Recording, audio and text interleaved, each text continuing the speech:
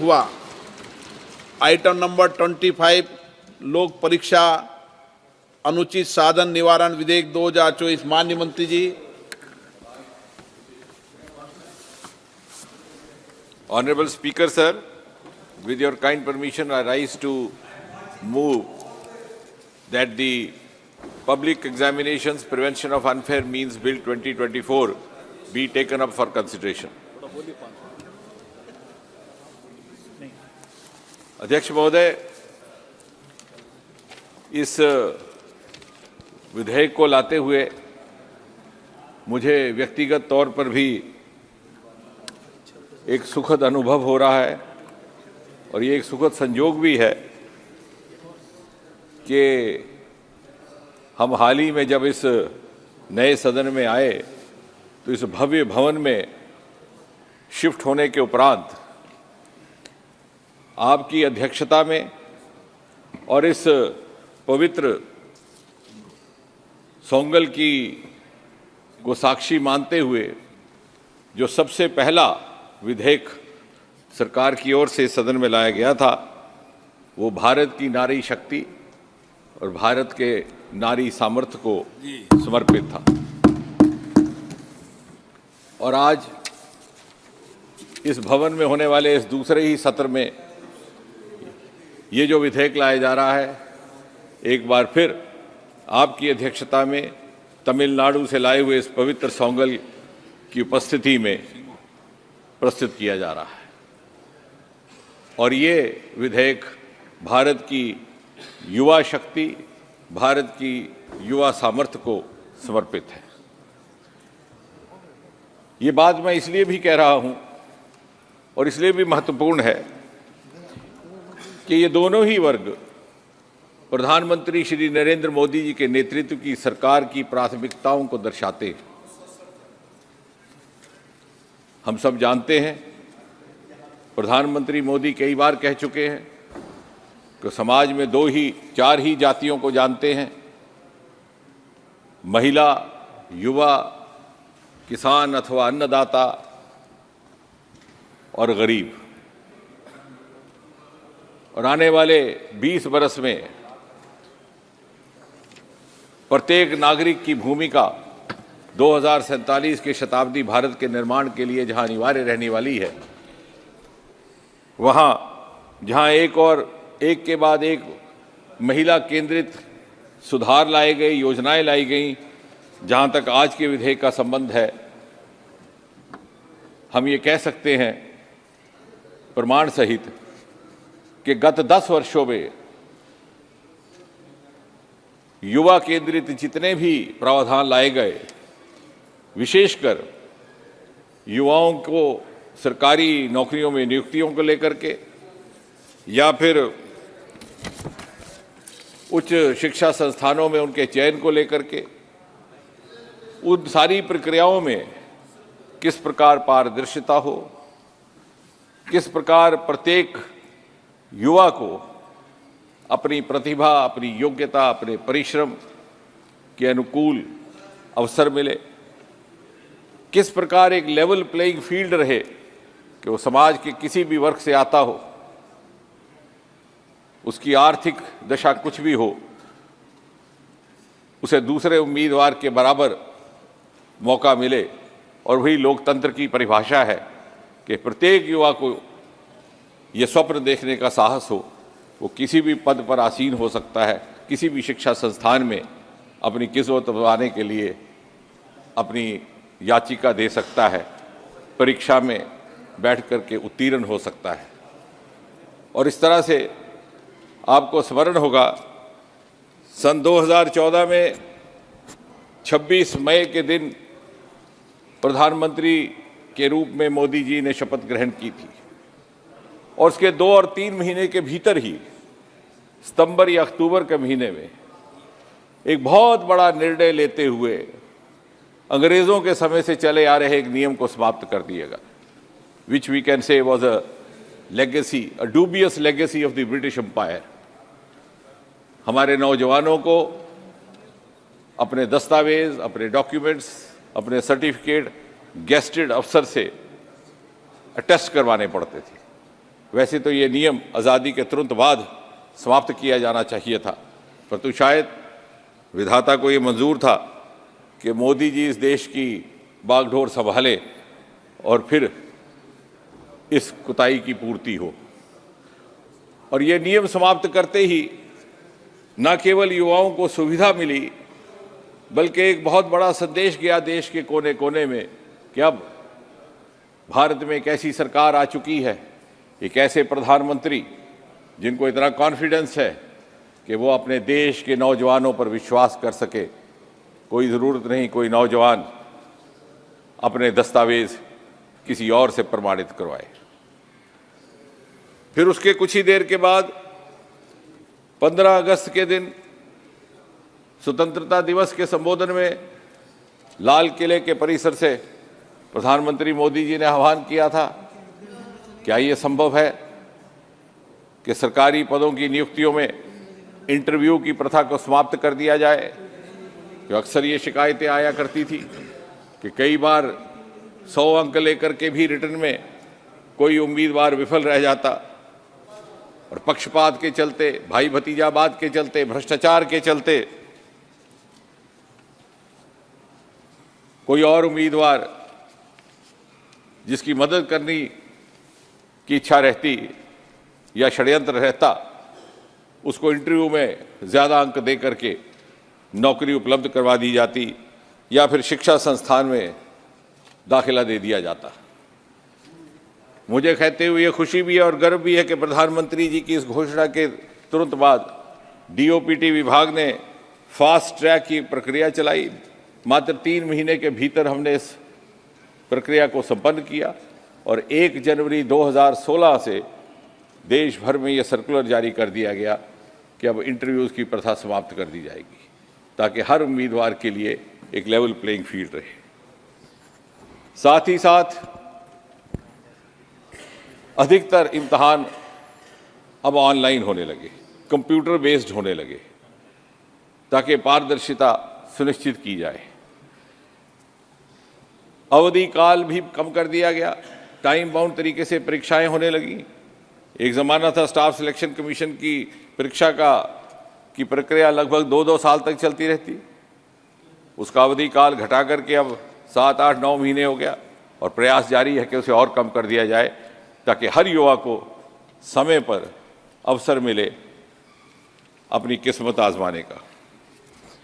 और अभी हाल ही में प्रधानमंत्री मोदी जी की ही कल्पना से रोजगार मेले का एक क्रम शुरू हुआ, ताकि जो रिक्त पद रहते थे, कई साल नियुक्तियां नहीं होती थी, वैकेंसीज खाली रहती थी, बच्चे ओवर एज हो जाया करते थे हमारे नौजवान, ऐसा दृश्य देखने को ना मिले। रोजगार मेला में 50-50 हज़ार, 60-60 हज़ार, 70-70 हज़ार एक साथ नियुक्ति पत्र जारी करने का क्रम शुरू हुआ। रुकी हुई प्रमोशंस को बल्क प्रमोशंस देकर के चलाया गया। कई बार बड़ा दर्दनाक दृश्य देखने को मिलता कि जिस पद पर नियुक्त होता है कर्मचारी, उसी पद पर सेवानिवृत्त हो जाता। उसे उसके साथी फेयरवेल देते, लेकिन उसके दिल में ये दर्द रहता कि उसको एक भी प्रमोशन नहीं मिला। और इसी भाव को, इसी सिलसिले को आगे बढ़ाते हुए आज इस विधेयक की आवश्यकता पड़ी है। कुछ एक समय से एक नई परिस्थिति ने जन्म लिया है। आपने देखा एक के बाद एक देश के भिन्न भिन्न भागों से इस प्रकार के समाचार आ रहे हैं। कहीं कोई मैल प्रैक्टिसेस हुई, कहीं पेपर लीकेज हुआ, कहीं इम्पर्सोनेशन हुआ, कहीं पेपर बाहर लेकर के सॉल्व हुआ। अगर उदाहरण देने लगेंगे तो अनेक है, पर प्रमुखता से पश्चिम बंगाल में नवंबर 2022 में डिप्लोमा एलिमेंट्री एजुकेशन का पेपर लीक होता है।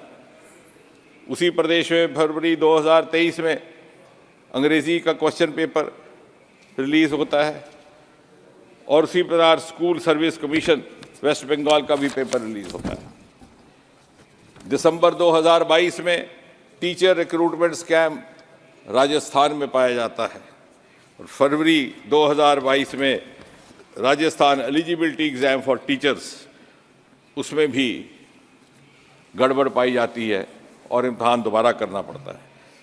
मई 2022 में Rajasthan police constable recruitment exam, उसका घोटाला होता है।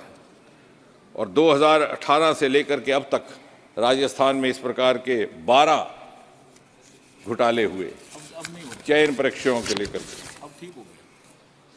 इसी प्रकार जम्मू कश्मीर में भी सब इंस्पेक्टर रिक्रूटमेंट स्कैम मार्च 2022 में पाया गया।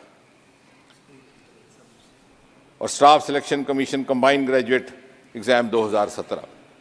इसके उदाहरण अनेकों हैं, इसके अतिरिक्त भी हैं, मगर उस विस्तार में अभी ना जाते हुए मैं ये कहूँगा कि इसका परिणाम किसको भुगतना पड़ता है।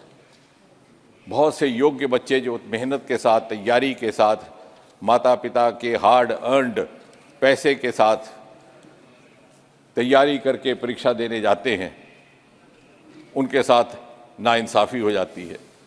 और ये चंद एक लोग जिन्होंने अपना ये धंधा और पेशा बनाया है, ये उन बच्चों की किस्मत से खिलवाड़ करते हैं, उनके भविष्य से खिलवाड़ करते हैं, और कभी कभी यही उन बच्चों के लिए, उनके माता पिता के लिए एक भारी तनाव का कारण भी बन जाता है।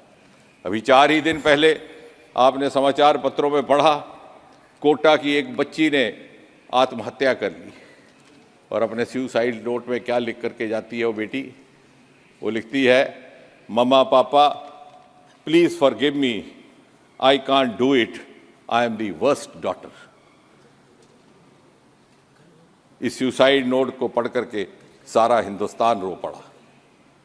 और इसलिए आपके माध्यम से मैं हाउस में अपील करूंगा, क्या हम नहीं चाहते कि हमारे बच्चों को, आपके बच्चों को, आपके बच्चों को, आपके बच्चों को, आपके बच्चों को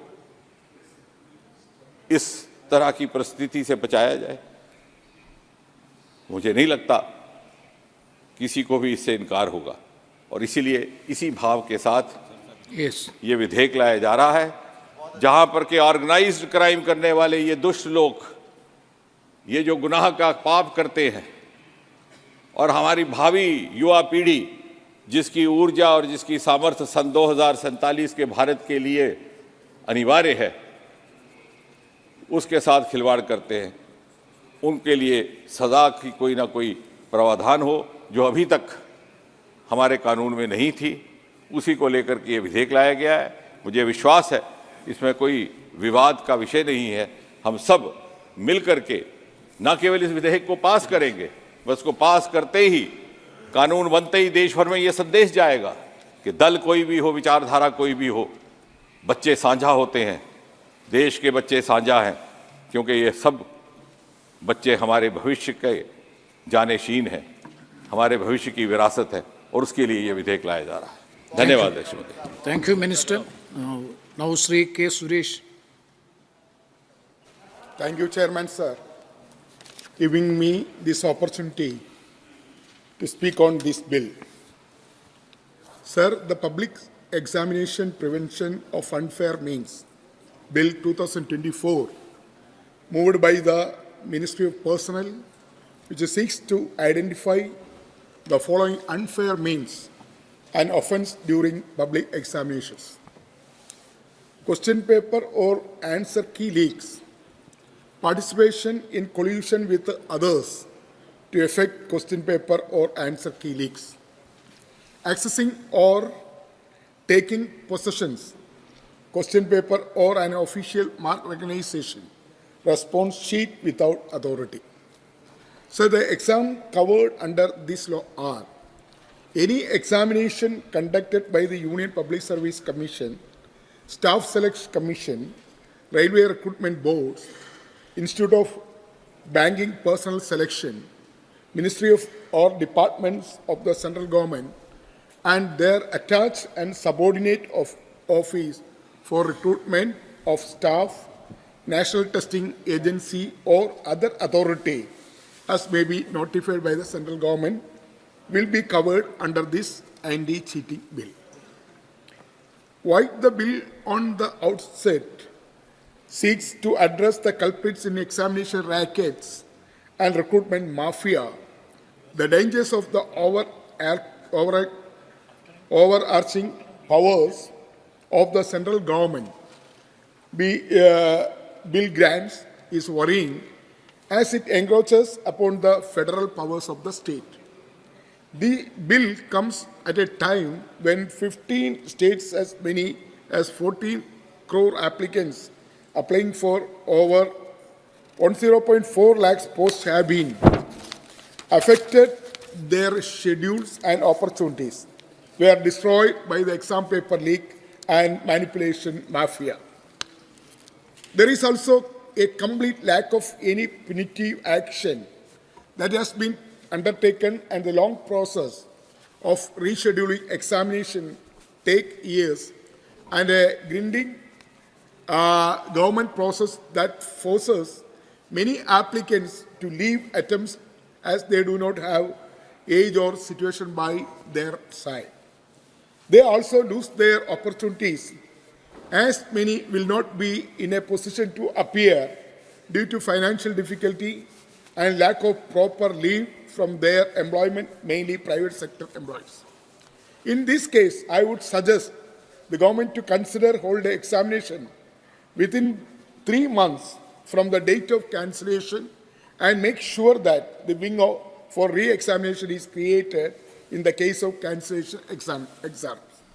Further, I would request the government to distribute the quantum of punishment not just to be the direct culprits, but also to the conspiracy plotters, the intermediary agents as well.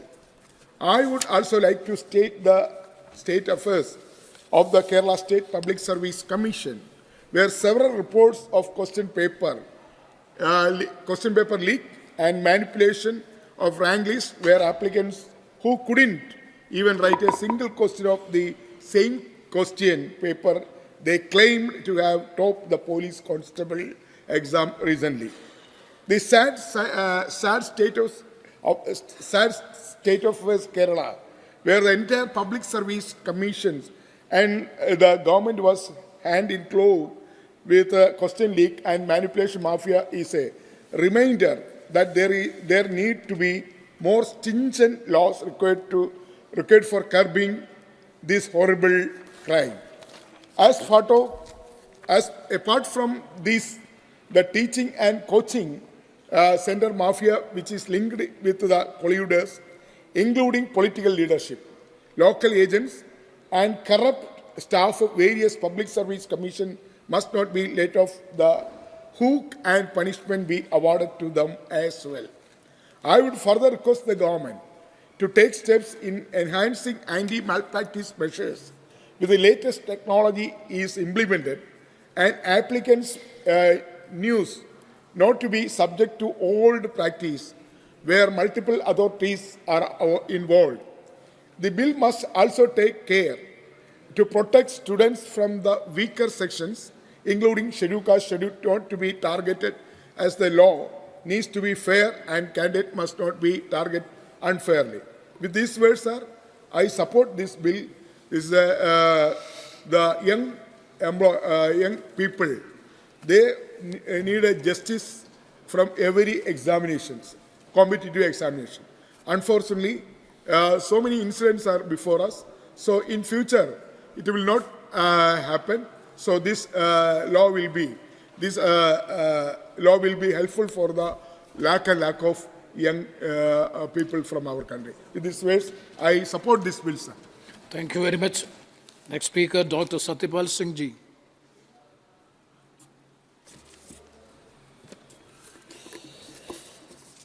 अध्यक्ष महोदय, आपका और मैं अपनी पार्टी का समय देने के लिए मैं बहुत बहुत धन्यवाद करता हूं। और मैं आज जो अधिनियम लाया गया है, public examination prevention of unfair means, लेखा परीक्षा अनुचित साधन निवारण के समर्थन में खड़ा हूं। मैं सबसे पहले इस देश के यशस्वी प्रधानमंत्री आदरणीय नरेंद्र मोदी जी का और हमारे डीओपीटी मिनिस्टर आदरणीय डॉक्टर जितेंद्र सिंह जी का धन्यवाद करता हूं कि वो इस अधिनियम को लेकर के आए।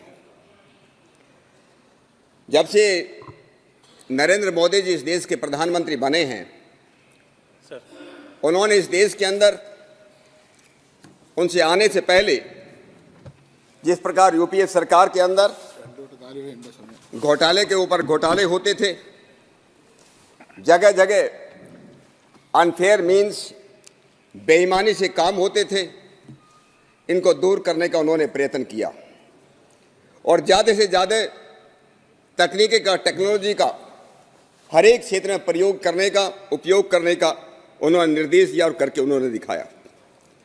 अरे जो अधिनियम आज आया है, इसका उद्देश्य जैसे डॉक्टर जितेंद्र सिंह जी ने बताया कि हमारी परीक्षाओं के अंदर पारदर्शिता हो, निष्पक्षता हो, हमारी परीक्षाओं को न केवल देश के अंदर लेकिन दुनिया के अंदर उनकी साख बने, इस बात के लिए आज ये अधिनियम यहाँ पर लाया गया है।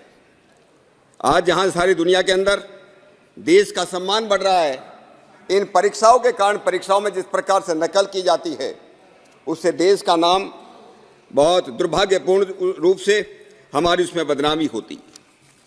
मैं आदरणीय अध्यक्ष जी, मैं अपनी बात शुरू करने से पहले मेन रूप से इस बात को अपने इस सम्मान्य सदन में कि इस देश के अंदर लाखों करोड़ों वर्षों से जो परीक्षा होती थी वो मौखिक परीक्षा, ओरल एग्जामिनेशन होता था। किताबें भी कम होती थी। ये नहीं कि हमारे लोग प्रिंटिंग नहीं जानते, जैसे कुछ लोग आज के लोग बोलते हैं कि हमारे लोगों को इतिहास मालूम नहीं था, हमारे लोगों को लिखना मालूम नहीं था। बात ये नहीं थी, बात ये थी कि हमारे यहाँ मौखिक पीढ़ी दर पीढ़ी गुरु शिष्य को बढ़ाता था, शिष्य अपने शिष्य को बढ़ाता था, ये परंपरा चलती थी और उसी परंपरा के हिसाब से हमारे जो शिष्य होते थे उनकी जो परीक्षा होती थी। आज भी हम देखते हैं, जब से किताब आई है लोगों की याददाश्त कमजोर हो गई है। जब से मोबाइल फोन आए हैं हम लोगों को 10 टेलीफोन नंबर याद नहीं है। मोबाइल फोन आने से पहले हमको 100-150 मोबाइल फोन याद होते थे। जिस पर जैसे किताबें आई हैं, पुस्तकें आई हैं, उसी हिसाब से हमारी याददाश्त कमजोर होने लगी। पहले जमाने के पहले परीक्षा सिस्टम के अंदर कोई जो है सर्टिफिकेट नहीं होते थे, कोई डिग्री नहीं होती थी। हमारे यूनिवर्सिटीज के अंदर, हमारा नालंदा यूनिवर्सिटी देखिए, हमारे तक्षशिला यूनिवर्सिटी देखिए, जितने भी यूनिवर्सिटीज इस देश के अंदर चलती थी, विक्रमशिला, अवंतिका, अमरावती, पता नहीं, मैं पिछली बार बोला था 18 यूनिवर्सिटीज के नाम लिए थे। जितनी हमारी यूनिवर्सिटीज थी, किसी भी यूनिवर्सिटीज के अंदर कहीं को डिग्री और सर्टिफिकेट कागज का नहीं दिया जाता था कि ये लेकर के आप जाइए। उनकी शिक्षा संस्थान का ही सर्टिफिकेट था। जहाँ शिक्षा संस्थान में जो को पढ़ करके आया है, इसका मतलब उसके पास योग्यता है। जब से डिग्रियां दी जाने लगी, डिग्रियां किस प्रकार से ली जाए, कोई कहीं 10वीं पास चाहिए तो 10वीं पास की परीक्षा कैसे, उसका सर्टिफिकेट कैसे लिया जाए, 12वीं का कैसे लिया जाए। मैं जब पिछली उसमें टर्म के अंदर जब मुझे कुछ दिन शिक्षा विभाग में काम करने का मौका मिला, हमारे हायर एजुकेशन इंस्टीट्यूशंस के अंदर, यूनिवर्सिटीज़ के अंदर कि असिस्टेंट प्रोफेसर अगर बनना है तो उसके अंदर जो है पीएचडी की डिग्री चाहिए। इतने जो है उसका पब्लिकेशन कितना है, उसने किसी का आदमी ने कितने रिसर्च पेपर पब्लिश किए हैं, उसके अंदर इतना गड़बड़ होता था। इस लोगों ने इस प्रकार के जो है रिसर्च जर्नल शुरू किए। लोगों ने जो है लोगों से दूसरे किताब लिखवाते थे, लोगों से पीएचडी डिग्री लिखवाते थे, कितना जो है नकल करके वो काम करते थे। जब से शुरुआत हुई है तब से हम लोगों का जो है एक प्रकार से पतन जो है शुरुआत हुई है। मेरा आपके माध्यम से मुझे कहना है कि इस देश की जो शिक्षा थी, वो शिक्षा जो है सबसे चरित्र निर्माण की शिक्षा थी। जब से हम लोग ईमानदारी और चरित्र निर्माण आचार की बात कहते थे कि इस दुनिया के अंदर सबसे बड़ा अगर धर्म है वो सदाचार है, और सदाचार में बात आती थी कि हम लोग जो हैं कितने ईमानदार हैं। मुझे 2013 में मुझे अमेरिका में जाने का एक मौका मिला।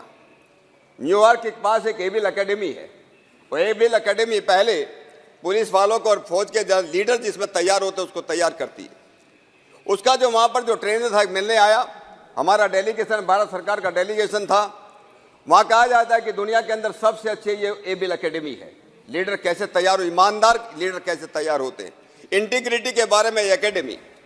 हमने उनसे पूछा कि आप इंटीग्रिटी कैसे सिखाते हैं। न्यूयॉर्क के अंदर जिन लोगों जिन्होंने न्यूयॉर्क देखा होगा, पढ़ा होगा, न्यूयॉर्क के अंदर बहुत ठंड होती, सर्दी के दिनों में बर्फ पड़ता है। सर्दी के दिनों में एबिल एकेडमी के अंदर एक नियम है कि कोई भी ट्रेनर या कोई भी ट्रेनी सर्दी के दिनों में भी नहाते हुए गर्म पानी का प्रयोग नहीं करेगा।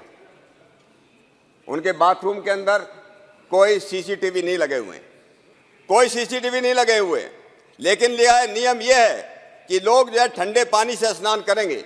मैंने ट्रेनर से पूछा, आप इंटीग्रिटी सिखाते हैं, ईमानदारी सिखाते हैं, तो कैसे सिखाते हैं? आप क्या कभी आपने बेईमानी की है?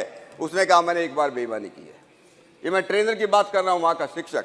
और बेईमानी क्या की है कि मैंने एक दिन बाथरूम के अंदर मैंने ठंडे पानी में गर्म पानी मिला करके मैंने स्नान किया, और वो भी केवल एक बार। मैंने उनसे पूछा, ये ईमानदारी आपने कहां से सीखी है? हम लोगों को गर्व होगा अपने देश के ऊपर। उन्होंने कहा कि लगभग 1880 के आसपास, 1980 की बात नहीं कर रहा हूं मैं, लगभग 1800, अगर मुझे सही से ईयर याद है, वर्ष याद है, 1882 के अंदर कहता इंडिया से, भारतवर्ष से कोई साधु आया था, हमारे देश के अंदर कोई साधु आया था, और उसने ईमानदारी के बारे में हमको जो भाषण दिया था। वो अमेरिका के लोग आज इतनी ईमानदारी करते हैं। उस आदमी ने कभी बेईमानी नहीं की। जो देश जो हम अपनी संस्कृति पर इतना भरोसा, इतना गर्व करते हैं कि हमारे देश के अंदर हम जो है इतनी ईमानदारी, इतनी सत्यवाद सिखा दें। जहां कहा जाता था रघुकुल रीत सदा चली आई, प्राण जाए पर वचन न जाए, ये उद्देश्य कहाँ चला गया? आज परीक्षाओं के अंदर कितना जो है गड़बड़ होता है। जब मैं शिक्षा विभाग में काम करता था, आदरणीय अध्यक्ष महोदय, हजारों, सैकड़ों नहीं, यूपीए के सरकार में जितने ट्रेनिंग इंस्टीट्यूशंस बने, टीचर्स ट्रेनिंग इंस्टीट्यूशंस बने, सैकड़ों नहीं, हजारों, कई हजार ट्रेनिंग इंस्टीट्यूशंस, जहां बीएड अलग अलग तरह के जो उसमें शिक्षण दिया जाता है, वो केवल कागज, ज्यादातर कागज पर थे, या केवल एक रूम के उसके अंदर थे, और हजारों जो है उनको बंद किया गया। आज भी आप जाते हो, मैं अपने क्षेत्र को देखता हूं, बीएड की जो है लोग परीक्षा लेने की बात करते हैं। हमारे यहाँ उसे जाकर के जम्मू कश्मीर में जाकर के जब एग्जाम होता, परीक्षा होती है, वहां बस भर के ले जाते हैं और वहां से लेकर के आते हैं। लोगों की उम्र हो जाती है, फौज में, पुलिस में भर्ती होने के लिए एक उम्र का जो लिमिट है। उम्र ज्यादा हो गई तो क्या करना चाहिए? जाकर के दोबारा 10वीं 12वीं करके इस तरह के जो है, मैं कहता हूं हमारे उत्तर प्रदेश के अंदर भी है, दूसरे स्टेट के अंदर है। आज ही हमारे इंडियन एक्सप्रेस में एक बहुत बड़ा आर्टिकल छपा है, और ये आर्टिकल जो है इस एक्ट को जो हमारा बिल पढ़ो उसके बारे में आया कि देश के अंदर 15 राज्यों के अंदर शायद ही कोई बड़ा राज्य होगा जो इस बात से बचा हुआ होगा, और 1 करोड़ से ज्यादा जो है स्टूडेंट कैंडिडेट उससे जो है प्रभावित हुए हैं। कितने जो लोगों को, जैसे हमारे आदरणीय मंत्री महोदय कह रहे थे, कितना, हाँ बिल के ऊपर बोल रहा हूँ, बिल के ऊपर ही बोल रहा हूँ।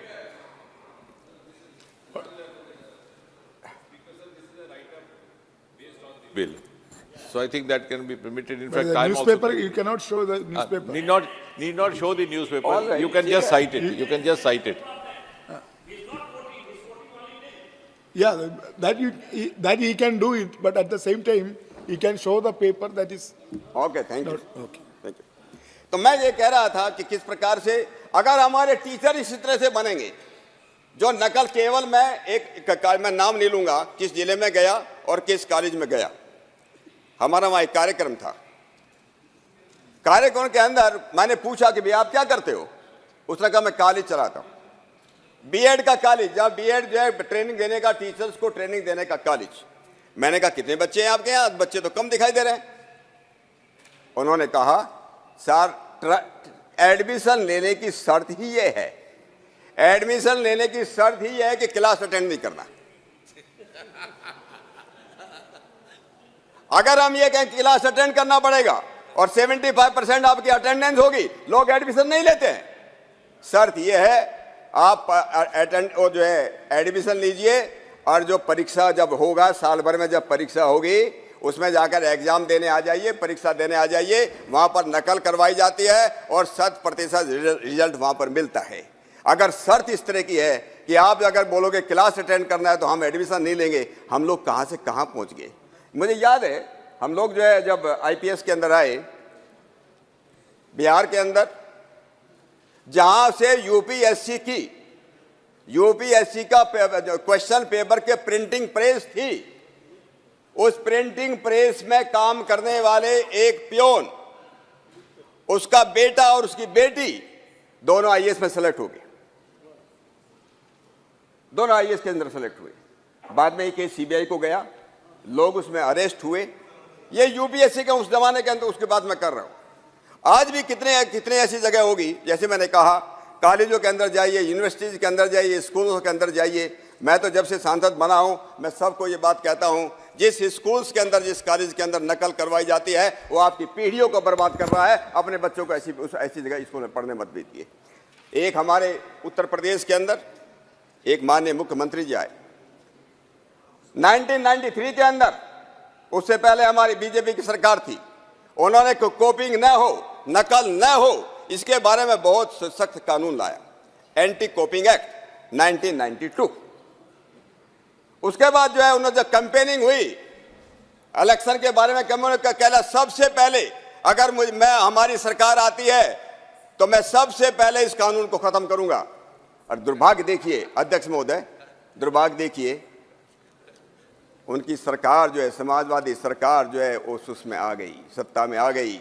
और जो मुख्यमंत्री बने, मैं उनका नाम नहीं लेना चाहता हूं, उन्होंने सबसे पहले आते ही पहली कैबिनेट मीटिंग के अंदर सबसे पहले इस एंटी कॉपिंग एक्ट को उसको खत्म किया कि आज के बाद हमारे बच्चे 10वीं 12वीं जो नकल चाहे, किताब रखें, कुछ भी करें, वो करें। अगर हम लोग जो है इस प्रकार के सत्ताधारी इस तरह के करते हैं, भगवान कृष्ण गीता में कहते हैं, भगवान कृष्ण ने गीता में कहा है, यद्दा चरति श्रेष्ठ है तत् देवोत्तर जने से यद प्रमाणम कुरते लोकस तत् अनुवर्तते। जिस समाज के अंदर जिसको हम श्रेष्ठ मानते हैं, जिसको हम वरिष्ठ मानते हैं, वो जैसा काम करते हैं, दूसरे लोग जो साधारण लोग उनका जो है उनका अनुवर्तन करते हैं, उनके पीछे चलना शुरू हो जाते हैं। इस महाजनों ये गतैसा पंथा। लेकिन आजकल महाजन भी ऐसे हो गए, ये दुर्भाग्य की बात है। हमारे यहाँ कहा जाता था कि शिक्षा का जो उद्देश्य है, हमारे यहाँ 33 ऑपरेशन इन्होंने पढ़ा होगा, 33 ऑपरेशन में कहा कि हमारे नौजवान कैसे हों, हमारे युवा कैसे हो, युवा सात साधु, युवा अध्यापक आशिष्ट हो, दर्दिष्ट हो, बलिष्ठ हो। तस्याम पृथ्वी तस्य पुत्रस्य वीरनाशात स एको मानुष्य आनंद। शिक्षा ऐसी हो जो शारीरिक रूप से, मानसिक रूप से, आत्मिक रूप से, बौद्धिक रूप से ईमानदार और चरित्र निर्माण पैदा कर सके। इस प्रकार की शिक्षा इस देश के अंदर थी। लेकिन आज जो है शिक्षा का स्तर, जैसे मैंने कहा, वो गिरता जा रहा है। हमारी शिक्षा थी कि अर्थकरी होनी चाहिए। हम कहते हैं शिक्षा के 4 प्रकार होते हैं, 4 तरह की बात होनी चाहिए। शिक्षा अर्थकरी होनी चाहिए, भोगकरी होनी चाहिए, यशकरी होनी चाहिए, सुखकरी होनी। अगर आज शिक्षा करने का डिग्री लेने के बाद, अगर डिग्री लेने के बाद आप एग्जाम दे सकते हो, डिग्री लेने के बाद पुलिस में जवान बन सकते हो या फौज में भर्ती हो सकते हो, केवल अगर यही हमारी क्वालिफिकेशन है, और वो भी फिर किसी बेईमानी से कराओ, जैसे हमारा होता है, जिसके पास ज़्यादा पैसा हो गया, कुछ भी हो, किसी गलत तरीके से कमाया हो, उसकी प्रतिष्ठा बढ़ जाती है। इसी प्रकार से परीक्षा के अंदर ये बात जो है शुरू हुई। तो मैं, हाँ, ब्लूटूथ भी हो रहे हैं। मैं आदरणीय अध्यक्ष महोदय, उत्तर प्रदेश के अंदर मैं एक उत्तर प्रदेश के माननीय मुख्यमंत्री का जिक्र किया। अब ये बीजेपी की, भारतीय जनता पार्टी की योगी की सरकार है।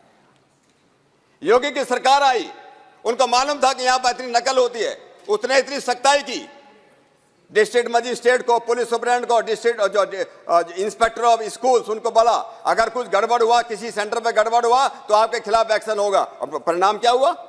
परिणाम ये हुआ कि 63.6 लाख स्टूडेंटों में से लगभग 15 लाख बच्चों ने ऑप्ट आउट कर दिया कि हम एग्जाम नहीं देते, न 10वीं का एग्जाम देंगे, न 12वीं का एग्जाम नहीं देंगे, क्योंकि उनको मालूम था वो नकल से पास होते थे। और रिजल्ट क्या हुआ? 10वीं में पे केवल 14.7% बच्चे पास हुए, नॉट इवन 15% पर से। 2018 की बात मैं कर रहा हूँ। 2018 में केवल लेस देन 15% बच्चे जो है they passed out high school exam, and लगभग 30%, 30.4% बच्चे उन्होंने इंटरमीडिएट पास किया, सख्ताई किया। हम मालूम है कि जब सरकार ऐसी होगी, सरकार इतनी सख्त होगी, जैसे आचार्य चाणक्य कहते थे, दंडो शासति प्रजा, बिना दंड के शासन नहीं चलाया जा सकता। और इसलिए मैं डॉक्टर जितेंद्र सिंह जी का अभिनंदन करता हूं कि ऐसा जो है वो अधिनियम लेकर के आए हैं, ऐसा बिल लेकर के आए हों कि इसके अंदर जो है जो सजा जो है इतनी 3 से 5 साल, 5 से 10 साल, 1 से 10 लाख, 1 करोड़ से 10 करोड़, ये जो उन्होंने पनिशमेंट की वो किया है। और उन्होंने कहा कि ऑर्गेनाइज क्राइम को उसमें लगना चाहिए, ऑर्गेनाइज क्राइम को उनके सेक्शन को लगना चाहिए। मुझको मालूम है फिट करना चाहिए। Please address the chair. मैं खत्म कर रहा हूं। सॉरी अध्यक्ष जी। तो मैं कह रहा था कि ये ऑर्गेनाइज क्राइम जो है सिंडिकेट रूप से जो लोग काम करते हैं, कई वर्षों पहले स्टाफ सिलेक्शन कमीशन जो परीक्षा कंडक्ट करता है, ये कस्टम्स इंस्पेक्टर्स बनते हैं। मैंने देखा कि एक एक जिले के, दो जिले के 40, 50, 60 बच्चे सिलेक्ट हो रहे हैं। ये कैसे संभव है? ये बिना नकल के इसके संभव नहीं। ये ऑर्गेनाइज रूप से कुछ लोग इसमें काम करते हैं, इसलिए इसके ऊपर जो है बहुत सख्त कानून लाने की जरूरत है। अभी हमारे देश के अंदर, जैसे मैंने पहले कहा था, हाँ वो भी हम बोल सकते हैं। हाँ, हम दुनिया के अंदर, मैं उसकी बात कह रहा था कि हमारे यहाँ चाइना के बाद सबसे ज्यादा पीएचडी पैदा करने वाला हमारा देश है सारी दुनिया के अंदर। एंड 2014 का मेरे पास डेटा, मुझे बाद का मालूम नहीं कितना उसमें फर्क पड़ा है। पैसे दे के पीएचडी 20-20 हज़ार में पीएचडी लिखवाते थे, ऐसे पकड़े भी गए हैं। हमारा जो सबसे ज्यादा पीएचडी पे नंबर 2 वर्ल्ड का number 2 country, producing so many PhD scholars every year, their contribution to the knowledge, world knowledge system was less than 1%. Yes. Less than 1%. क्योंकि हम लोगों का जिस प्रकार से हम लोग पढ़ रहे हैं, जिस प्रकार से हम पढ़ा रहे हैं, इसलिए अपने देश की शिक्षा को बढ़ाने की जरूरत है, ताकि जिस प्रकार से माननीय मोदी जी इनोवेशन और रिसर्च पर जोर दे रहे हैं, इस बात की जरूरत है कि हम लोग जो हैं एक इस प्रकार का कानून इस देश के अंदर लाएं, जिस कानून में जो है कोई भी किसी की हिम्मत न हो और किसी की जो है ये नकल करने की या करवाने की किसी की हिम्मत ना हो। ऐसे सेंटर्स जो है वो बर्खास्त किए जाएं, ऐसे स्कूल और कॉलेज का लाइसेंस खत्म किया जाए। इतना कह करके इस बिल के समर्थन में कहता हुआ अपनी बात को समाप्त करता हूं। Thank you. Honorable Member Shri Kaduranand.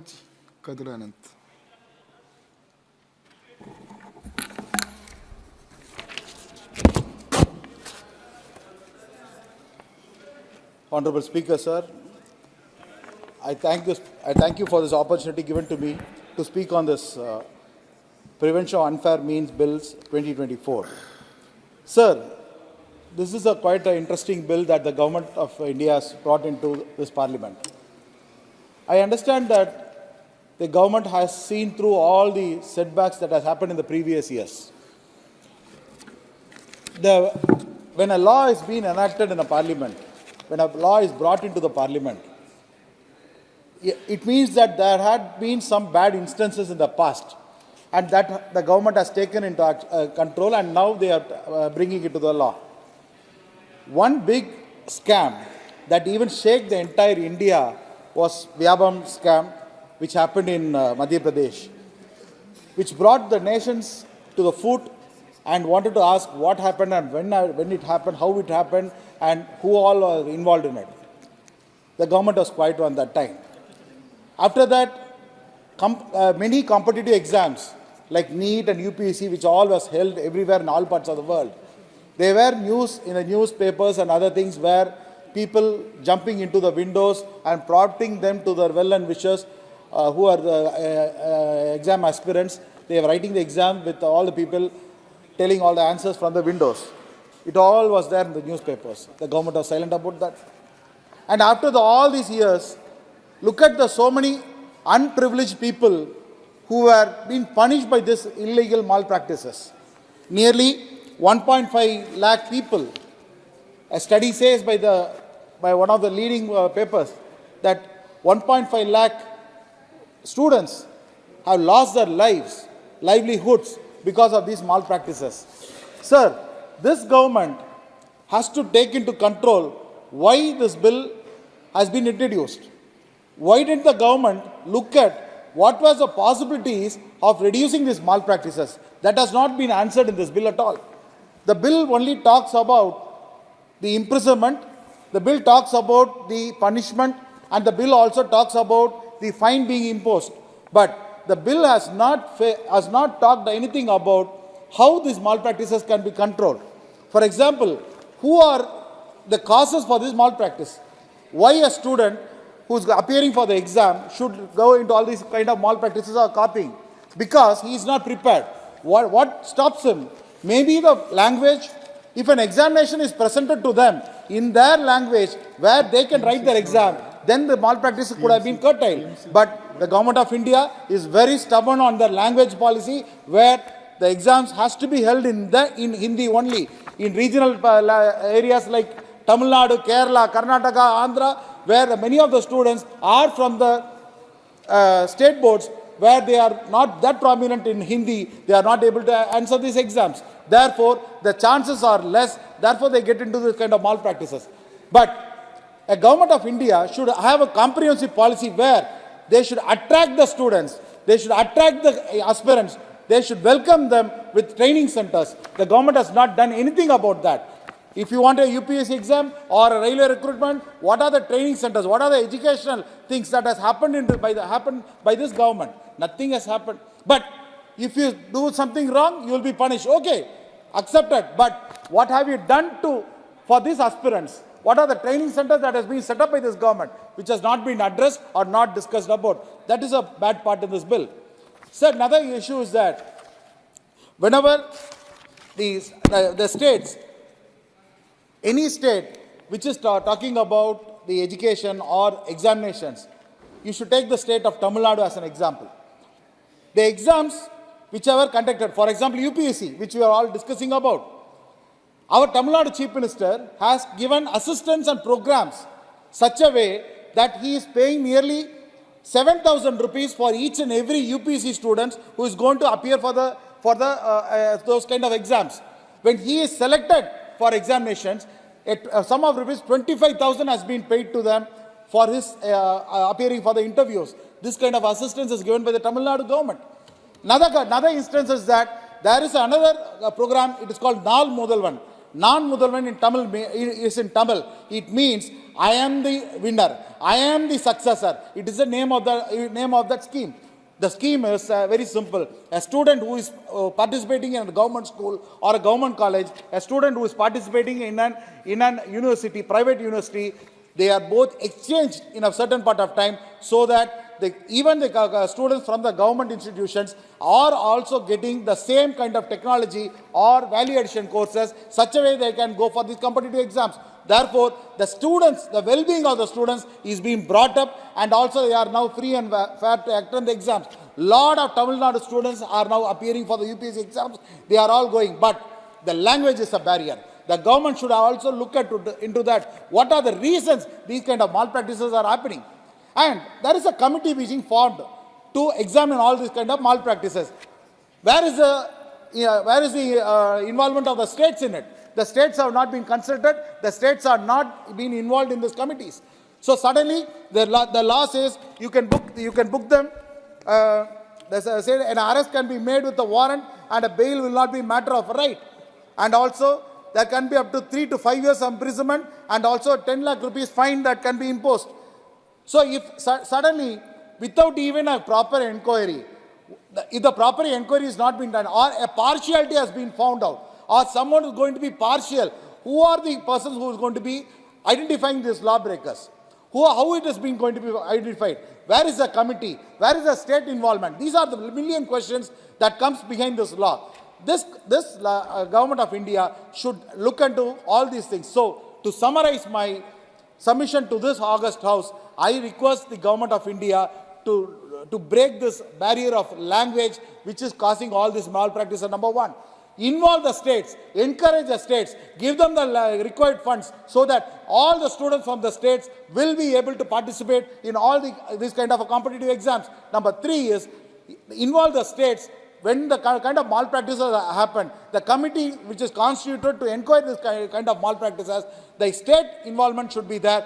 Therefore, regionality, like when the Honorable Speaker, when he was as a speaker, he mentioned about the SC, ST or any other caste communities will be partially or marginally penalized in this kind of malpractices. So, end of the day, the fear of the students has to be removed, and only then fair and correct exams will happen. If you take the Western countries, whenever you go, these kind of malpractices are not there. The technology has been involved. If you involve this kind of a technology, then the malpractices will not be there. So the exams are being conducted in these states, and the states' involvement have to be there. So with this, I summarize and say that this law may be amended with my amendments will be given to you or submitted in this August House, and I request the Government of India to look at this and honor the states for their investment and also time being spent for the future governors or the future citizens of this India. Thank you, sir.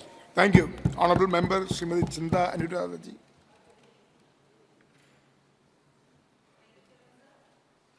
Allow me to speak Chinda. on this bill. Sir? Yeah, please.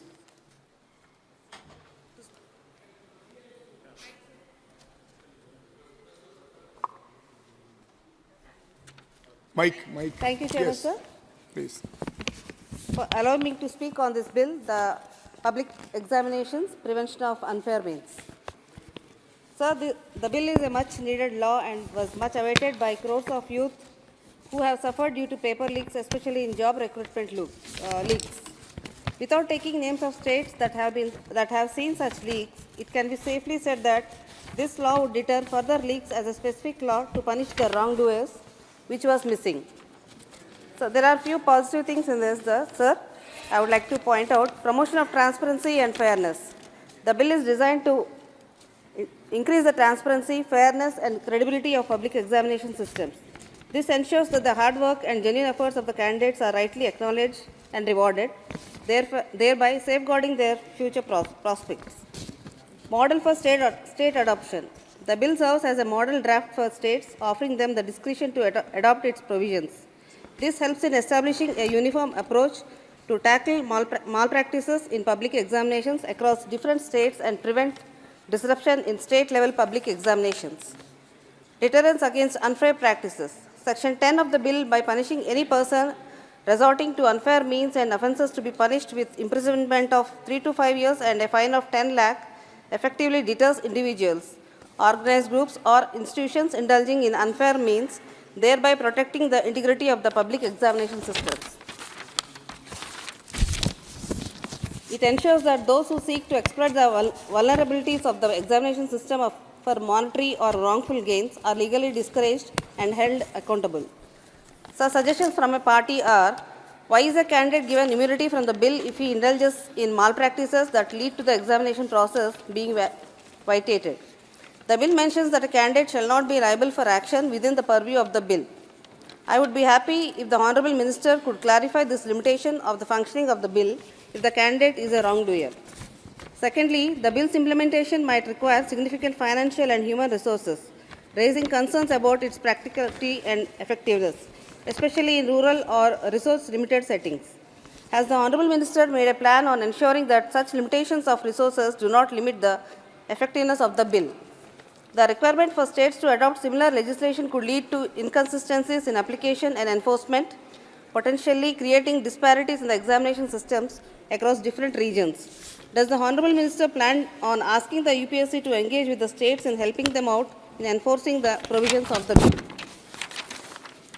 Sir, in conclusion, the Public Examination Prevention of Unfair Means Bill 2024 represents a pivotal stride towards ensuring integrity and fairness in public examination systems. However, the bill does not raise certain concerns that merit further clarification and planning.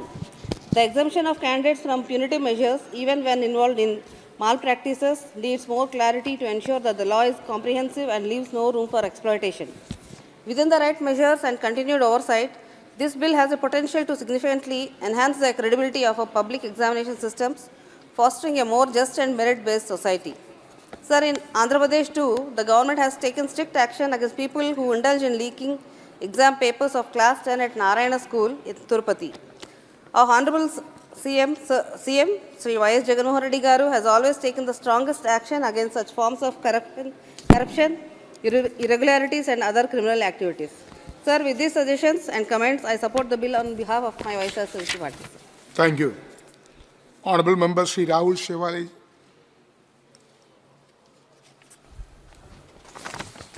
धन्यवाद अध्यक्ष जी। मैं अपना तथा अपनी party Shiv Sena की तरफ से सार्वजनिक परीक्षा अनुचित संधानों की रोकथाम विधेयक 2024 के समर्थन में खड़ा हूँ। अध्यक्ष जी, इस विधेयक का उद्देश्य सार्वजनिक परीक्षा प्रणाली में अधिक पारदर्शिता, निष्पक्षता और विश्वसनीयता लाने के लिए अनुचित तरीकों को रोकना है। अध्यक्ष जी, वर्तमान में केंद्र सरकार और उसकी एजेंसियों द्वारा सार्वजनिक परीक्षाओं के संचालन में शामिल विभिन्न संस्थाओं द्वारा अपनाए गए अनुचित तरीकों का किए गए अपराधों से निपटने के लिए कोई विशिष्ट ठोस कानून नहीं था। अध्यक्ष जी, परीक्षाओं में अनियमितता को लेकर देश में खासकर युवाओं के में चिंता थी। प्रश्न पत्र लीक होने की घटनाएं दिन प्रतिदिन बढ़ती जा रही थी। यह विधेयक नापाक तत्वों के खिलाफ कार्रवाई करने और सार्वजनिक परीक्षा प्रणालियों के में अधिक पारदर्शिता, निष्पक्षता और विश्वसनीयता लाने के लिए बहुत आवश्यक हो गया था। अध्यक्ष जी, राजस्थान में शिक्षक भर्ती परीक्षा ग्रुप डी के लिए सामान्य पात्रता परीक्षा CET सहित कई प्रतियोगी परीक्षाओं को रद्द करने के मामले सामने आए। प्रश्न पत्र लीक होने के बाद हरियाणा में पदों पर भर्ती, गुजरात में जूनियर क्लार्कों की भर्ती परीक्षा और बिहार में कांस्टेबल भर्ती परीक्षा पर रोक लगा दी गई थी और ऐसी घटनाओं को रोकने के लिए कोई सख्त कानून नहीं था। अध्यक्ष जी, इस विधेयक में सार्वजनिक परीक्षा प्रणालियों में अधिक पारदर्शिता, निष्पक्षता और विश्वसनीयता लाने में और युवाओं को आश्वस्त करने की परिकल्पना की गई है कि और उनके ईमानदार प्रयासों को उचित पुरस्कार मिलेगा और उनको भविष्य में सुरक्षित होगा, उनका भविष्य भी सुरक्षित होगा। अध्यक्ष जी, छात्रों को निशाना बनाए बिना संगठित गिरोह, माफिया तत्व और कदाचार में लिप्त लोगों के खिलाफ कार्रवाई करना है। दोषी पाए गए सरकारी अधिकारियों के खिलाफ कार्रवाई करना बहुत जरूरी हो गया था। इस विधेयक के कानून बनने पर यह संभव हो जाएगा। अध्यक्ष जी, सार्वजनिक परीक्षाओं पर एक उच्च स्तरीय राष्ट्रीय तकनीकी समिति का गठन करने का प्रावधान है जो कंप्यूटराइजेशन परीक्षा जी प्रक्रिया को और अधिक सुरक्षित बनाने के लिए सिफारिशें भी लागू करेगी। अध्यक्ष जी, समिति डिजिटल प्लेटफॉर्मों को इंसुलेट करने के लिए प्रोटोकॉल विकसित करेगी, फुल प्रूफ IT सुरक्षा प्रणाली विकसित करने के तरीके और साधन तैयार करेगी, परीक्षा केंद्रों की इलेक्ट्रॉनिक निगरानी सुनिश्चित करेगी और प्रतिस्पर्धी परीक्षाओं के संचालन के लिए तैनात किए जाने वाले IT और भौतिक बुनियादी ढांचे दोनों के लिए राष्ट्रीय मानक और सेवाएं तैयार करेगी। अध्यक्ष जी, नापाक तत्वों को प्रतिरूपण विधियों का उपयोग करने और पेपर लीक और अन्य कदाचार में लिप्त होने की घटनाएं रोकने के लिए यह विधेयक बहुत ही महत्वपूर्ण है। इस अध्यक्ष जी, विधेयक के माध्यम से सार्वजनिक परीक्षाओं में कदाचार के लिए 3 से 10 साल की जेल की सजा है और 1 करोड़ रुपए से अधिक तक का जुर्माना लगाने का प्रावधान किया है। इससे सार्वजनिक परीक्षा में कदाचार में कमी आएगी, ये मेरा पूरा विश्वास है। अध्यक्ष जी, इससे सार्वजनिक परीक्षाओं जैसे कि संघ लोक सेवा आयोग, UPSC, कर्मचारी चयन आयोग, SSC, रेलवे भर्ती बोर्ड RRB, बैंकिंग कार्मिक संस्थान द्वारा आयोजित केंद्रीय भर्ती और प्रवेश परीक्षाओं में पारदर्शिता आएगी। इन शब्दों के बाद मेरी वाणी खत्म करता हूं। धन्यवाद। Yes. Honorable Member Shri Achyutanand Samanta जी। माननीय अध्यक्ष महोदय, मुझे इस बिल पर बोलने के लिए आप समय दिए, इसलिए मैं आभार व्यक्त करता हूं। On behalf of my party Biju Janata Dal, I stand to support the Public Examination Prevention of Unfair Means Bill 2024 introduced by Honorable Union Minister Shri Jitendra Singh ji. I believe the intent of the bill is very good to preserve the value of the public examination as a test of merit. If unfair means at public examinations continue to be very common like it is today, the aspirants and students believe that they have a right to do so because so many others have done so without being penalized. Cheating leads to delays and cancellation of examination, adversely impacting the prospects of millions of youth. In the absence of any specific law to deal with unfair means and offences commented in the conduct of public examinations, we welcome the legislation from the Government of India. In this context, I would also like to mention in our state, Odisha, always all examinations are conducted with fair means till date. No paper leaks, etc. is being reported like other few states reported frequently. In this context also, I would like to appreciate the checking malpractice and organized cheating in government recruitment exams, proposing a minimum imprisonment and also fine for persons and organizations indulging in such illegal practices. Common practices like leakage of question paper or answer key, directly or indirectly assisting the candidate in any unauthorized manner, tampering with the computer network or a computer resource or a computer system, creation of fake website to cheat, conduct of fake examination, issuance of fake admit cards or other letters, manipulation in seating arrangements, allocation of dates and shifts for the candidates to facilitate adopting unfair means in examinations will be controlled because it will now carry punishment and fine for both individual and the service provider, including barring from assignments being given.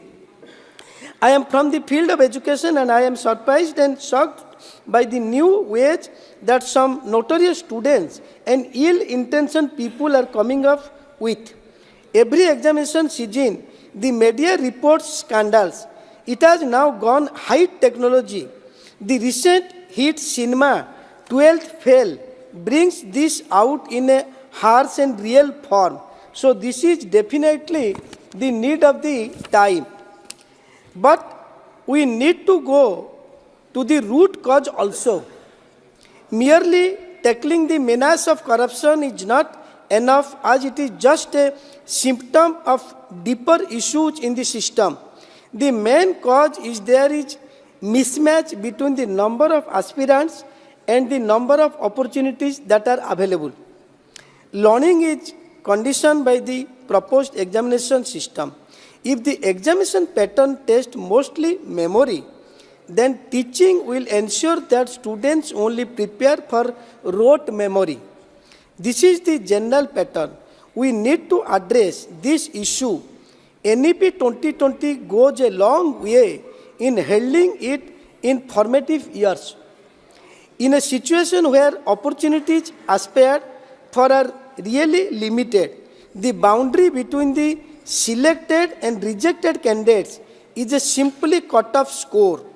It is not unreasonable to imagine that while those selected are deserving, there could be deserving candidates even among those rejected. The large number of aspirants, huge amount of resources spent on them by families is a testimony of their keenness to crack the exam. The coaching centers focus on techniques of cracking the exam, time management, and frequently conduct a series of mock exams to churn out exam-smart students. The climate of cruel competition is instilled in both schools and coaching centers, whereby students are taught to view their classmates as rivals. Cheating, despite being unethical, is similarly perceived as an effective shortcut to passing the exam. Desperate parents also go to any extent to see their children emerge victorious in the exam and also in the game. Yes. In this Indian educational setup and context, the element of fear underlies most activities associated with learning and assessing. The presence of fear is often justified as being important for learning and is used to scare, threaten, or intimidate children. Fear associated with consequences of not learning takes precedence over the joy of learning. The exams are more about elimination than selection, thereby enhancing the importance of coaching. Fear is a key component of such exams as implication of success and failure in them are severe. Yes. What are the possible solutions available? Alternate methods. Alternative, perhaps more human way of examining students' aptitude and competency needs to be identified. Entrepreneur skill. Students should be helped in honing their entrepreneur skills. meaningful choices, make education more meaningful, that supports students to make choices that are not influenced by their social prestige like engineering, medicine, and more importantly be given opportunities and supported to develop different facets of their personalities. Responsive education, make education responsive to employment skills required. However, a unilateral relationship between education simply responding to market needs will do more harm than good. I hope these issues are addressed behaviorally and we stand to support the bill. And in this regard, I also request Honorable Minister to see that financial punishment and imprisonment should be lessened in case of the students' matters. It should be more strict for the agency or the institutes or the centers, those who are really practicing and motivate the students to adopt the unfair means. In case of financial punishment and imprisonment, should be less to the students, those who have no knowledge when they adopt this method during the examination. Thank you very much, sir.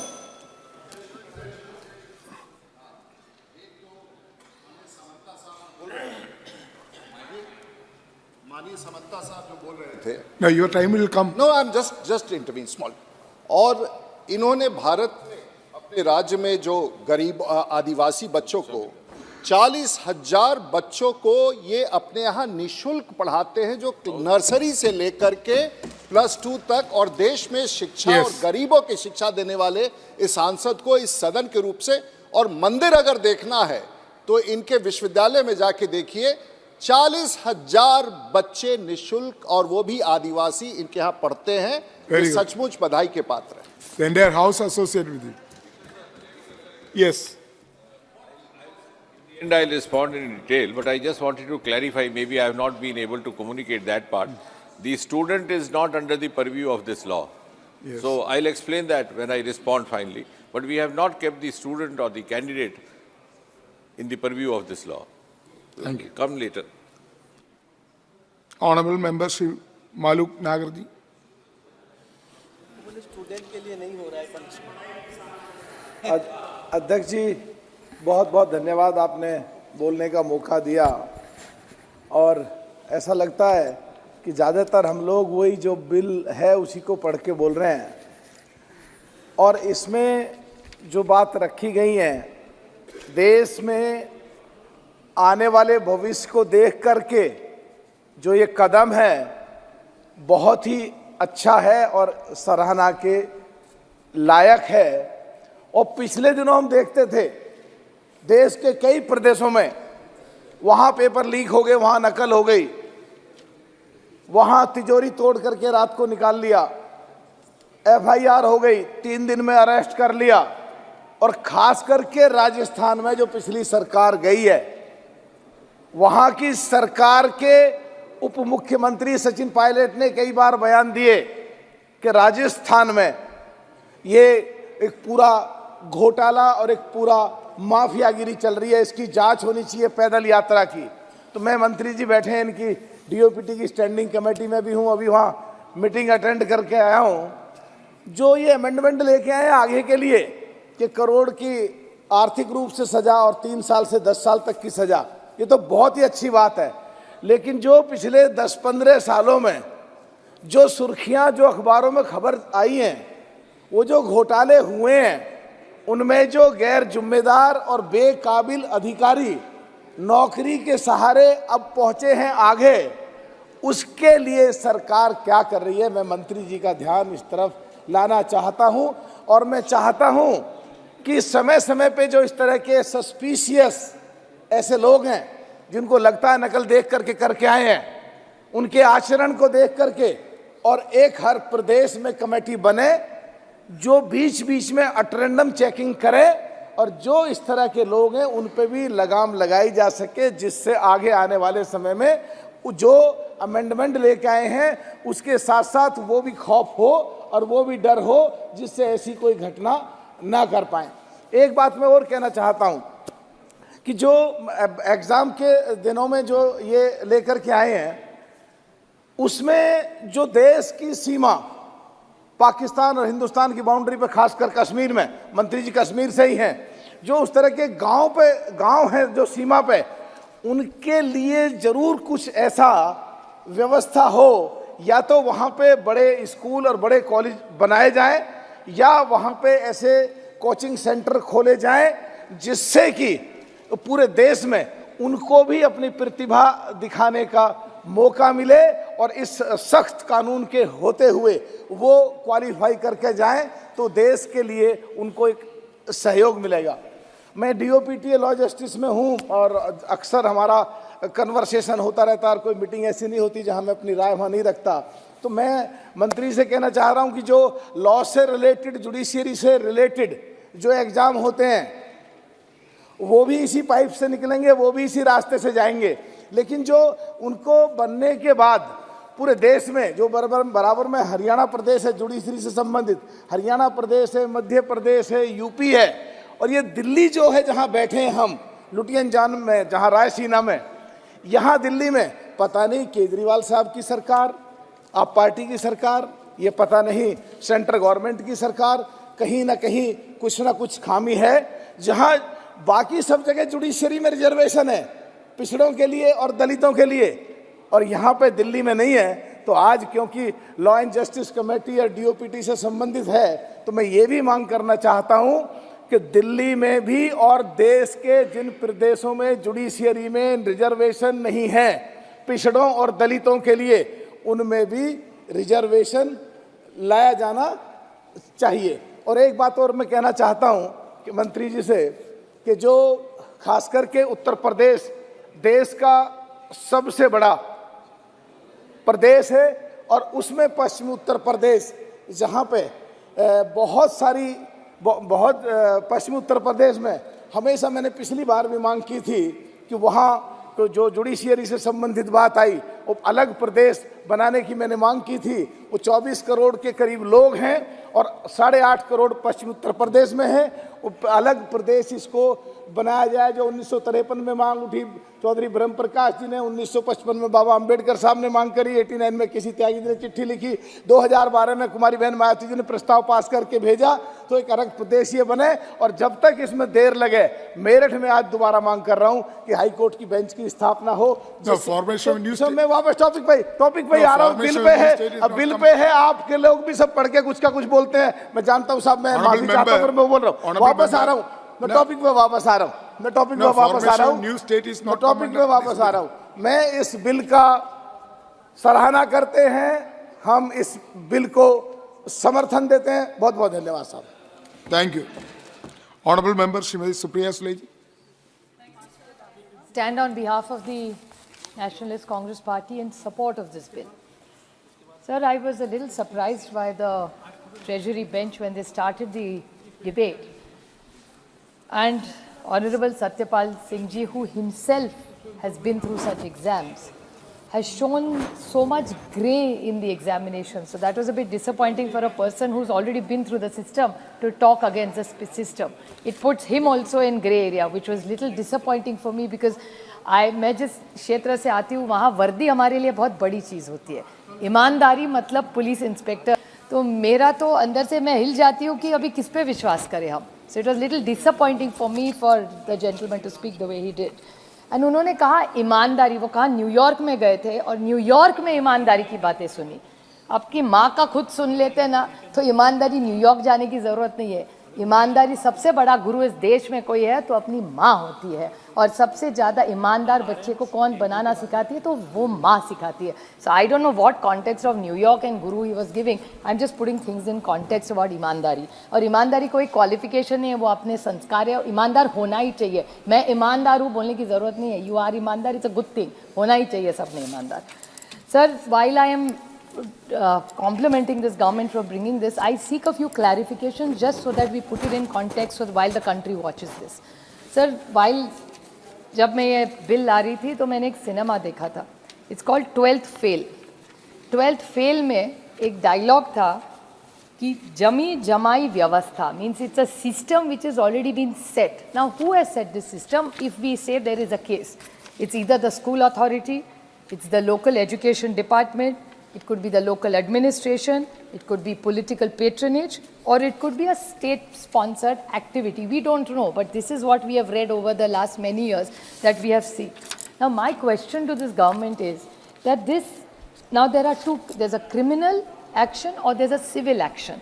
Now, in the jurisprudence, I would like to seek clarification that penalties of 1 crore jail, you clarified, sir, in a small way in the intervention that you are not making it student-centric.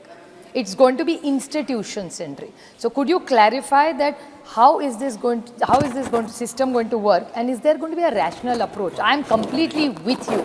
अगर तुम गलती करो, तुमको भुगतना पड़ेगा. But my clarification in this is that already there is a system in place. अगर कोई भी scam हो, तो people do get caught. So then what is the difference in what you're bringing in today in the bill that didn't exist in the past? So if you could kindly clarify for that. Sir, the other alarming thing which even Kadir mentioned, which I'd like to highlight to the minister, is can we not have a foolproof systems ourselves with using of technology, artificial intelligence, kitni sari cheezein ho rahi hai. So is there a way we can clock this exam by making sure there are no leakages by as many as we can through technology? But there's another side of technology, is because of technology, people are copying more. So how there are walkie-talkies used, there are earphones used, there is chat GPT used. So how are you going to control this through technology from both ends, from the exam side or the person who's giving the exams? If you could kindly clarify that. Sir, you were talking about, he talked about examples of Rajasthan and West Bengal.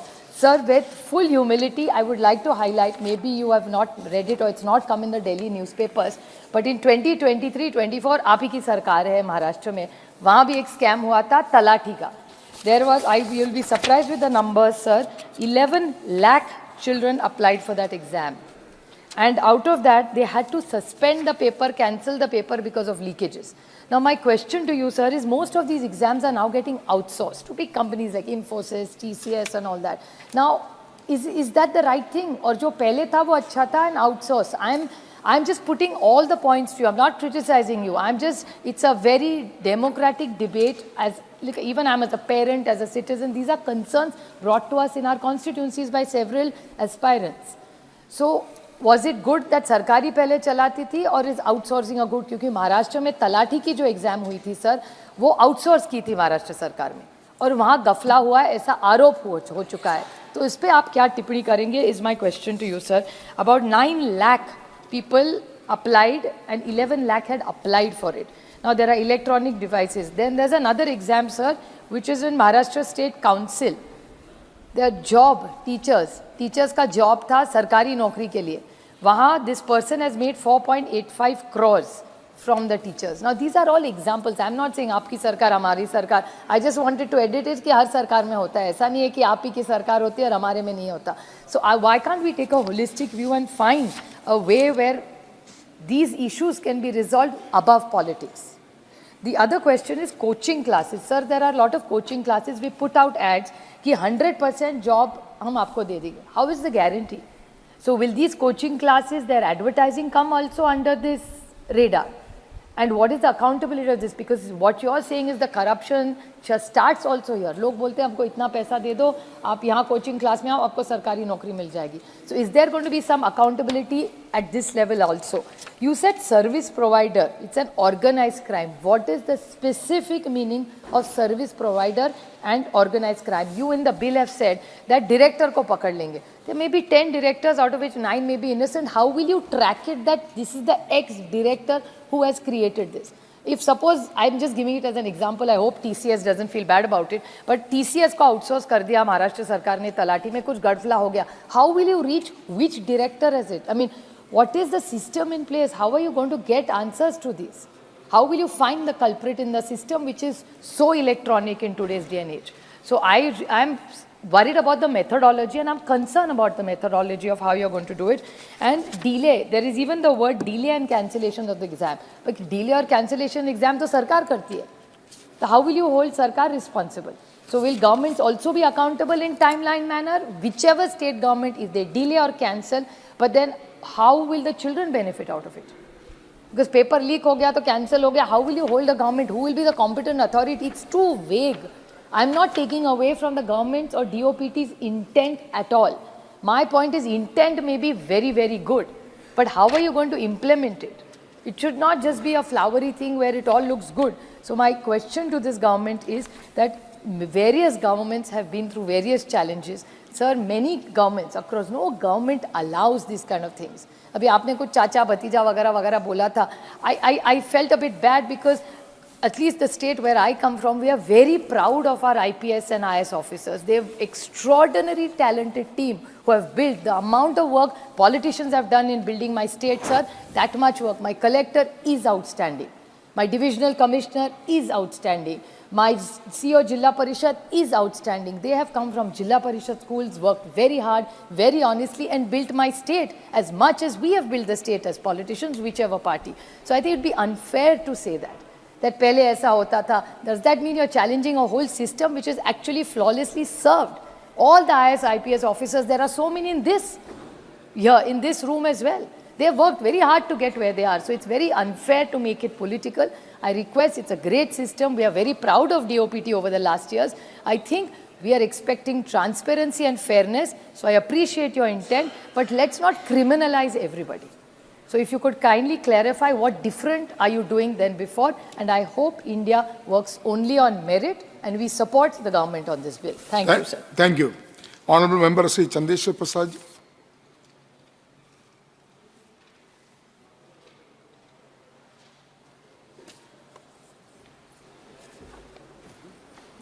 Please, Mike. Chandeshwar Prasad. बोलिए.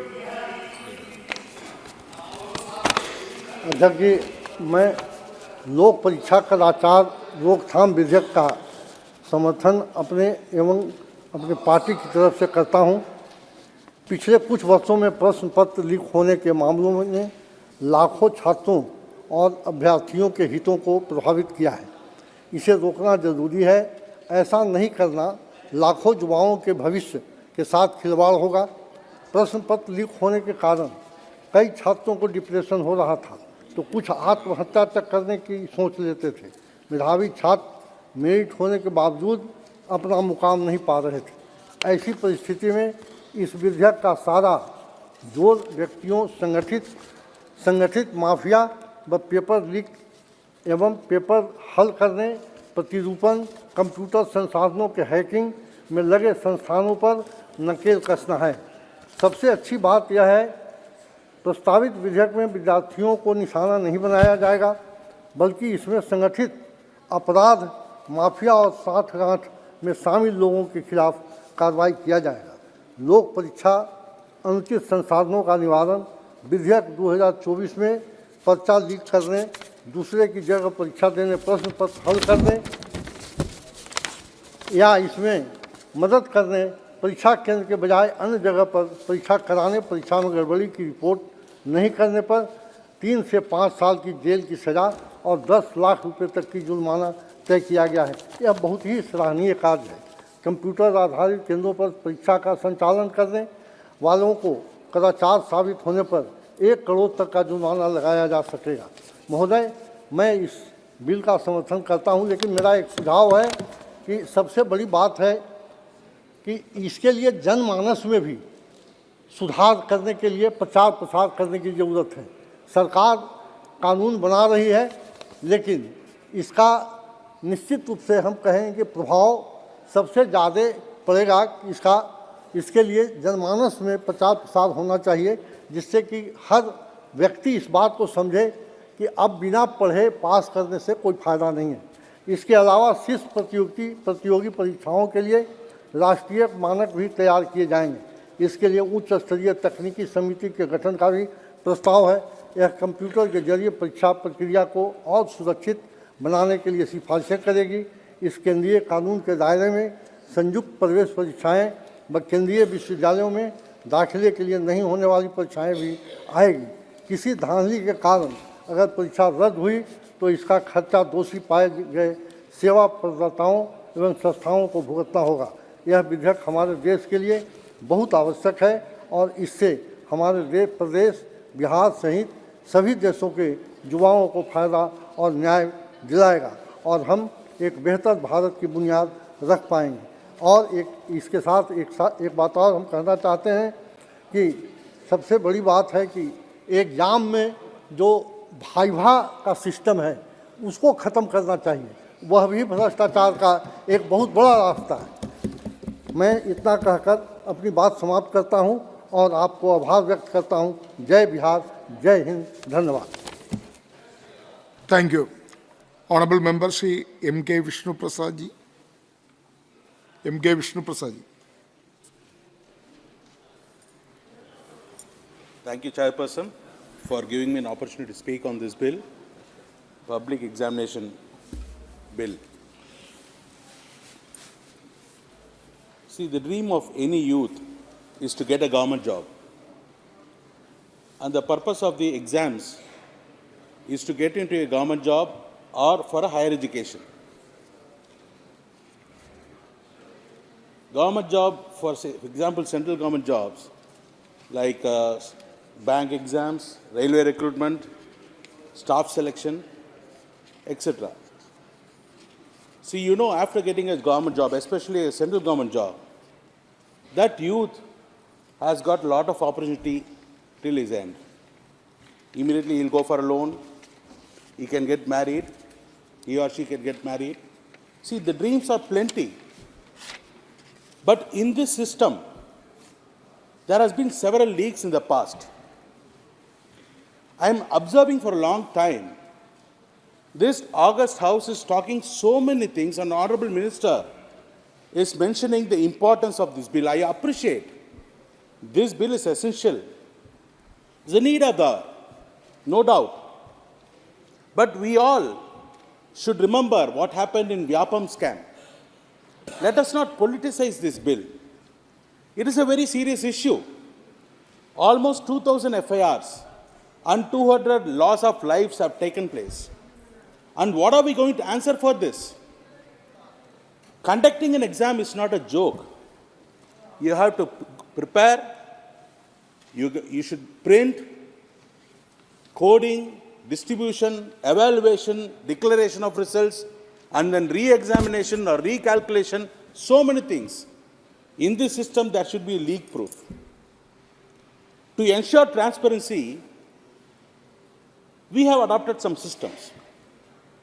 Self-attestation by candidates, shortening the exam cycle from 18 to 22 months, from 18 months to 6 to 8 months, allowing the computer exams so that interviews doesn't take place, digital certification, digital work orders is being issued. In spite of all these efforts the government have been taking for so long, it is reported, it is heartbreaking that almost 41 documented leak cases have taken place. All across India, I mean almost 15 states have been reported for the job of around 1.04 lakh jobs, employments. Almost 14 million people have applied. And look at their condition. Once their unfair means take place, then one, immediate stoppage of exams, and you don't know when the next exam will take place, and the dreams of the youths, millions of youths, is shattered. I urge this government, as my fellow congressperson, Sri Suresh mentioned, that the re-examination should take place within 3 months from the date of cancellation. Please consider this important issue because the youths cannot wait indefinitely. Until now, no FIRs. Around 41 leak cases, there is no FIR, no arrests have been made. We are really surprised to know that there is no legislation specifically to deal with these unfair means. And that is why now we are now bringing this bill. We appreciate. See, malpractices or unfair means take place in several ways. Leakage of papers, impersonation, unauthorized entry into the examination centers. Even computers are being hacked. It is coming in the bill. I would like to mention when computers are hacked, why not EVMs? Let us not brush aside this point. touching a very sensitive topic. See, when this government is bringing about computers being hacked, then EVMs also can be hacked. So, that I think this government also should focus in bringing a separate legislation. Examination and election are no different entity. We have to consider this both equally and important. So, the punishments are extending from 3 years to 10 years, 1 crore punishment. Yes, agreed.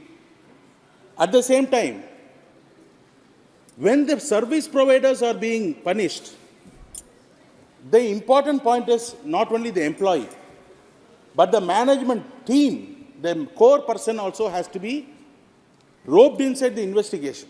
The investigation is done by DSP or ACP level, I think so. When the system is going like this, I would like to know, this is a very good system. Legislation should be brought. Offences should be inquired. If proven guilty, he should be punished. Yes. But this is for the central government examination centers alone.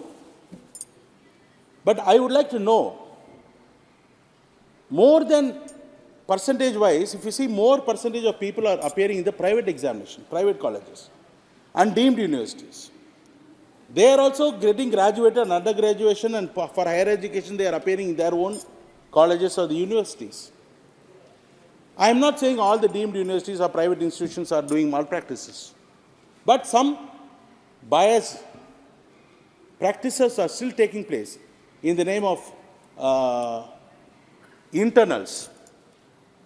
So what is a regulatory system this government is going to have to control?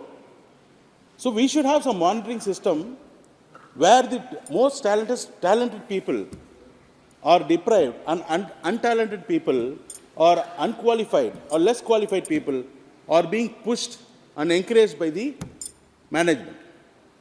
So this also, I mean, the government should think in a comprehensive manner how they are going to rope in the management team also, the deemed university people also, for conducting exams. So, this government has brought in a legislation which is welcomable, with some recommendations being passed from our side. And most importantly, I am happy to see the minister, while presenting this case, is talking about the level playing ground. But level playing ground comes when with the students of government schools and private schools, government institutions and private institutions. They have to face the exams called NEET.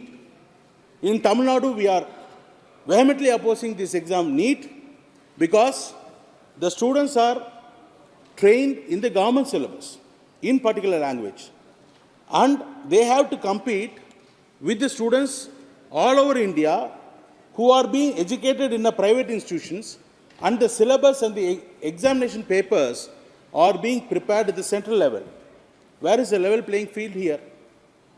This disparity, this government has to consider with a motherly nature approach, so that, see, he is also mentioning about so many suicides.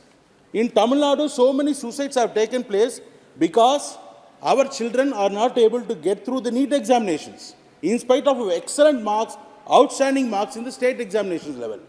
So, comprehensive bill has to be passed. We support the bill. At the same time, there are some suggestions we are giving you, this government, kindly consider. And once again, I thank you for giving me an opportunity to speak on this bill. Thank you, sir. Thank you. Honorable Member Shri Pratap Chandra Sarangi ji. Chairman sir, मैं आपको धन्यवाद देता हूं इस bill में participate करने के लिए, मुझे अनुमति देने के लिए। लोक परीक्षा अनुचित साधन निवारण विधेयक 2024 अथवा the public examination prevention of unfair means bill 2024 एक ऐतिहासिक बिल है। ये माननीय नरेंद्र मोदी की सरकार का ये चांस है संभवतः इस देश में बहुत दिनों से जिसकी प्रतीक्षा किया जाता था, परीक्षा पद्धति को संशोधित करने के लिए ये माननीय मोदी जी के समय में हुआ और माननीय मंत्री जितेंद्र सिंह जी को भी इस पर निवेदन। इस कानून की बहुत ही जरूरत था। मेरे को याद आता है मोहनदास करमचंद गांधी, जो बाद में महात्मा गांधी हुए। बचपन में प्राइमरी स्कूल में पढ़ते समय एक बार गोरा इंस्पेक्टर आए थे और 5 शब्दों का डिक्टेशन किया। सारे बच्चों ने ठीक करके लिखा। मोहनदास जी का एक बहुत गलत था। टीचर ने इनको कितना इंस्पायर किया, इसको मान लो, करेक्शन कर दो देख करके, लेकिन उन्होंने मना कर दिया। मना कर दिया क्योंकि वो सत्य का पुजारी था बचपन से, इसलिए महात्मा बने। इसको नहीं माना। अगर हर विद्यार्थी मोहनदास जैसा होते हैं तो इस कानून की जरूरत नहीं होता, लेकिन कानून की जरूरत ऐसा है कि हर एक विद्यार्थी ऐसा नीतिवान नहीं है। कानून की आवश्यकता इसके लिए जो कानून को तोड़ते हैं, जो कानून मानने वालों के लिए स्वयं अनुशासित होकर के, उनके लिए कोई कानून की जरूरत नहीं है। हमारा शास्त्रों में ऐसा है, न राजा न च प्रजासित, न दंडो न च दांडिका। अर्थात एक आदर्श राष्ट्र में राजा और प्रजा नहीं होना चाहिए, दंड देने वाला दंड लेने वाला नहीं होना चाहिए। लेकिन जब तक ऐसा नागरिक चेतना विकसित नहीं होता है तब तो कानून की जरूरत है। कानून के बिना एक दिन भी नहीं चलेगा, इसलिए ये कानून की बहुत जरूरत है। आज हम क्या देखते हैं, सीनियर ऑफिसर्स, लीडर्स, समाज में प्रतिष्ठित व्यक्ति इस पाप कर्म में सहभागी होते हैं।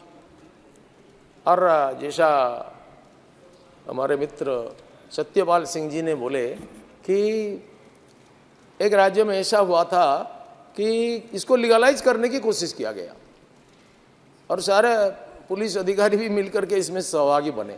शासन बदल जाने से प्रशासन का चरित्र भी बदल जाता है। जो पुलिस उस समय कॉपी सप्लाई करता था वो आज कॉपी को डंडा लेकर के रोकता है।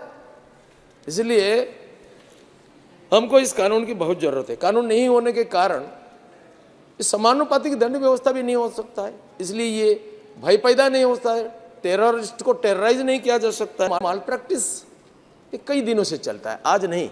अति प्राचीन काल में हमारे देश में एक बच्चा को रॉयल स्कूल में एडमिशन को इनकार कर दिया गया। उसका नाम है एकलव्य। द्रोणाचार्य ने जब अरण्य में देखा कि वो खुद अपना निष्ठा और आत्मविश्वास के बल पर अपना पौरुष को प्रदर्शित कर सकता है, 12 साल 14 साल राजकीय परिवेश में जो द्रोण के पास में रह करके ट्रेनिंग लिया था और बिल्कुल फॉर्मल एजुकेशन न होते भी उनको ये दबा दिया, परास्त कर दिया, तो द्रोणाचार्य ने माल प्रैक्टिस का सहारा लिया, उसका अंगूठा को काट लिया, गुरुकुल को कलंकित कर दिया। आज भी मैं देखता हूँ कोई ट्यूशन मास्टर जा करके परीक्षा हाल में कॉपी सप्लाई करते हैं, 25 साल से देखते आता हूँ और मेरा जीवन में बहुत कटु अनुभव है। एक बार मैं एक कॉलेज में इन्विजिलेटर का काम करता था। एक हाईकोर्ट का जस्टिस का बेटा वो परीक्षा देता था, वो बहुत माल प्रैक्टिस किया, बाहर जा कर के कॉपी कलेक्ट किया, मैं उनको पकड़ा और उनके खिलाफ लिखा। वो कई महीना तक प्रभावी अफसरों को ला करके मेरे को प्रभावित करने की कोशिश किया, लिख दो, ये कर दो। उसके बाद धमकी दिया तुमको अरेस्ट करेंगे। तो मैंने बोला मैं अरेस्ट होने के लिए कोई शंका नहीं है, कॉपी पकड़ करके मैं अरेस्ट होने को तैयार हूँ, लेकिन जजमेंट बेचने वालों को मैं कभी नहीं मानूंगा। और ऐसा मैंने कई बड़े बड़े लोगों का रोष का शिकार हुआ कॉपी को पकड़ने के लिए। हमारे मित्र अच्युत सामंत जी ने बोले कि उड़ीसा में ऐसा कुछ नहीं है। उड़ीसा में ऐसा क्या क्या है, मैं इसका जीवंत उदाहरण हूँ। उड़ीसा में मैं जब विधायक था, काउंसिल का मेंबर था, council of higher secondary education, examination committee, executive committee में भी था। और मैं एक पकड़ा गया कि एक फेल पिला को फर्स्ट क्लास कर दिया गया, एक फर्स्ट क्लास पिला को फेल कर दिया गया। इसका इंक्वायरी कमेटी में भी मैं मुख्य था। और जब इस कॉलेज को गया और उसको पकड़ा, उसका प्रिंसिपल ही पूरा जिम्मेदार था। मैं हायर एजुकेशन मिनिस्टर को, चीफ मिनिस्टर को चिट्ठी लिखा, सारा रिपोर्ट दे दिया। उसका मैनेजमेंट ने हमको कितना चापलूसी किया, आप सुने नहीं। इसका पूरा रहस्य को हमने भंडाफोड़ कर दिया। और जब ये भी मान गया, बहुत पटापटा करके उनको लिख करके उनका सबूत भी ले आया। और सरकार बोले कि तो ब्लॉक ग्रांट कॉलेज हम क्या कर सकते। मैंने बोला government can not B helpless before anybody, government can withdraw the concurrence, council can withdraw the affiliation, let them start A tuition centre. बाद में वो प्रिंसिपल को हटाने के लिए मैनेजमेंट राजी हुआ। ऐसा कई उदाहरण है। मैं मेरे को मालूम है, एक पेपर में आया, गौतम मारांडी करके एक लड़का आदिवासी, पितृहीन, वो वनवासी लड़का, वो सारे विषय में फर्स्ट क्लास मार्क है, सिर्फ मैथमेटिक्स में 1 नंबर रख करके फेल हो गया। मैं बोर्ड ऑफ सेकेंडरी एजुकेशन का प्रेसिडेंट को फ़ोन किया, उनका हेडमास्टर को बोला, हेडमास्टर आया, मैंने बोला ऐसा तो हुआ, ऐसा तो नहीं हो सकता है। 2 दिन तब बाकी था, last date of submission of form for college admission. तो बोर्ड ऑफ सेकेंडरी एजुकेशन का प्रेसिडेंट ने, जो बाद में डायरेक्टर हायर एजुकेशन बने, वो मेरे को बताया कि उनका मैथमेटिक्स में 54 है, उनको 1 कर दिया गया। इस इंक्वायरी में पता चला कि 6 लड़कों को फेल किया गया 1 लड़का को फर्स्ट क्लास देने के लिए। आज तक भी एक स्टाफ सस्पेंड हो करके बैठा इस केस में। सर, मैंने जिद किया कि 24 घंटे के अंदर इसका रिजल्ट को रेक्टिफाई किया जाए। करने के बाद मैं इनको लेकर के अच्युत सामंत जी का किस में पढ़ाया, वो लड़का वहाँ से ग्रेजुएशन किया। ये तो उदाहरण है उड़ीसा में क्या चलता है। उड़ीसा में माल प्रैक्टिस भी है, हाँ, कई राज्यों की तुलना से कम हो सकता है माल प्रैक्टिस है। कितना हजारों उदाहरण में दे सकता हूँ ऐसा। सर, अनुचित पद्धति या पदार्थों का अवलंबन, मेरा क्या अवसर मैं नहीं जानता, कभी कभी मेरे को फ़ोन कर देते हैं, सर फलाना कॉलेज में, कोई स्टूडेंट फ़ोन कर देता है, कोई अध्यापक फ़ोन करता है, हाँ फलाना कॉलेज में 22 दिन का प्रश्न पत्रों को रख दिया गया है, भेजा नहीं गया। जब इनको हमने इंक्वायरी किया, ऐसा ही हुआ। एक प्रोफेसर को भेजा मैंने वाइस चांसलर को बोल करके, तब मालूम पड़ा कि 22 दिन का। तब वहाँ का प्रिंसिपल कैफियत दिया कि हमने पोस्टेज खर्च कम लगेगा इसलिए मैंने रखा था। रात को हस्तकर्म करते थे और सारा रिजल्ट कैंसिल हुआ।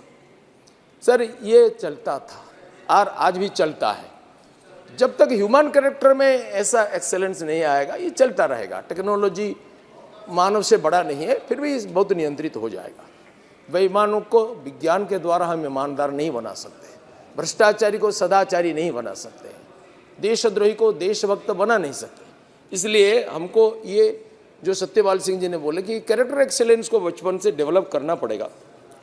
सर, कंप्यूटर प्रणाली में जो छेड़छाड़ होता है, टेक्नोलॉजी का दुरुपयोग होता है, प्रिया प्रीति तोषण, आर्थिक प्रलोभन अथवा अन्य आसक्ति के कारण लोक सेवकों के द्वारा सत्ता का दुरुपयोग, परीक्षा केंद्र का दुरुपयोग, दूसरों को परीक्षकों को प्रलुब्ध करने के लिए परीक्षा करके प्रलुब्ध करके फेवर हासिल करना, रिजल्ट प्रिपरेशन, टेबुलेशन और पब्लिकेशन में अनुचित पद्धति का अवलंबन, सब्स्टिट्यूट एग्जाम, एक परीक्षा में एक परीक्षार्थी के बदल में और एक परीक्षा देता था। मैट्रिक परीक्षा में बीए वाला देता था, इसको हमने पकड़ा और ये भागा। सर, लीकेज ऑफ क्वेश्चन पर, ऐसा कई प्रकार का भ्रष्टाचार होता है। ये भ्रष्टाचार के कारण हमारा देश का जो नुकसान होता है, मुझे तो कभी कभी इसको देशोद्रोह के समान मानने को इच्छा होता है। सर, संविधान का अपमान होता है। संविधान में सबको न्याय देने के लिए वचन दिया हमारा पूर्वजों ने। ये सामाजिक न्याय, नेचुरल जस्टिस डिनाइड हो जाता है, न्याय व्यवस्था का उल्लंघन होता है, योग्यता का लांछन होता है, अपमान होता है, सामर्थ्य का अपमान होता है, भ्रष्टाचार का प्रोत्साहन होता है। सर, जो इक्वल अपॉर्चुनिटी फॉर ऑल हमारे संविधान में स्वीकार किया गया, सर, युवाओं को स्पाइनलेस बनाया जाता है, प्रशासन को भ्रष्टाचार से कलंकित। सर, जो भ्रष्टाचार के द्वारा जो प्रलोभन दे करके मनी पावर अथवा अन्य पावर से आया है, वो तो भ्रष्टाचार को सत्ता के दुरुपयोग करके बढ़ाया गया। Sir, this will start A vicious circle. इसलिए एक कठोर कानून का आवश्यकता है। सर, मैं आपको एक कहानी बनाता हूँ। हमारा कर्ण का कितना अपमान हुआ। सर, एक कर्ण का अपना योग्यता होते हुए भी इसका अपमान हुआ, ये भी माल प्रैक्टिस है। लेकिन कर्ण ने क्या बोला? दैवायत्तम कुले जन्म मदायत्तम च पौरुषम। पौरुष अर्जन करना ये मराधीन है, किस कुल में मैं जन्म लाभ करूँ ये मराधीन नहीं है। लेकिन ये माल प्रैक्टिस के कारण ये पौरुष प्रदर्शन में भी सबको समान चांस नहीं मिलता है। सर, हमारे जो पूर्व वैदिक सनातन परंपरा में जो परीक्षा पद्धति था, इसमें कॉपी करने का अवसर नहीं था। योग्यता प्रदर्शन ऑटोमेटिक होने की व्यवस्था था। अनुसंधान सत्यानुसंधानी मूल स्पिरिट था। सर, आज भी श्रीमा अरविंद आश्रम में परीक्षा को उठा दिया, क्योंकि ये कॉपी का चांस होता है, इसलिए उठा दिया। एक जीवंत पाठन पद्धति उन्होंने चालू किया। सर, इस विषय में भी सोचा जा सकता है भिन्न प्रकार की परीक्षा पद्धति। भारत का भविष्य निर्माण करने वाला नया भारत का निर्माता, युवा शक्ति का पारदर्शिता, दक्षता, निपुणता, योग्यता को प्रदर्शन करने के लिए ऐसा कानून की बहुत आवश्यकता है। कठोर और दृष्टांतमूलक शास्ति विधान की जरूरत है। सर, बिना शास्ति में नहीं होगा। जिस सांप का दांत नहीं होता है उसको कोई नहीं मानता। एक संगठित क्रिमिनल ग्रुप तैयार होकर के ये सब काम करते हैं। सर, माननीय और मोदी जी के शासनकाल में एक पर एक ऐतिहासिक कानून बनता है, ऐतिहासिक काम भी होता है। नेताजी सुभाष बोस बोलते थे, let us create history, let others write it, we don't have any time to write history. ये इतिहास निर्माण करने का एक कालखंड है और मैं इस बिल को समर्थन करता हूँ। माननीय प्रधानमंत्री जी और माननीय मंत्री जी को मैं धन्यवाद देता हूँ। सर, हमको याद रखना पड़ेगा, there are many shortcuts to certificates and degrees, there can not be any shortcut to knowledge. So इस व्यवस्था को कड़ी से कड़ी कानून के द्वारा सुनिश्चित करना यह आज हम सबका दायित्व है। मैं बहुत आनंद से आज ये भाव व्यक्त करने के समय में कहता हूँ कि कटिंग अक्रॉस पार्टी लाइन्स बहुत सारे सांसदों ने इसको समर्थन किया। ये राष्ट्र हित में है, इसलिए मैं इसको समर्थन करता हूँ। Thank you. Honorable Member Sri Kalyan Banerjee. Sir, in respect of the public examinations preventions of unfair means Bill 2024. Bill has been brought different stages of unfair means have been categorized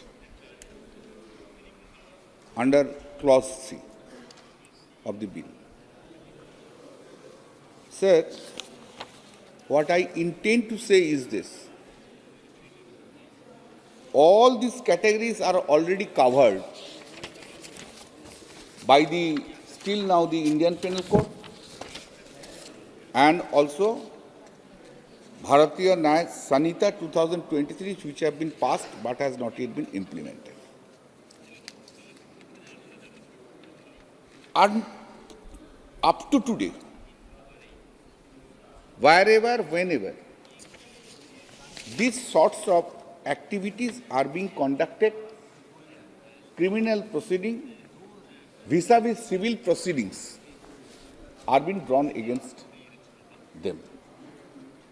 Sir, consistently I am saying for last few years that in our country there is no deficiency of laws covering the criminal activities. No deficiencies there. But the problem is the implementation. Law is passed from this parliament. It's a parliament's wisdom it is passed. But ultimately it has to be implemented by the implementing agency. That is the greatest failure in our country today. Still I am saying, I am not objecting any of the things. But still I am saying this is, all are covered. See, clause 15 of the bill. Clause 15 of the bill is saying, these provisions of the Act shall be in addition to and not in derogation of any other law for the timing in force. Therefore, existing laws are there. You are categorizing more category, subcategory, another mini subcategory, but in a broader sense, it all are there. The question is whether the central government has taken steps in respect of this maladministration wherever it has been done and these offences have been committed. Through you, sir, I want to know from the Honourable Minister, for last 5 or 10 years, in how many cases the central government has implemented it? Law has been implemented, prosecution has been done, conviction has been made. This is I have a request to, this answer should be given. No one indulges these types of activities.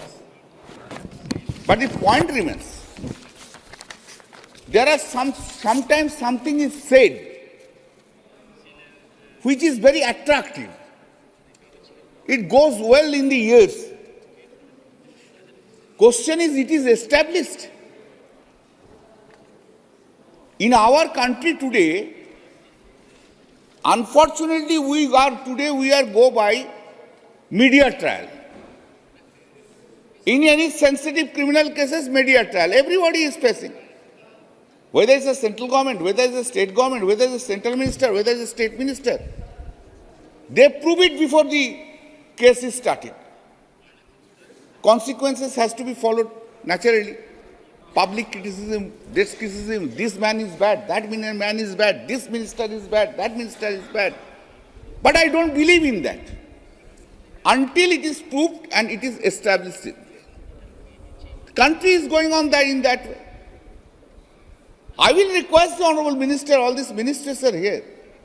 Whenever a criminal case is there, court is seizing over the matter, public trial should be stopped. Anyone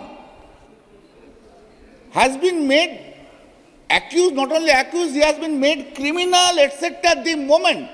Let's take a case. A minister activities is involved. Nobody knows whether it has been done or it has not been done. Public trial is done. A minister's relative is involved. Immediately it is taken in that way in the media trial. This gentleman is a relative of any minister. Therefore, this media trial ruin his career. I will request the honorable ministers, please think about this also. Ultimately, justice is not done. Justice has to be done. Justice has to be done in their cases. Yes, whether he has really indulged malpractice, whether he has done anything, whether anyone has really done the criminal activities or not. So someone has said, I was not here, I have been told, that scam of Bengal of the teachers' appointment, employment. Sir, I just tell you. Some allegations who are coming, all in these cases you will see in future, all these unsuccessful persons comes. Unsuccessful persons come, lodge complaints against the successful persons. This is the scenario. After 4 years, 5 years, 6 years, they are coming. In West Bengal also, some unsuccessful persons have come. One of the single judge of the Calcutta High Court, by a judgment, terminated 32,000 private primary teachers, 32,000, and directed to start de novo selection process. Matter went on appeal. Appeal court stayed that termination, but directed to continue the selection process. Went to Supreme Court has set aside the entire order. This is because of all this media trial. No evidence, nothing has been established. If you speak about a story of a scam, but scam is established as if. In another case, the same learned judge, 15,000 teachers and employees service have been terminated. 9, 10, 11, 12, C and D group went up to the Supreme Court. Supreme Court has set aside that. Because principles, laws have not been followed. Follow the principles of law.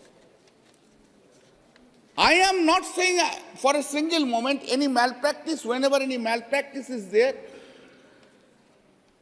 I am not saying that if any malpractice is there, no steps should be taken. Steps should be taken, but it should be in accordance with law.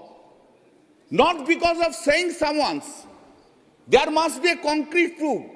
Before you reach into the conclusion, this is the malpractices have done, there must be an established fact, concrete evidence, not because of saying of someone. Today is in the social media, we are here.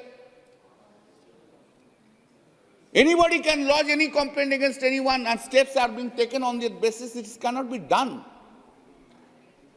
It cannot be done in this way. Therefore, sir, what I am saying, suggesting, you see, so far clause 3 is concerned, it is having a two effect. The Honourable Minister, please. Sir, Here. Sorry. Jitendra Singh. Sorry, I'm very sorry. Jitendra Singh. Sir, I'm very sorry. Sorry. Sir, this clause 3 is having two consequences. One is criminal consequences. Another one is civil consequences. The moment it comes, some malpractices have been done. Now take it for 2,000 students are there or 2,500 persons are there. 2,500 are scratched, but 2,500 have not done it. Maybe 100 has done it, 150 has done it, maybe 150, 200 has done it. The problem in the country is this. Whoever the investigating agency or the inquiry committee is there, without identifying that 200%, 150 and 200%, coming up with the reports and etc., as if 2,500 persons are involved in this. This is not a justice. All students cannot be said to be dishonest. I'm sorry, I am not agreeing. All persons cannot be said to be dishonest. Dishonest may be there. There may be 1% or 2%. Our young generations are brilliant. Our young generations are honest. Our young generations are sincere. Our young generation will develop our country. We believe and we are having a trust. But if there is 1 and 2%, segregate it, please. I don't find anywhere any process, whether CBI comes, whether any investigating agency comes. I have a number of experiences there, whether it's in the railway or it is in the other places. Only one report is coming, but segregation is not there. For committing one's criminal activities, the rest should not suffer. This central government must look into that. Whoever is the agency, whoever is conducting, please, you apply your mind, look into the matter, segregate it. Please do not go on the basis of the media trial. And few judges are there also nowadays in our country. They are not required to law. They are only here. In the evening they show, they are watching the TV show. Morning reading the newspaper. Yes. Deciding the matter on that basis without adhering to the established principles of law. With this, I say, of course, the provisions are good. It has been made. And it is in addition to, think about this. Now, one clarification I need it from the Honorable Minister, please. Since you have said in addition to, if the imposition of the penalty are different, let's assume here it is 1 year, and in that it is 3 years. What would be happen to that? Which law would be followed? Which law would be followed? That's, with this, sir, I extremely extend my thanks to the Honorable Chairman, and also I have conveyed possibly my whatever I have to say to the Honorable Minister. Sorry, kindly, I have just mixed. I am sorry. Do not mind, please. No. Okay. Thank you. Honorable Member Sri E.T. Mohammed Bashir. Sir, thank you very much. Sir, with regard to this bill, the intent and the content seems to be good. If some amendment is required, that can be done. There was elaborate discussion on this.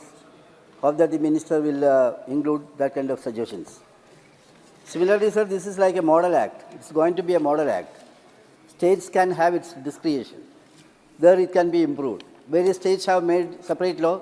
Like Karnataka, they have got a different law. This seems to be, I gone through that, it seems to be good. So what I am saying is, the need to examine the examination system and ensure the credibility is the need of the hour. It's a very important thing. Now, we all know that during the examination season, there are a lot of scandals. Reports are coming in a very, very painful manner. Sir, in my hand, this is a comprehensive survey conducted by Indian experts with regard to leakage. It's a big document. I cannot quote within the time frame. This says 15 states leaks of the paper in 41 job recruitment examination. Sir, it's a big list. So we can very well imagine how much havoc it will be played in our country. So this requires immediate attention. So what are the solutions? Learned friends were saying technology application will help up to some extent.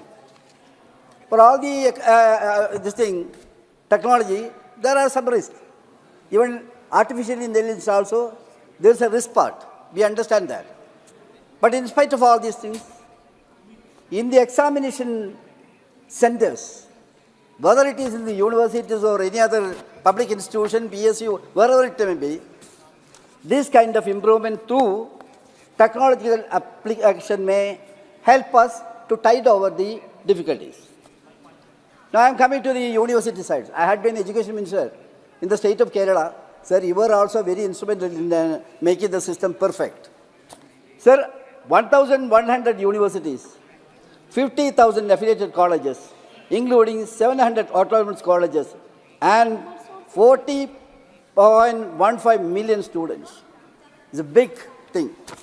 So there is a lot of inconsistencies, a lot of irregularities, especially as mentioned in this act, fraud, leakage, and that kind of thing, corruptions. It's a matter to be addressed very seriously. Sir, examination reforms, that only is the best way. Now what is happening? Kerala, we made a model, sir. Instead of examination once in a year, we made continuous evaluation. Continuous evaluation, and instead of learning everything from the textbook and learning it by heart and then sitting in the examination hall, that is not the way of doing that. It used to be comprehensively restructured. Sir, it is learning by heart is an easy thing. But his talent will have to be measured. That is not happening. Unfortunately, the system now working is what? It is not student-centered, sir. It is textbook-centered. It is teacher-centered. Ability of the student, that has not been considered. So instead of this instructivism type of examination, it should be constructively like that, constructive type of education. So the other thing, autonomous college. Autonomous college was a board initiative. But there also I suggest, if I am subject to correction, Tamil Nadu may be the first state in India which introduced examination in the autonomous colleges. After that, I think Andhra Pradesh, Kerala come 3 or 4th state. Sir, they deserve some kind of liberty, freedom in formulating the courses and all kinds of things. But a supervision on the part of the government is required, I think. From the practical experience, we must encourage autonomous colleges. That will have very good impact in our education system. But at the same time, in order to ensure the credibility, government must have a scrutiny over that. It's not, I am not saying that kind of titan kind of things. That is one thing. So I don't want to bank much of the time. Yes. The other thing, sir, one thing is very sure. What is happening? Politics, of course, is there. As correctly mentioned by my learned friend, some kind of media kind of story, fabricating kind of thing, that also is there. But we have to be convinced ourselves that the system is working properly. This is an effort to that. So what I am suggesting is, very healthy discussion had taken place in this house. Academicians who were participating in the discussion. I hope that the Honorable Minister will follow that and try to make adequate changes or modification in this bill itself. I hope that this is an eye-opener as far as the credibility of the system is concerned. I hope that government will take very urgent steps. One thing in the end, sir, reforms. When we are planning reforms, even in the case of examination or whatever it may be, it should be in a speedy manner. Sir, this is the internationalization of your education and other things. We have to be in the fast track. If we go slow, we will be in the sideline. So what I am suggesting is, if we want to make change the things, we must travel in the fast track. We hope that government will keep this also in the mind and make adequate modification. With this few words, sir, I conclude. Thank you very much. Thank you. Honorable Member Shaisam Masoodi. Masoodi. Thank you, sir. Thank you for allowing me to speak on the public examination prevention of unfair means bill 2024. Sir, I stand in support of the bill. I congratulate Honorable Minister Dr. Jitendra Singh for bringing this bill, and it tells us that cognizance has been taken on a problem, a grave problem that has of late assumed menacing proportions. Sir, this is a timely step taken in the right direction. Honorable Minister said that this is second important piece of legislation after Women Reservation Act, the law which provides reservation for women. But I take it, it's my personal view, it is much more important than that, because that delays the implementation. We don't know, after a decade or so, the benefit may reach the target group, but here it is instant, and we know that the results of this bill will be available only immediately after the rules are framed, and I expect that rules will be framed immediately after the bill is passed. Sir, the statement of objects and reasons spells out the objects of the bill. The objective is to enhance transparency in examinations for recruitment, and also, that is very important, also admission to higher education institutions, because the problem would not only plague the recruitment, but also the admission to higher education institutions. Sir, the bill is well drafted. The definition clause I have gone through, it is well drafted, and the definition of unfair means is inclusive, and the bill is expected to have the results that are intended. But, sir, we should not stop with this bill, because I believe that the recruitment process as well as the admissions, in particular the recruitment process, calls for a holistic approach. Sir, if we have transparency in the exam, that is not the end game. We should take steps to provide a level play field across the country. The bill encourages the states to have a similar legislation in the states, but the effort should be to have a level play field, and what can be done to achieve that level play field. For someone who does not have the level play field, transparency in examination in recruitment process does not mean anything, because he has to he has to compete with someone who has an advantageous position, who belongs to a different strata of the society. So I don't know what steps would be taken, but I expect Honorable Minister to just have his attention towards this providing level play field as well. Then we should try to integrate ICT tools, because ICT tools, without this personal intervention, ICT tools are more objective and more fair, and raising less suspicion in examining this process. I don't know to what extent, but I think we should try to have the ICT tools integrated with the recruitment process. And then, sir, the problem that was highlighted by by one of honorable members is that the cancellation of exemption should not push the candidates who have appeared in the examination to uncertainty. There should be a statutorily provided period for having that examination conducted once more. Maybe 2 months, 8 weeks, or maybe 12 weeks, depends on how you can organize the logistics, but it should be statutorily fixed. We should not leave it to the individual authority or individual commission or individual body to fix the examinations. It should be statutorily fixed so that we have the examination and there is an opportunity, because we know the examination delay and cancellation of examinations results in delays, and it creates bitterness and bitterness amongst the youth, unemployed youth. So it should be in a time frame so that they have not to. It's not a wait that is endless. So they have an opportunity. Second is that, sir, after this whole exercise, we should statutorily also provide for this wait list, because after such an exercise, because I have come to know some students met me in Jammu. They said, some candidates met me in Jammu. They said that the local administration has done away with this waiting list. Because if somebody has put his labor and he figures there are 108 posts, for example, and he is figures at 109.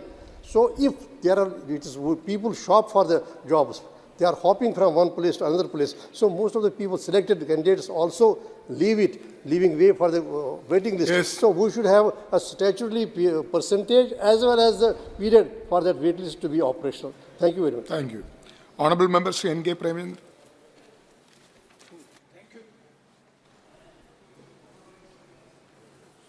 It's not. Thank you very much, sir, for giving me the chance to take part in the discussion on the bill. It's a very important bill according to me. The Public Examinations Prevention of Unfair Means Bills 2024. Sir, my first suggestion to the Honourable Minister is kindly send this bill to the Parliamentary Standing Committee for close scrutiny of the bill. Because the bill is against the basic principles of criminal jurisprudence. As rightly pointed out my learned friend just now, there is no substantive law for the public examination, the conduct of the public examinations. Already there is a law, but you are bringing a substantive law so as to combat the issue, so as to address the issue. I fully support. But if you go through the bill, the drafting of the bill, the content of the bill, it can very well be seen that it is against the principles of criminal jurisprudence. I will explain it one by one. Sir, what is the intent of the bill? Intent of the bill, I fully agree with there is no bad intention on the part of the government in bringing such a punitive bill that is giving more punishment, grave punishment for the malpractices doing in the public examinations. Transparency in examination for recruitment as well as admission to higher educational institution is highly essential. It is need of the hour. Yes, at present there is no specific substantive law to deal the unfair means or offences conducted by the various public examination agencies. So, sir, there are 20 offences and unfair means have been identified in this bill. It is including impersonation, manipulation of answer sheets, and also tampering with the documents. All these things will come within the purview of Indian Penal Code.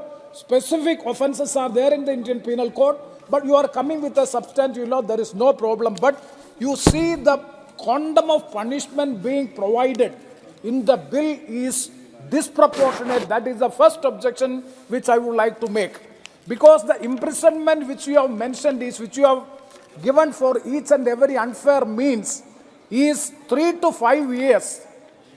Unfair means, if any unfair means is adopted, it is 3 to 5 years. It is if it is done by an individual, and it will be up to 5 to 10 years if it is an organized crime. Sir, there lies the quantum of punishment. For example, unfair means is, what are the unfair means? It is explained in clause 3. Sir, you kindly go through subclause 8 and subclause 12 of clause 3.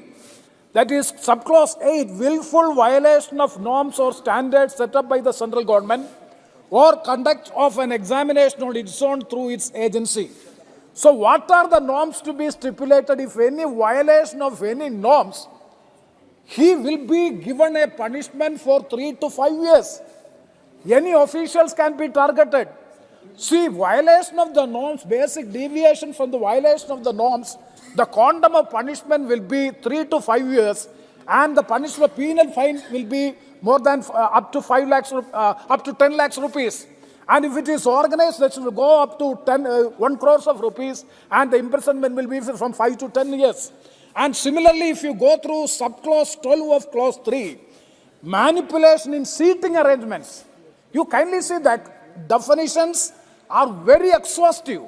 It can be interpreted in any way. If you are preparing in the seating arrangements of the students and allocation of dates and shifts for the candidates to facilitate adopting unfair means on examination, then also this quantum of punishment is too much. That is why I am requesting the Honorable Minister have a close scrutiny, legal scrutiny of this bill so as to have a proper criminal jurisprudence in the bill also. Otherwise, it will be totally disproportionate. Suppose a student just copying or having a murmuring with the neighboring student, then the punishment is too much. This is totally disproportionate. That is the reason by which I raise my objection. And regarding the legal drafting also, kindly go through clause 8, subclause 3, the proviso. The proviso to subclause 3 of clause 8, that is offence is stated, then you are saying that provided nothing contained in this subsection shall render any such person liable to any punishment under this act if he proves that the offence was committed without his knowledge and that he exercised all due diligence to prevent the commission of such offence. Sir, it is the basic criminal jurisprudence. Why should it be put in there? If he proves that it is without his knowledge, this act was done and he has acted everything and he has applied his mind in due diligence, why should this proviso is there after putting the punishment? The same, madam, the same thing is being repeated in clause 4 of clause 10, subclause 4 of clause 10. Nothing contained in this section shall render any such person liable to any punishment under the act if he proves that the offence was committed without his knowledge and that he exercised all due diligence to prevent the commission of such an offence. What does it indicate? That means if he proves that you are innocent, that nothing will be applicable. Why this proviso is being incorporated in a bill, such a very important bill, for which also I have given 10 amendments to this bill. Kindly go through the amendments. Most of them are harmless amendments that has to be looked into. That is why once again I am requesting to the Honorable Minister that all these unfair means, since the paucity of time, I am not going to explain all these things. You go through clause 3, almost all the provisions, if you directly or indirectly assisting the candidate in any manner, unauthorizedly in the public examination, then you will be punishable with 3 to 5 years of imprisonment. So this is the way by which the definitions and unfair means are being described. This definition and unfair means is very exhaustive, can be interpreted in any manner. So that has to be re-looked into. I am not doubting the intention of the government to address this issue, but at the same time, these reservations has to be looked into with a close scrutiny. With this words, I conclude. Thank you very much, ma'am.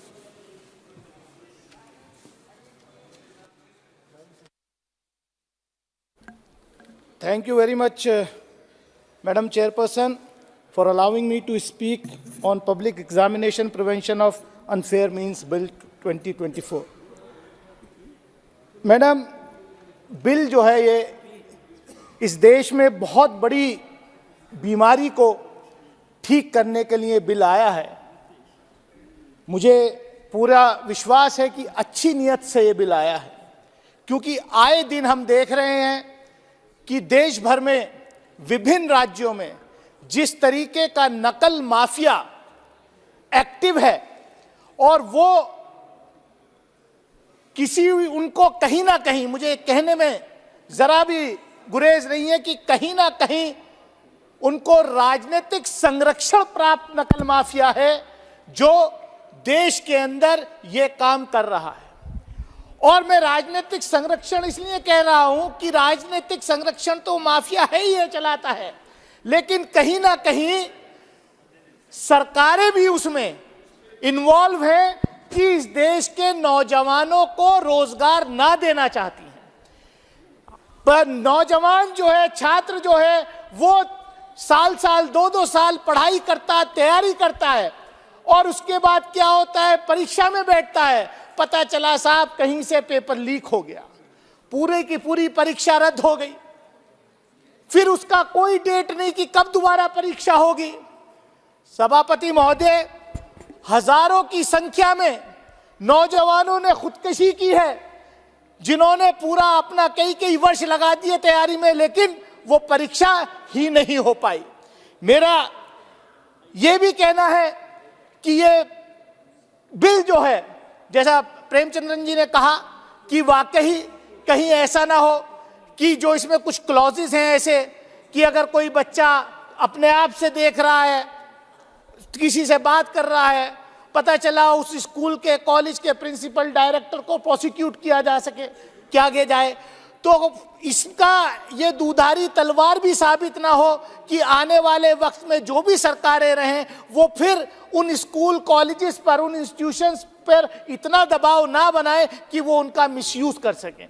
सभापति महोदय, मैं इतना ही कहना चाहूंगा कि इसकी बहुत जरूरत है। आप जानते हैं कि उत्तर प्रदेश, बिहार में तो खास तौर से क्या हाल है। उत्तर प्रदेश के अंदर अभी पिछले वर्ष जो है नकल करते हुए एक अखबार के रिपोर्टर ने एक्सपोजर कर दिया, तो पता चला कि उसी को जो है उठा करके जेल भेज दिया गया। जो माफिया है वो इतना स्ट्रांग है कि उनकी करतूतों को अगर कोई एक्सपोज करता है तो वो उनके खिलाफ जो एक्सपोज करने वाले लोग हैं, जो पत्रकार बंधु हैं, उन पर कार्रवाई कराते हैं, उनको जेलों में भिजवाने का काम करते हैं। सभापति महोदय, मैं आपके माध्यम से मंत्री जी से यही कहूंगा कि ये वाकई अच्छा बिल है, लेकिन इसमें कुछ जो क्लॉजेस हैं, अगर वाकई इसको और डेलिब्रेशन इसमें किया जाए, स्टैंडिंग कमेटी को आप भेजें तो और अच्छा रहेगा। एक कॉम्प्रहेंसिव अच्छा बिल आए जिससे नकल माफियाओं की कमर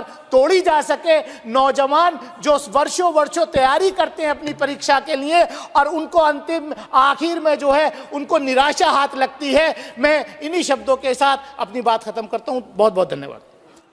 माननीय के Jaya Kumar ji.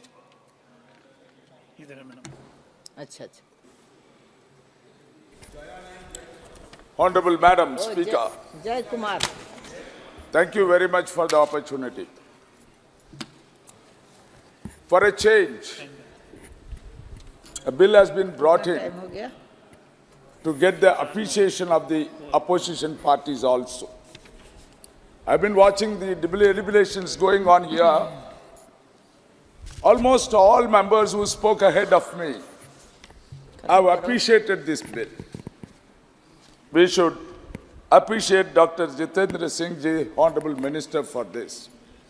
Sir, at the same time, I would record my personal views that you are very late. We are all aware that what is happening in the country at various parts of the country. Some of the members have also mentioned that what is the size of this scam?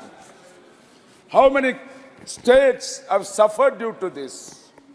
How many young lads have sacrificed their opportunities because of some scamsters coming in? If you see the types of scams, it is largely the outsiders coming in and doing this. Rarely the students or those who are taking up the examinations involved in this. Just to make quick money or fraudulent money, they got into the system and they spoiled the system and to earn money in a fraudulent way. I appreciate once again that you have realized the seriousness of this and you have brought the bill. At the same time, I join with our learned member, Mr. Hemachandran ji here, that he had pointed out quite a few changes which I feel is quite legitimate to have this. I have also seen some of the gaps or lacuna in this bill. One is that it does not provide solution straight away. Suppose if the examination is cancelled because of the scam, that batch of students had to wait for a very long period.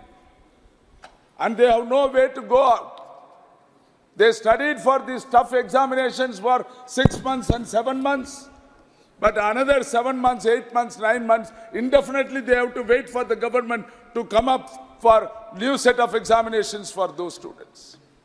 Therefore, I feel that there should be an option which is acceptable to the students' community or those students who are appearing for these examinations.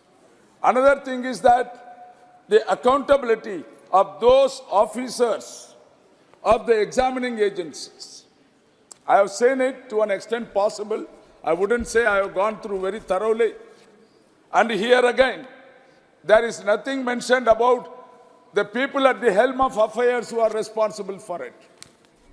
Most of the large-scale scams in this particular regard has been done with the involvement of the highest people sitting in the affairs of those matters. Therefore, I plead that those people who are sitting up to the higher authorities should be investigated, involved, and solution to be found. This is my one of the suggestions. Sir, another strange thing I see, I know it is for good or bad. Normally, any law you bring in, that is what I have been watching in this house. You always bind the state governments.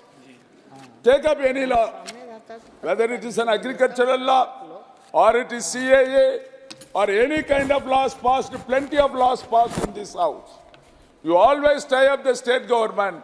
I don't understand why you have taken a different route for not to get involved the state governments or not binding it on this.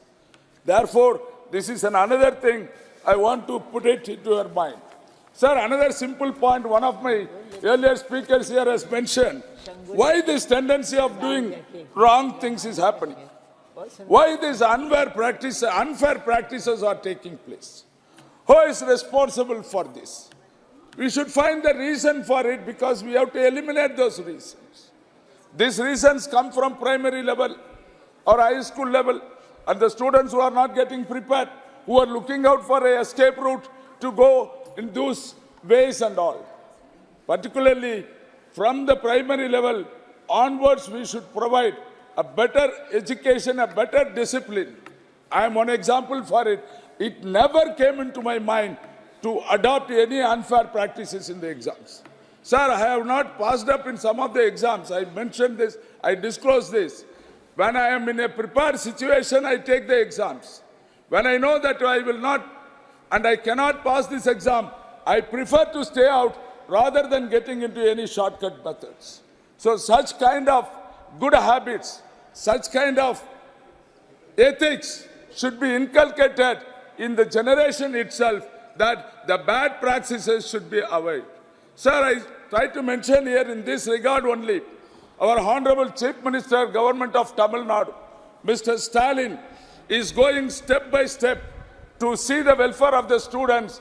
One of the cornerstones he has turned down is that he had brought in for the first time in the country breakfast system to all the elementary school children.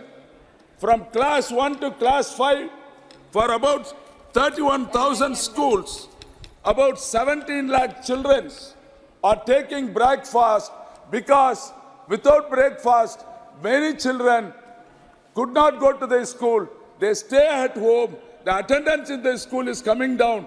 To see that at the primary level itself, entire country, state students should be educated. This breakfast system is introduced. This is one of the systems I just mentioned. There are several educationists there, intelligence people are there, academicians are there. Please, to get the bill piloted, consult with them and take their course in this. Thank you very much. Shri Sumedhanand Saraswati ji.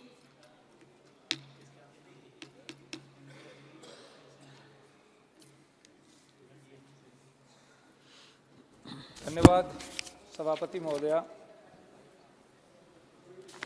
आज मुझे लोक परीक्षा अनुचित साधन निवारण विधेयक 2024 पर बोलने का अवसर प्राप्त हुआ है। मैं सबसे पहले तो माननीय प्रधानमंत्री जी और आदरणीय मंत्री श्री जितेंद्र जी का बहुत बहुत आभार व्यक्त करूंगा। बहुत लंबे अरसे के बाद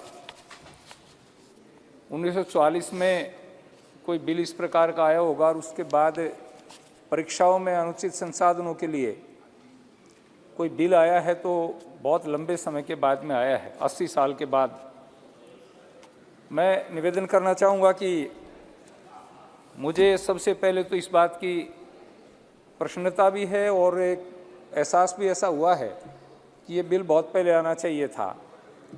कारण ये है कि मैं जिस प्रदेश से आता हूँ, राजस्थान से, सभी वक्ताओं ने लगभग राजस्थान की चर्चा की है।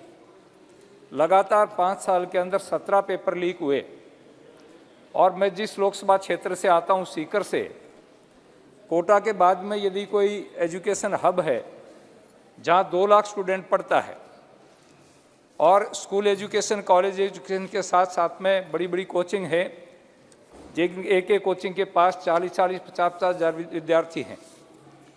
माननीय मंत्री जी ने ठीक कहा, कई साथियों ने ये शंका व्यक्त की थी कि इस बिल में कहीं विद्यार्थी तो हानि नहीं पहुंचेगी, लेकिन विद्यार्थी तो नकल अंदर बैठ करके क्या कर सकता है।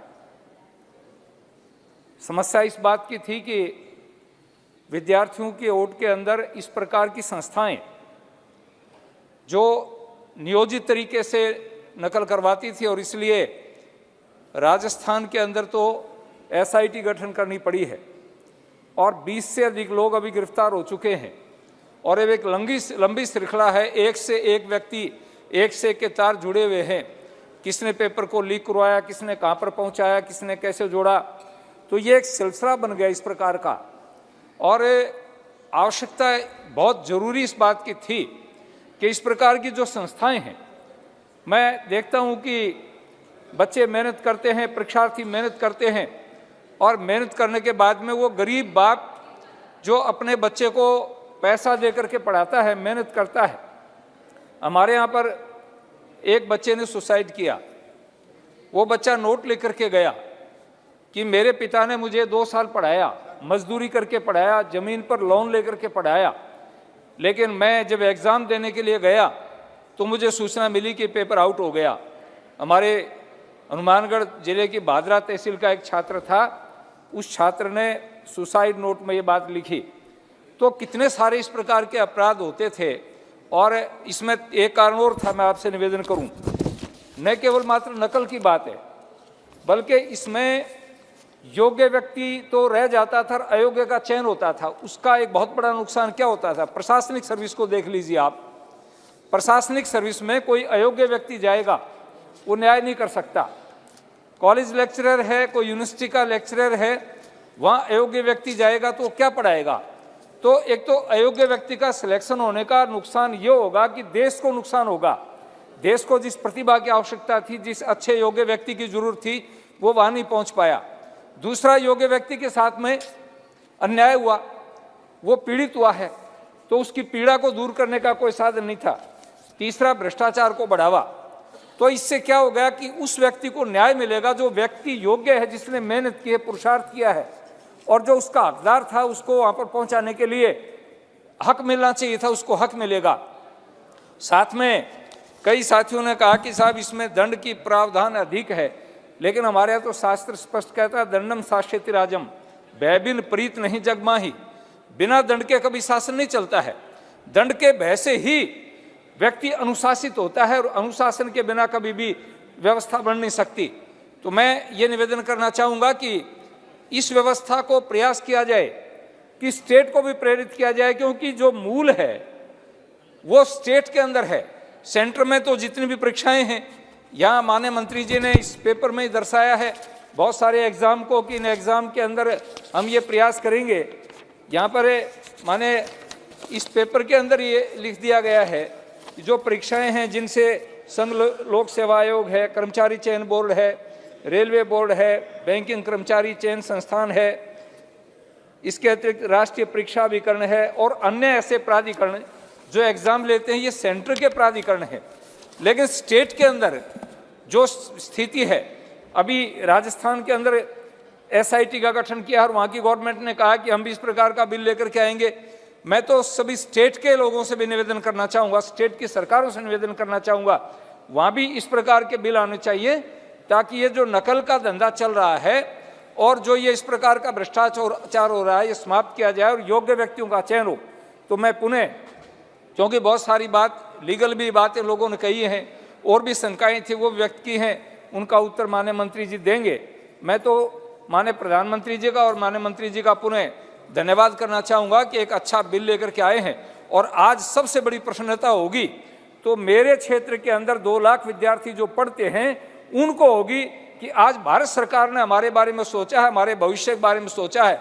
और प्रधानमंत्री जी का जो स्वप्न है 2047 का भारत, वो तभी अच्छा भारत बन पाएगा जब योग्य व्यक्ति वहाँ पहुँचेंगे, और वो तभी पहुँच पाएंगे जब निष्पक्ष दृष्टिकोण से परीक्षाएं होंगी, ठीक व्यवस्था होगी, अनुचित संसाधनों को रोका जाएगा। तो पुनः आभार व्यक्त करता हूँ। धन्यवाद। श्री ST हसन जी। बहुत बहुत शुक्रिया मैम, आपने इस इम्पोर्टेंट बिल पर मुझे बोलने का मौका दिया। मैं इस बिल के सपोर्ट में खड़ा हुआ हूँ। इस बिल की अति आवश्यकता थी जो आज आप लेकर आए हैं, और मैं समझता हूँ इसका एम्स और ऑब्जेक्टिव यही है कि एबल स्टूडेंट्स को इंसाफ मिले।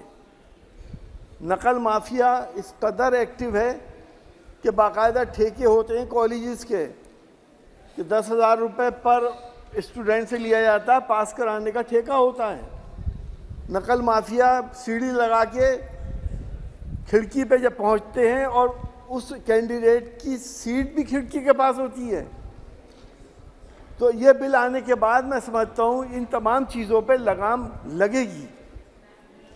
मैडम, आपके माध्यम से मैं कहना चाहता हूँ कि आपका जो एम है कि अच्छे स्टूडेंट को इंसाफ मिले, एक पूरी फील्ड हम इसमें भूल रहे हैं।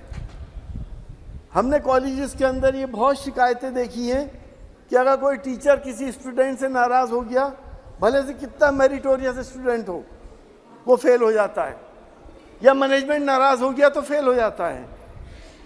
वाइवा जैसी चीज़ जिस पे कभी कोई क्लेम नहीं कर सकता, वाइवा को भी मेरी ये डिमांड है कि वीडियोग्राफी होनी चाहिए। अगर किसी को फेल करना होता है तो एग्जामिनर उससे अपने बाप का नाम पूछता है, और अगर पास करना होता है तो उसी के बाप का नाम पूछता है। ये बड़ा विचित्र मामला है।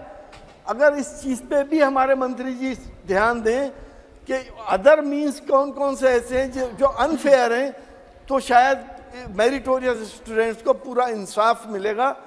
मैं अपनी इसी बात के साथ इस बिल के समर्थन में हूँ और धन्यवाद देता हूँ मंत्री जी को कि इस बिल की बड़ी सख्त ज़रूरत थी जो आज लेकर आए।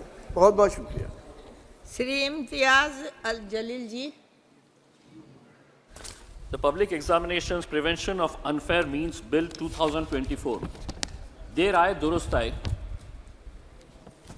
मैडम, अगर ये बिल आज से 5 साल पहले अगर आ गया होता तो 1,40,00,000 बच्चे जो सरकारी नौकरी हासिल करने के लिए, महज 1,04,000 नौकरी हासिल करने के लिए 1,40,00,000 बच्चे जो दिन और रात मेहनत किए, पढ़ाई किए, एग्जामिनेशन के अंदर बैठे, बाद में पता चला कि पेपर लीक हो गया था, एग्ज़ाम कैंसिल हो गया, कई बच्चे एग्जामिनेशन के अंदर बैठ नहीं पाए क्योंकि उससे पहले ही पेपर लीक हो गया था। अगर 5 साल पहले ये बिल आ जाता तो इन्हें इतना खामियाजा भुगतना नहीं पड़ा होता। सवाल ये है कि 1,40,00,000 नौकरियों, 1,40,00,000 बच्चे, नौकरियां कितनी? तो 1,04,000। अगर ये पूरे के पूरे चले भी जाते तो 1,39,00,000 बच्चे तब भी बेरोजगार रहते। आपने इस बिल के जरिए जो सेंट्रल गवर्नमेंट के जो एजेंसीज है, जैसे ऑर्गेनाइजेशंस है, इंस्टीट्यूशंस है, UPSC है, staff selection commission, railway recruitment boards, ऐसी जितनी भी सेंट्रल गवर्नमेंट की है, उसको इस बिल के दायरे के अंदर लेकर आए हैं। हमारी ये मांग है कि जो राज्य सरकार कि जो प्रमुख एग्जामिनेशंस होते हैं उनको भी इस बिल के दायरे के अंदर इसलिए लाना जरूरी हो गया है कि कई राज्य सरकार के नेताओं और कई राज्य सरकार द्वारा ही पेपर लीक के मामले सामने आए हैं, इसीलिए इसको इस बिल के अंदर उन्हें भी लाना जरूरी है। ये जो बिल लाया गया है इसमें हम मंत्री जी से ये पूछना चाहेंगे कि थेफ्ट, एक्सटॉर्शन, रॉबरी और डिस्ट्रक्शन ऑफ क्वेश्चन पेपर्स, इसके लिए सजा का क्या प्रावधान तो बताया गया है, नो स्पेसिफिक प्रोविजन। दूसरा ये है कि डिबारमेंट फ्रॉम एग्जामिनेशंस, इसके लिए क्या प्रावधान है सजा का, तो नो स्पेसिफिक प्रोविजंस। तीसरा ये है कि चीटिंग और use of unfair means by an examinee, कि अगर जो एग्जामिनेशन पेपर चेक कर रहा है उसके खिलाफ अगर वो कुछ बेईमानी करता है तो उसके लिए क्या प्रावधान सजा का, तो नो स्पेसिफिक प्रोविजंस। तो हम मंत्री जी से ये पूछना चाहेंगे कि इसके बारे में क्या क्या स्पेसिफिक प्रोविजंस हैं ये बताए करके। मंत्री जी ने जब अपना ये बिल को पेश कर रहे थे तो स्वाभाविक है आपके विरोधी राज्य जो है उन्हीं के बारे में आप जिक्र करेंगे। आपने राजस्थान का जिक्र कर लिया, पश्चिम बंगाल का जिक्र कर लिया, लेकिन क्या बेईमानी आपके राज्यों के अंदर जो हो रही है उसका जिक्र नहीं करेंगे आप? मैं महाराष्ट्र से आता हूं, मैं महाराष्ट्र के अंदर कितनी बेईमानियां हुई है। टीईटी का एग्जामिनेशन, क्या होता है टीईटी का एग्जामिनेशन चेयरपर्सन मैडम? टीईटी का एग्जामिनेशन होता है कि जो टीचर बनना चाहते हैं उसके अंदर महाराष्ट्र के अंदर एक घोटाला हुआ, एक एक टीचर से 4-4 लाख रुपए लिया गया। पुलिस का कहना है कि 240 करोड़ रुपए का घोटाला है। शिक्षा का स्तर कितना नीचे गिर चुका है इससे आप अंदाजा लगा सकते हैं कि जो टीचर बन रहे हैं वो पैसा देकर टीचर बनना चाहते हैं। महाराष्ट्र के अंदर पिछले 2-3 सालों के अंदर कौन कौन से घोटाले हुए हैं? टीईटी एग्जाम घोटाला, म्हाडा एग्जाम घोटाला, महाज्योति एग्जाम पेपर लीक, तलाठी भर्ती घोटाला, मुंबई पुलिस भर्ती घोटाला, हेल्थ डिपार्टमेंट एग्जाम घोटाला, और पढ़ूं तो बहुत सारी लिस्ट है। यह आपको नजर नहीं आ रहा है? मेरा तो यह कहना है कि जहां जहां पर भी ये घोटाले हुए हैं उनके खिलाफ सख्त कार्रवाई होनी चाहिए। और दूसरा यह है मंत्री जी, जो बच्चे एग्जाम के अंदर बैठ रहे हैं, एक एक ग्रामीण इलाके का, रूरल एरिया का बच्चा 6-6 एग्जाम के अंदर बैठता है, केंद्र सरकार के, राज्य सरकार के, उससे आप पैसा लेते हैं, एग्जामिनेशन फीस, एप्लीकेशन की फीस लेते हैं। क्यों इन्हें माफ नहीं किया जा रहा है? एक तो आप नौकरियां नहीं दे रहे हैं और जो बच्चे 6-6 एग्जाम के अंदर बैठ रहे हैं उनसे है तो पैसा। अध्यक्ष महोदय, ये पूरा देश के नौजवान बच्चे आज सदन की तरफ नजर लगाए हुए हैं। अभी तेलंगाना के अंदर ग्रुप 1 प्रिलिमिनरी एग्जामिनेशन 1 जुलाई के अंदर घोटाला हुआ, कैंसिल कर दिए। 3 महीने के बाद फिर होने वाला था, फिर घोटाला सामने हुआ, कैंसिल कर दिए। फिर बाद में कहा गया कि नहीं अब एग्जामिनेशन ले नहीं सकते क्योंकि इलेक्शन आ गया। मेरा यह कहना है कि बच्चों के ऊपर क्या साइकोलॉजिकल असर पड़ता होगा कि इतनी मेहनत करने के बाद भी आज अगर वो एग्जाम नहीं दे पा रहे हैं। मंत्री जी यहाँ सर उठकर चले गए हैं, उन्हें उर्दू अच्छी तरह से आती है। मैं उनसे ये पूछना चाहूंगा कि आज पढ़े लिखे बच्चों की हालत ऐसी हो गई है कि पढ़ो फारसी और बेचो तेल, ये हालत हो गई है। हाईली क्वालिफाइड बच्चे आज क्लर्क की, चपरासी की नौकरी के लिए अप्लाई कर रहे हैं। तो आप कहीं ना कहीं महाराष्ट्र सरकार का भी एक डिपार्टमेंट का एग्जामिनेशन हुआ है। हो गया आपका समय। एक मिनट मैडम प्लीज। 64 पोस्ट है, 64 पोस्ट है, उसके लिए 9000 बच्चों ने एप्लीकेशन दिए। तेलंगाना का जिस एग्जामिनेशन की बात कर रहा हूं 500 पोस्ट है, अप्लाई कितने किए हैं? 3.5 लाख बच्चे। मैं आपसे ये कहना चाहता हूं, मैं मंत्री जी, मैं आपसे एक सवाल करना चाहता हूं, आंकड़े आपके ही है, आपने एग्जामिनेशन सिस्टम को तो क्लियर कर दिया है, नौकरियां कितनी है ये बताइए। 2022 के अंदर इसी लोकसभा के अंदर रिटर्न रिप्लाई के अंदर ये बताया गया था कि the rush for government jobs continued unabated over the last 8 years, but less than 1% of applications received were selected. Madam, speaker madam, मैं आपको बताना चाहता हूं पिछले 8 साल का जो आंकड़ा है, 22 करोड़ नौजवानों ने नौकरियों के लिए अप्लाई किए। 22 करोड़, सिर्फ 1 मिनट दे दीजिएगा। 22 करोड़, उसमें से नौकरियां कितनी मिली है? तो महज 7,22,000 बच्चों को सरकारी नौकरियां मिली है। अच्छा बोल रहे हैं। 22 करोड़ कहां पे है और 7 लाख कहां पे है? उसके बावजूद भी आप अपनी पीठ थपथपा रहे हैं। अब मैडम स्पीकर, कल हमने प्रधानमंत्री जी का भाषण सुना, 2 घंटे तक वो बोलते रहे कि कितना अच्छा रहा है करके, हमने मंदिर बना दिए, हमने ये बना दिए, आप अपनी पीठ थपथपाते रहे। मोदी जी की गारंटी है करके जब उन्होंने कहा तो आप सभी ने तालियां बजाए, बेंच को बजा बजा कर अपने हाथ दुखा दिए। क्या मोदी जी की गारंटी यहाँ के इस देश के सब कुछ का? जी जी जी बैठा जा, बैठा, प्लीज बैठा जा, चले। धन्यवाद अध्यक्ष जी, आपने मुझे बोलने का मौका दिया। अब तो ये 5 वर्ष का कार्यकाल पूरा होने वाला है। कल माननीय प्रधानमंत्री जी का 2 घंटे का भाषण था और हम सब उस भाषण को बड़े ध्यान से सुन रहे थे और एक के बाद पिछली घटनाएं, कई चीज़ें जो 60-70 वर्ष में हुए उनके बारे में, फिर किस प्रकार से सुधार का वातावरण, किस प्रकार से हर क्षेत्र में जो पिछले 10 साल में हमने पूरा किया है माननीय प्रधानमंत्री जी के नेतृत्व में, किस प्रकार से आंकड़ों के माध्यम से उन्होंने दर्शाया कि हम कहाँ कहाँ बढ़े और कैसे कैसे बढ़े। तो इस एरा के सबसे बड़े रिफॉर्मिस्ट के रूप में, इस एरा के सबसे बड़े नेता के रूप में हम सब लोगों ने थपथपी बजा के उनका, और जो उनका अंतिम बयान था, जो शायद हमारे विपक्ष के लोग उस बात को सुनने से थोड़ा परहेज करते थे, उन्होंने कहा कि आज भी हम तैयार हैं, आप हमारे साथ कंधा में कंधा मिला के चलो और आने वाली पीढ़ी के लिए हम तुम्हारे साथ चलेंगे। और उनका एक और शब्द कि तुम चाहे जितने पत्थर हम पर चलाओ, उस सभी पत्थर को भारत के नवनिर्माण में उसके नींव में इस्तेमाल करें। और उसके बाद से आज ये एक ऐसा विधेयक लाया गया है जो public examination and prevention of unfair means को रोकने के लिए है।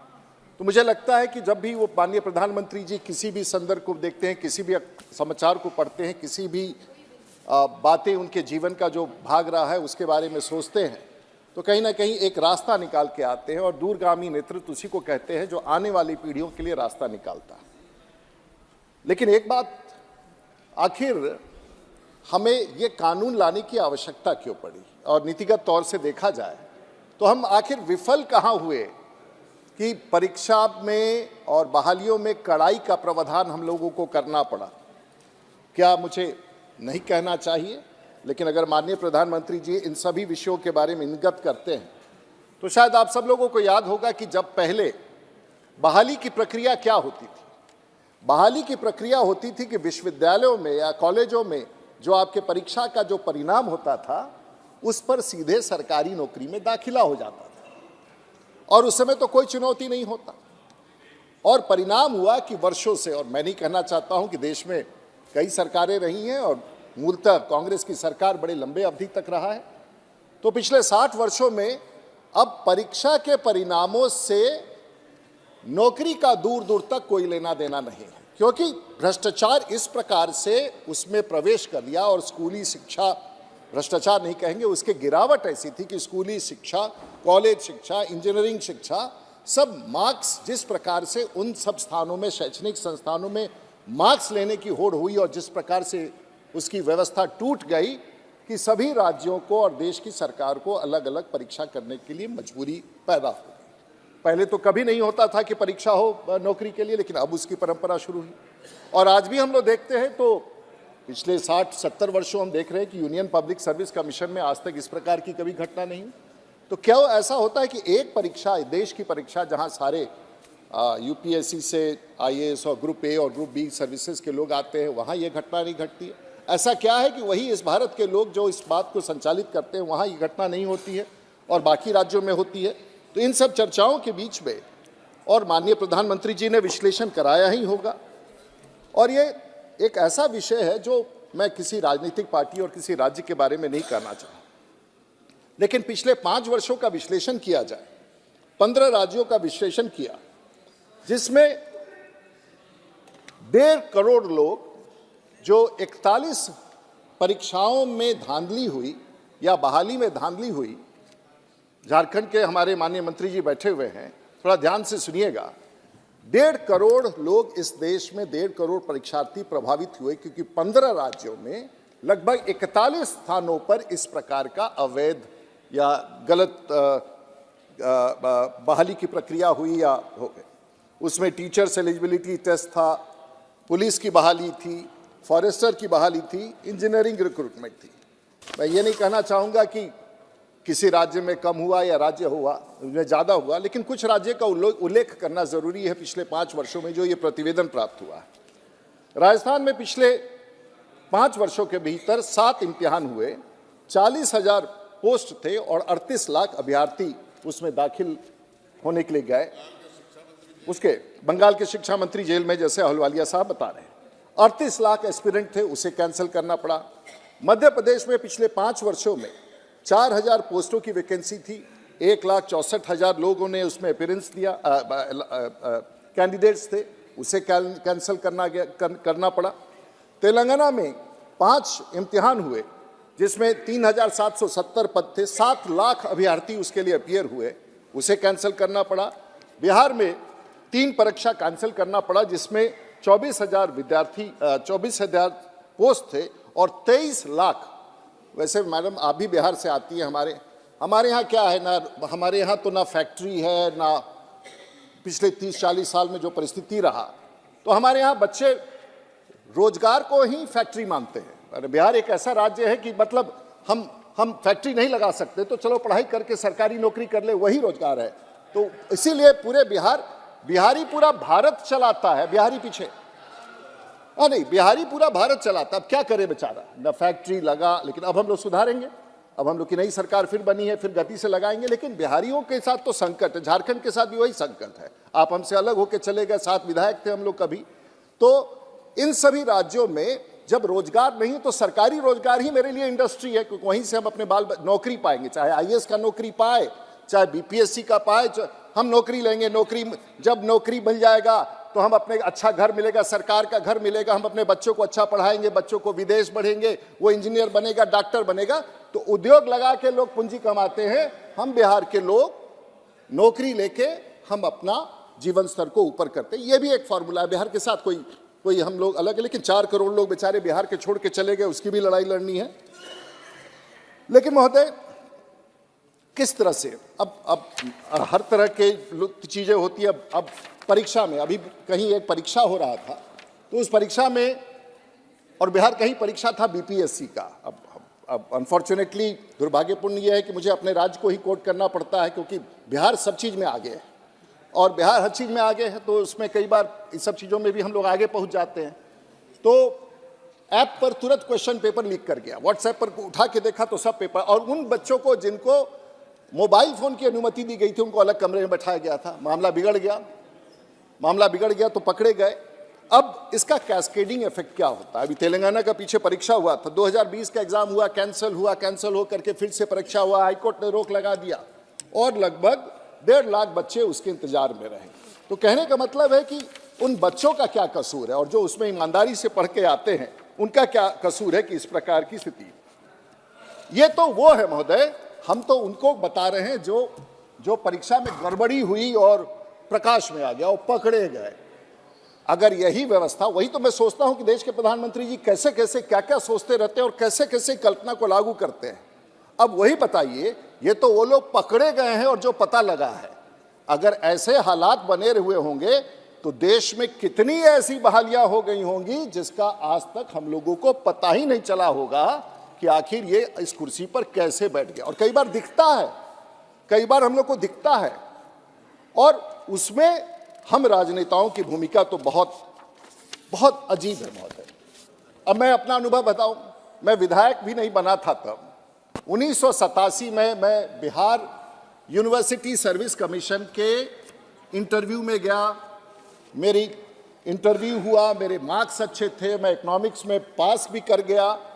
और उस समय का राज्य सरकार एक 1990 में आते आते बिहार में, जो बाद में माननीय मुख्यमंत्री जेल भी चले गए, वो उस समय राज्य के मुख्यमंत्री थे, उनका एक यूनिवर्सिटी पर कब्जा था, यूनिवर्सिटी सर्विस कमीशन पर कब्जा था। देखिए शुरुआत कैसे होता है, नेताओं की भागीदारी से किस प्रकार से इन परंपराओं को हम लोग तोड़ते हैं। मैं उसी विषय साहब, मेरिट में मैं सबसे आगे था, और जब वो लिस्ट रखा गया उस समय के राजनेताओं के सामने में कि राजीव प्रताप रूडी जो अभी एमएलए है, इस बिहार यूनिवर्सिटी सर्विस कमीशन में इसका लेक्चरर का अपॉइंटमेंट हो गया, तो पूरा का पूरा वो फाड़ करके नीचे फेंक दिया गया।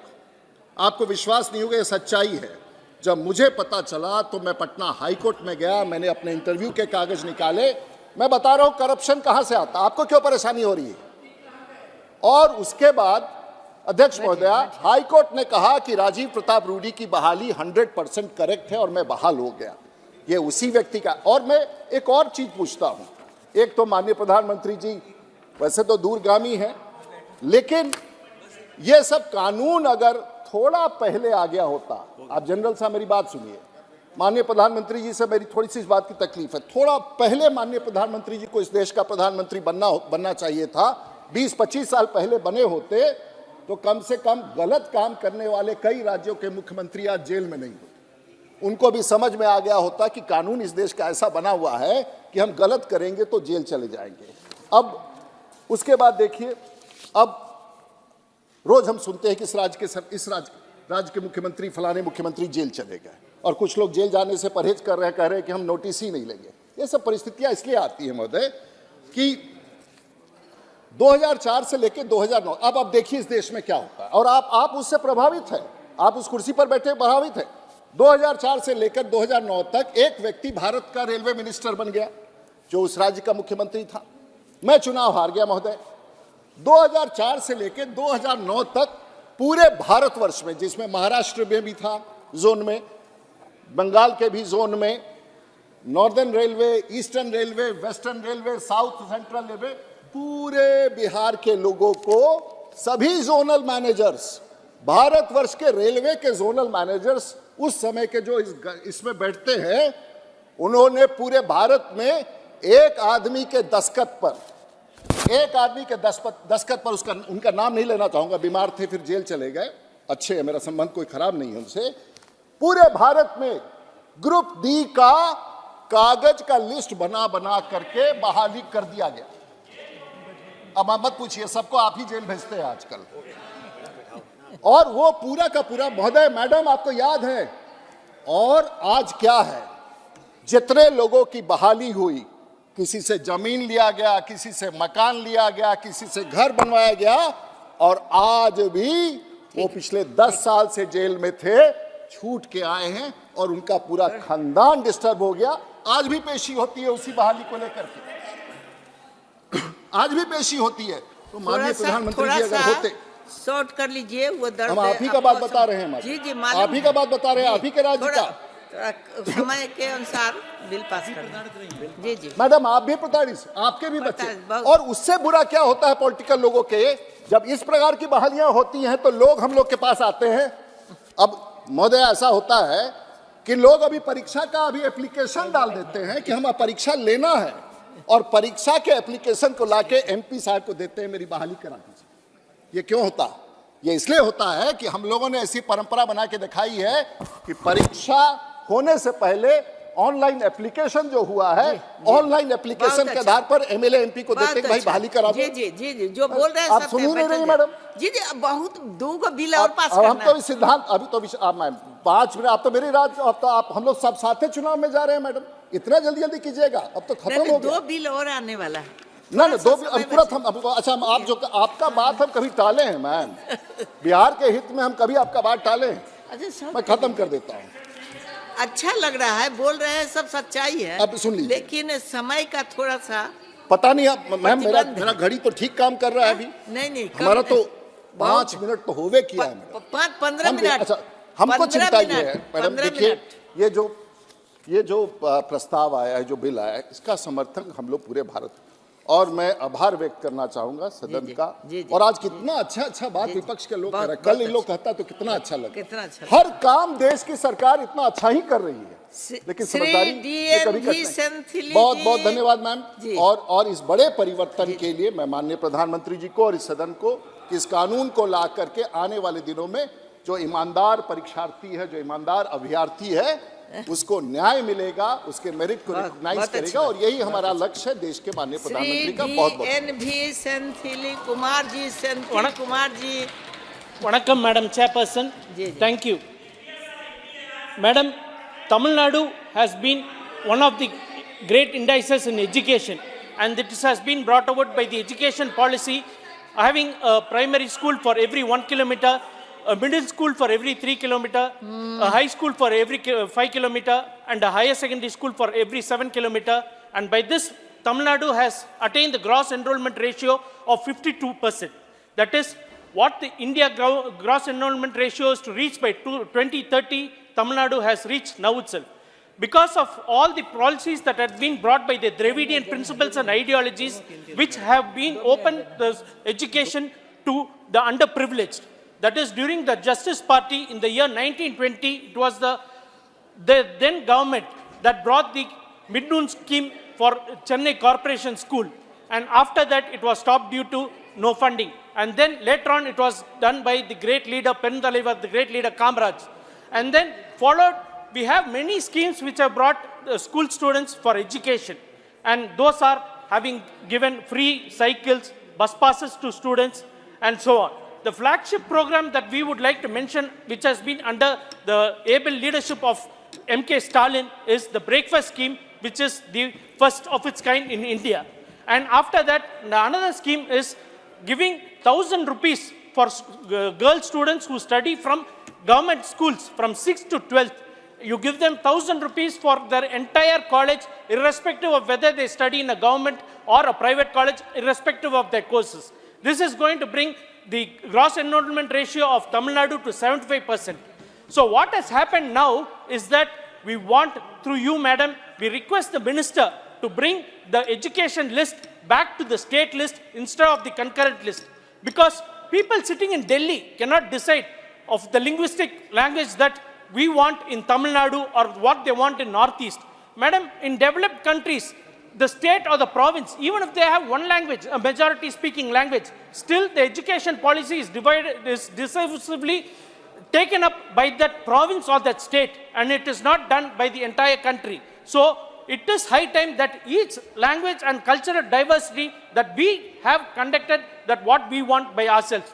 Madam, it was our great visionary leader, the late Chief Minister Dr. Karunanidhi, who had abolished the entrance exams. And due to this abolition of entrance exams, all the students from rural were able to get into medical colleges, engineering colleges. But with the advent of NEET exam, what has happened is that only the affluent, that is, even if you get a single percentile in your 12th examinations, you still get with a pass. If you, madam, I'm just finishing in 1 minute, madam. With 20 lakh rupees, if you are rich enough, you can go to a private medical college. So this is what we are against. And madam, regarding the entrance exams, for the students who go for the exams, they are thoroughly searched, they are physically body frisked. Madam, I'm just finishing. They are body frisked, their dupattas are removed, their hair clips are removed, their earrings are removed, even their ornaments are removed. They shouldn't be treated as terrorists. They should be treated as students who are just going to go into colleges, and they should be treated with dignity and with humanity. With this, I thank you for giving me this opportunity. அவை தலைவருக்கு வணக்கம். வேலைவாய்ப்பு மற்றும் உயர்கல்வி நிறுவனங்களில் சேருவதற்கான பொதுத் தேர்வுகளில் நடைபெறும் முறைகேடுகளை தடுப்பதற்கான இந்த சட்ட மசோதாவை நாடாளுமன்ற குழுவின் ஆய்வுக்கு உட்படுத்த வேண்டும் என்று வேண்டுகோள் விடுக்கிறேன். இத்தகைய பொதுத் தேர்வுகள் தேவைதானா, இதனை மறுபரிசீலனைக்கு உட்படுத்த வேண்டும் என்றும் விடுதலை சிறுத்தைகள் கட்சியின் சார்பில் வேண்டுகோள் விடுக்கிறேன். பட்ட வகுப்புகளை முடித்து மாணவர்கள் வேலைவாய்ப்பை தேடுகிற போதும் அல்லது உயர்கல்வி நிறுவனங்களில் சேருகிற போதும் இப்படிப்பட்ட போட்டித் தேர்வுகளில் பங்கேற்பது அவர்களுக்கு கடுமையான மன உளைச்சலை, மன அழுத்தத்தை தருவதாக உள்ளது. முதல் தலைமுறையை சார்ந்த கிராமப்புறத்து மாணவர்கள் பெற்றோர் கல்வி வாசனையே அறியாதவர்களாக இருந்து முதலாக பள்ளியிலும் பல்கலைக்கழகங்களிலும் அடியெடுத்து வைக்கக்கூடியவர்கள் அந்த பட்ட வகுப்பிலே தேர்ச்சி பெறுவதே ஒரு சாதனையாக கருதுகிறார்கள். அப்படிப்பட்டவர்கள் அரசு துறைகளில், பொதுத்துறைகளில் வேலைவாய்ப்பை பெறுவதற்கு மீண்டும் மீண்டும் தேர்வுகளை எழுத வேண்டும் என்கிற நிலைக்கு தள்ளப்படுகிற போது அவர்களுக்கான வாய்ப்பு திட்டமிட்டு பறிக்கப்படுவதாகவே உள்ளது. அவர்களுக்கான இந்த வடிகட்டும் முறை என்பது அவர்களை உயர் பதவிகளில் அல்லது வேலைவாய்ப்புகளில் அமரவிடாமல் தடுப்பதற்கான ஒரு புதிய உத்தியாகவே இதை கருத நேரிடுகிறது. என்ட்ரன்ஸ் எக்ஸாம் நுழைவுத் தேர்வு, எலிஜிபிலிட்டி டெஸ்ட் தகுதி தேர்வு, பிறகு ரெக்ரூட்மெண்ட் எக்ஸாமினேஷன் போட்டித் தேர்வு, இப்படி அடுக்கடுக்கான அடுத்தடுத்து பல்வேறு தேர்வுகளை அவர்கள் காண வேண்டியிருக்கிறது. ஒருவன் கல்வித் தகுதியை பெறுவதற்கும் தேர்வில் தேர்ச்சி பெறுவதற்கும் பெரிய இடைவெளி இருப்பதாகவே கருதுகிறோம். எனவே இதனை மேலும் இலகுவாக்க வேண்டும். பட்ட வகுப்பிலே தேர்ச்சி பெறக்கூடியவர்களை உரிய துறைகளில் பணிகளில் அமர்த்துவதற்கு அந்தந்த பல்கலைக்கழகங்களிலேயே அவர்களை தகுதிப்படுத்த வேண்டும் என்று நான் கேட்டுக்கொள்கிறேன். IAS, IPS போன்ற தேர்வுகள் அல்லது இது போன்ற போட்டித் தேர்வுகள், railway recruitment, banking service recruitment, இவற்றுக்கெல்லாம் தனியார் பயிற்சி நிறுவனங்களை நாட வேண்டியிருக்கிறது. பிரைவேட் கோச்சிங் சென்டர்ஸ் இவையெல்லாம் இன்றைக்கு வணிகமயமாகி இருக்கின்றன. இந்த தனியார் பயிற்சி நிறுவனங்களில் லட்சக்கணக்கிலே பணம் செலுத்தி கட்டணம் செலுத்தி படித்தால் மட்டும்தான் அவர்களால் இந்த தேர்வில் வெற்றி பெற முடியும், தேர்ச்சி பெற முடியும் என்கிற நிலை இருக்கிறது. எனவே பொதுவில் இப்படிப்பட்ட இந்த போட்டித் தேர்வுகளை முற்றாக கைவிட வேண்டும் என்பதுதான் விடுதலை சிறுத்தைகளின் வேண்டுகோள். கடந்த கொரோனா வந்தபோது IAS எழுதிய மாணவர்கள் அதற்கான தயாரிப்பை செய்ய முடியாமல் பாதிக்கப்பட்டு விட்டார்கள். ஆகவே அவர்கள் மறுபடியும் தங்களுக்கான ஒரு வாய்ப்பு வேண்டும் என்று கோரிக்கை வைத்து தொடர்ந்து முயற்சித்துக் கொண்டிருக்கிறார்கள். இதனை அரசு பரிசீலிக்க வேண்டும், அவர்களுக்கு ஒரு வாய்ப்பை தர வேண்டும் என்று கேட்டு இந்த மசோதாவை நாடாளுமன்ற குழுவுக்கு ஆய்வுக்கு அனுப்ப வேண்டும் என்று கேட்டு முடிக்கிறேன். நன்றி, वणक्कम. धन्यवाद सभापति महोदय। आपने मुझे लोक परीक्षा अनुचित साधनों की रोकथाम विधेयक 2024 पर बोलने का मौका दिया, इसके लिए मैं आपकी बहुत बहुत आभारी हूँ। हालांकि इस बिल का समर्थन करती हूँ और रद्द की गई परीक्षाओं से पीड़ित प्रत्येक अभ्यर्थियों के प्रति सहानुभूति रखती हूँ, लेकिन आज मैं इस विधेयक के कुछ मुद्दों पर आपका ध्यान लाने के लिए खड़ी हूँ। विधेयक की आवश्यकता राजस्थान में प्रश्न पत्र लीक के बाद भर्ती परीक्षाओं, हरियाणा के में ग्रुप डी पदों के लिए सामान्य पात्रता परीक्षा CET, गुजरात और बिहार में सिपाहियों की भर्ती और उसी तरह से उत्तर प्रदेश में भी शिक्षक भर्ती का पेपर लीक हुआ है, जिसके चलते जूनियर क्लर्कों के लिए परीक्षा भर्ती सहित कई प्रतियोगी सार्वजनिक परीक्षाओं को रद्द करने की पृष्ठभूमि पैदा हुई है। कई समाचार पत्रों के रिपोर्ट के अनुसार 2016 से 2023 तक पेपर लीक से 1.4 करोड़ से अधिक उम्मीदवार प्रभावित हुए हैं।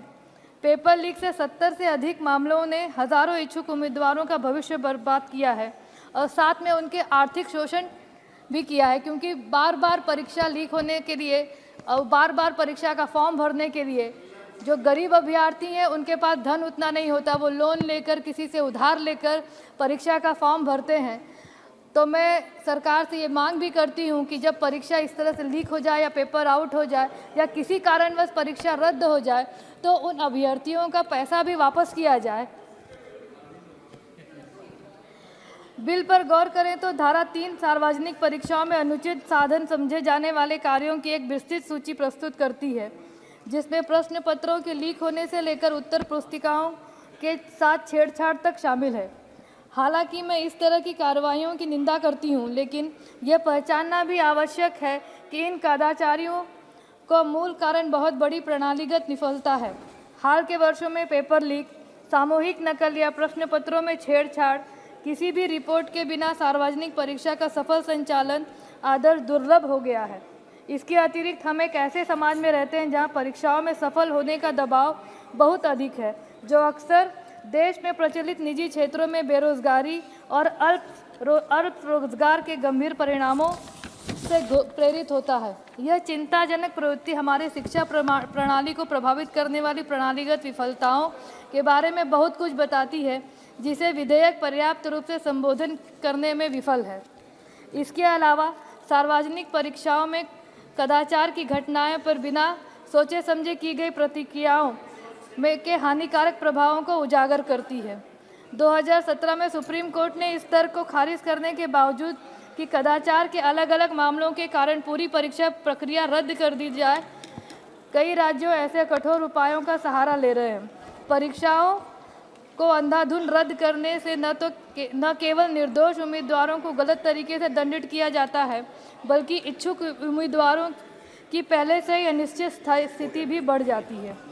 एक उम्मीदवार की दुर्दशा पर विचार करें तो किसी परीक्षा को मनमाने ढंग से रद्द करने या देरी के कारण पात्रता कीजिए करिए।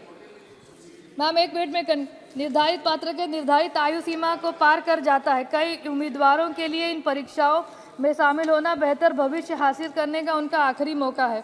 नकल और कदाचार के कारण बेरोजगारी भी आजकल बढ़ती जा रही है और बेरोजगारी का आलम यह है कि अभी माननीय महामहिम राष्ट्रपति जी ने अपने अभिभाषण में कहा कि नौकरियां मिशन मोड में दी जा रही हैं। मैं इसका समर्थन करती हूं, लेकिन जो नौकरियां मिली हैं वो सीमित समय के लिए मिली हैं या तो आउटसोर्सिंग से मिली हैं, जबकि राज्यों में और केंद्रों में लाखों पद खाली पड़े हुए हैं। मैं सरकार से अनुरोध करूंगी कि एक स्पेशल अभियान चलाकर इन खाली पड़े हुए पदों को भरने की कोशिश की जाए, ताकि जो बेरोजगारी है उसे कम किया जा सके और इस परीक्षा में जो इस तरह के कार्य हो रहे हैं उस पर दंड प्रणाली और सख्त की जाए। आपने मुझे बोलने का मौका दिया, इसके लिए मैं बहुत बहुत आभारी हूँ। धन्यवाद। श्री संजय सेठ जी। धन्यवाद सभापति महोदया, आपका जोहार। प्रतियोगिता परीक्षाओं की निष्पक्ष और सदाचार मुक्त संचालन के लिए पेश किए इस विधेयक के पक्ष में मैं बोलने के लिए खड़ा हूँ। पेपर लीक, प्रतियोगिता परीक्षाओं में धांधली को रोकने के लिए यह विधेयक हम कह सकते हैं कि देश के युवा मेहनतकश छात्रों का मनोबल बढ़ाने के लिए और ऐसी पारदर्शी व्यवस्था जहां छात्रों का मनोबल टूटे नहीं, युवाओं का मनोबल टूटे नहीं, और कह सकते हैं प्रधानमंत्री नरेंद्र मोदी जी जिन्होंने अंग्रेज के जमानों के 1500 कानून ध्वस्त कर दिए, ऐसे कानून अनुपयोगी थे, ध्वस्त कर दिए, ऐसे कदम उठाए रहे हैं जो देश हित में देश की आवश्यकता है। अभी मैं तो कह सकता हूं कि झारखंड के विद्यार्थियों का सौभाग्य है, अभी 2 दिन पहले मैंने इसी सदन में जीएससी पेपर लीक का मामला इस सदन में रखा था कि कैसे झारखंड के अंदर पेपर लीक हुआ और सचिवालय सहायक परीक्षा जिसमें 750 केंद्र थे, छात्र बस में ट्रेन में चढ़कर परीक्षा देने गए ठंड के मौसम में, और जब परीक्षा दे रहे थे तो उनको पता चला तो पेपर लीक हो गया है। और यह दुर्भाग्यपूर्ण और दुर्भाग्य कि जब न्याय मांगने गए तो लाठीचार्ज हुआ, उल्टे कल्प्रिट को नहीं पकड़ा गया, छात्रों पे गंभीर धाराएं लगाई गई, छात्रों पर गंभीर धाराएं लगाकर एसआईटी का गठन किया कर उनकी गिरफ्तारी की जा रही है। ये कहां का न्याय है? और यही इसीलिए प्रधानमंत्री नरेंद्र मोदी जी ने छात्रों के हित के लिए इतना बड़ा सुधारीकरण का कदम उठाया है। और ये जो विद्यार्थी जिन्होंने झारखंड सरकार की परीक्षा लिखने के लिए आवेदन दिया था, इस उम्मीद से कि परीक्षा होगी, उन्हें रोजगार मिलेगा, उनके परिवार का भविष्य सुधरेगा, इन्होंने परीक्षाएं लिखी तो उन्हें पता चला कि परीक्षा का जो ये पेपर लीक हो गया, अब उनके दिल पे क्या बीतती होगी, उनके परिवार पे क्या बीतती होगी। हम ये कह सकते हैं कि यह दुर्भाग्यपूर्ण कदम झारखंड में ये कदम उठा। और मैं कह सकता हूं कल कांग्रेस पार्टी के एक नेता झारखंड गए थे, उन्होंने फोटो सेशन भी किया, फोटो भी खिंचवाई, लेकिन छात्रों के भविष्य के लिए, छात्रों पे जो लाठीचार्ज हुआ, छात्रों के पे जो केस हुआ, उसमें एक शब्द भी नहीं बोला। फोटो सेशन तो कराओ, लेकिन छात्रों के हित के लिए तो बात उठाते, बात करते। मेरा महोदय से आग्रह है कि अविलंब सीबीआई की जांच होनी चाहिए। जो कल्प्रिट है, बड़ा से बड़ा अधिकारी क्यों नहीं हो, उसको जेल के पीछे डालना चाहिए। मैं सैल्यूट करना चाहता हूं प्रधानमंत्री नरेंद्र मोदी जी को कि युवाओं को, छात्रों को इतना बड़ा उपहार देने का काम किया है। आपको पुनः अभिनंदन करते हो इस आशा के साथ कि झारखंड के छात्रों के साथ न्याय होगा, झारखंड के युवाओं के साथ न्याय होगा। सीबीआई जांच कराकर ऐसे कल्प्रिट को जेल भेजे। हाँ, माननीय मंत्री जी।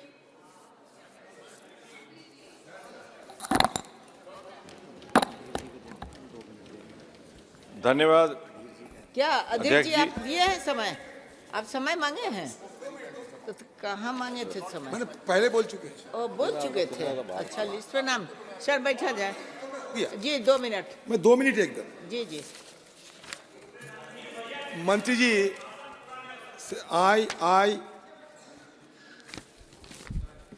I rise to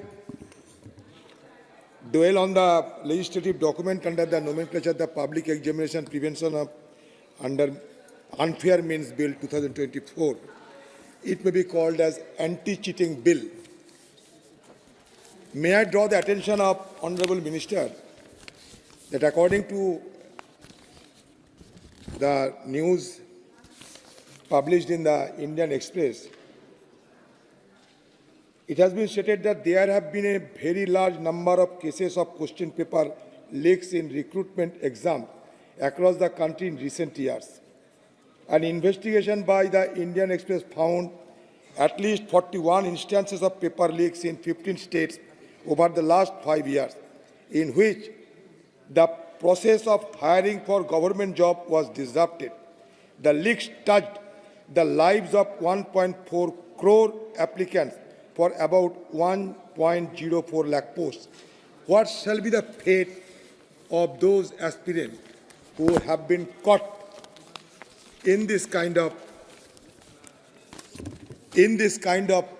nefarious activities for which they have not committed any fault? Second thing, I would like to suggest that you are talking about, through this legislative document, transparency. Just yesterday, I have mentioned that according to the Transparency International report, India's ranking on the Corruption Perception Index dropped from 85 in 2022 to 93 in 2023. So that means Corruption Perception Index has been alarmingly increasing. Here in this bill, certainly lofty ideals have been enshrined, but the issue is that you are putting your entire emphasis on punishment. But why not preventive measures are being conceived? Only on the basis of coercion, this kind of Nishikant Dubey is interacting with the officials, not sir. Madam. Nishikant Dubey is interacting with the officials in the official box. How can he?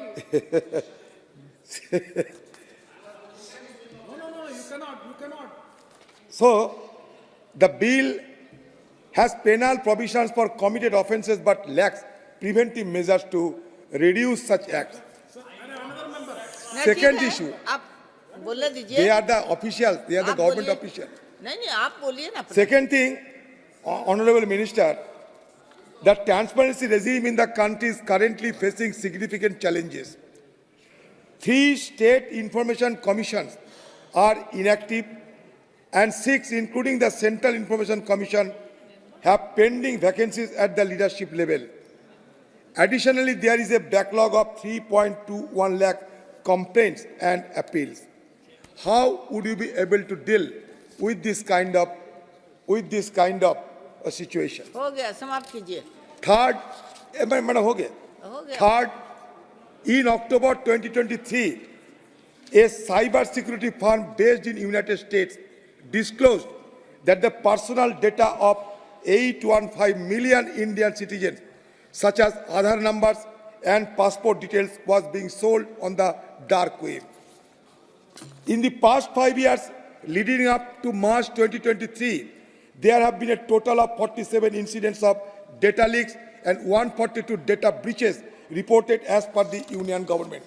When there is a plethora of such kind of leaks, how would you be able to plug this kind of serious loopholes? Not only that, only 38% of households in the country are digitally literate. 70% of India's population struggled with limited access to digital services. Among the poorest, 20% of households only 2.7% own a computer and 8.9% have internet access. Again, I am also trying to highlight the issue that the entire emphasis of this legislative document is to centralize the entire authority at your disposal. So that is why the bill grants significant authority to union government, including the power to formulate rules and regulation. Additionally, it confers the ability to transfer investigation to central agencies, thus consolidating considerable control of investigation in the hands of the union government. And if the centralization of authority is at the hand of the government like you, then it is easily assumed that all your opposition voices will further be throttled by dint of this kind of legislation. Thank you. माननीय मंत्री जी,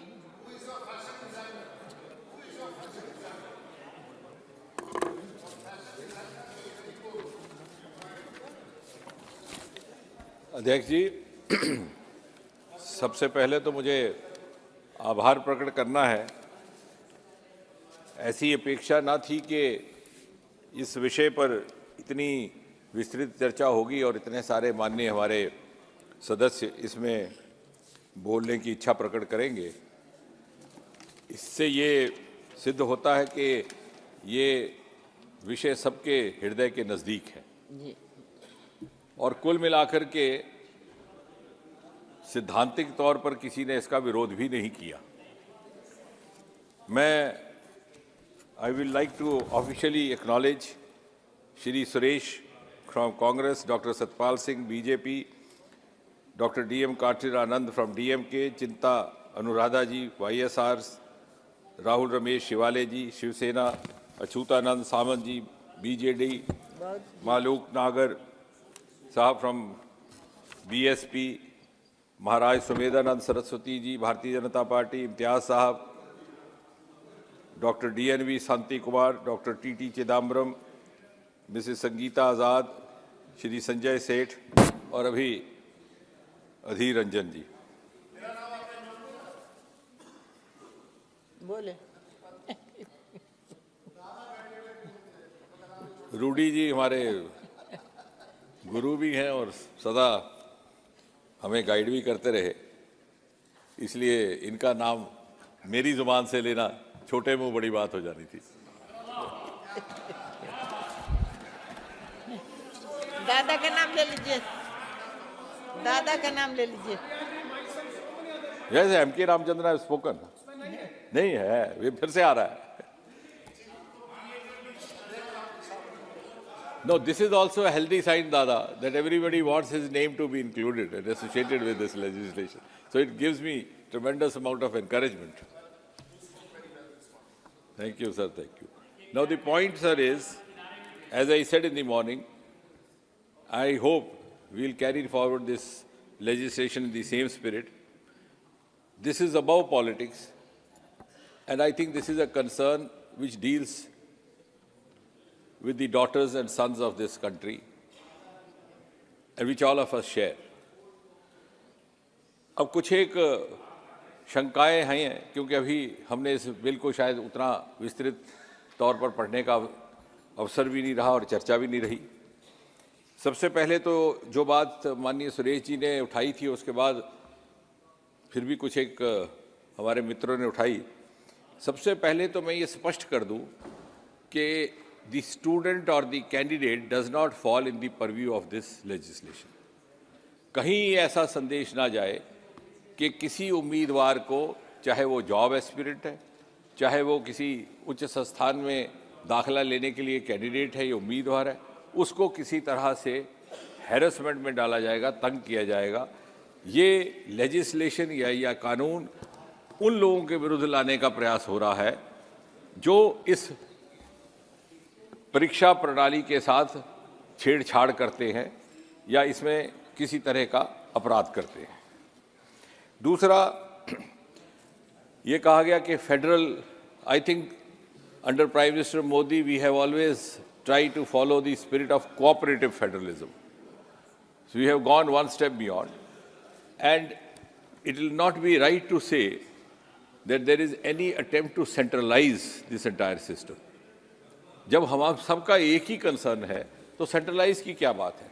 मैंने सुबह भी कहा था, क्या हम नहीं चाहेंगे कि हमारे बच्चे या आपके बच्चे या आपके बच्चे या आपके बच्चे या आपके बच्चे उस स्थिति से गुजरे जैसे वो बिटिया गुजरी, जो लिख के छोड़ गई कि मम्मा पापा I am the worst daughter in this world? तो फिर कहाँ आया सेंट्रलाइज? वो कहते हैं कि खड़ा है दर्द का रिश्ता तो फिर जुदाई क्या?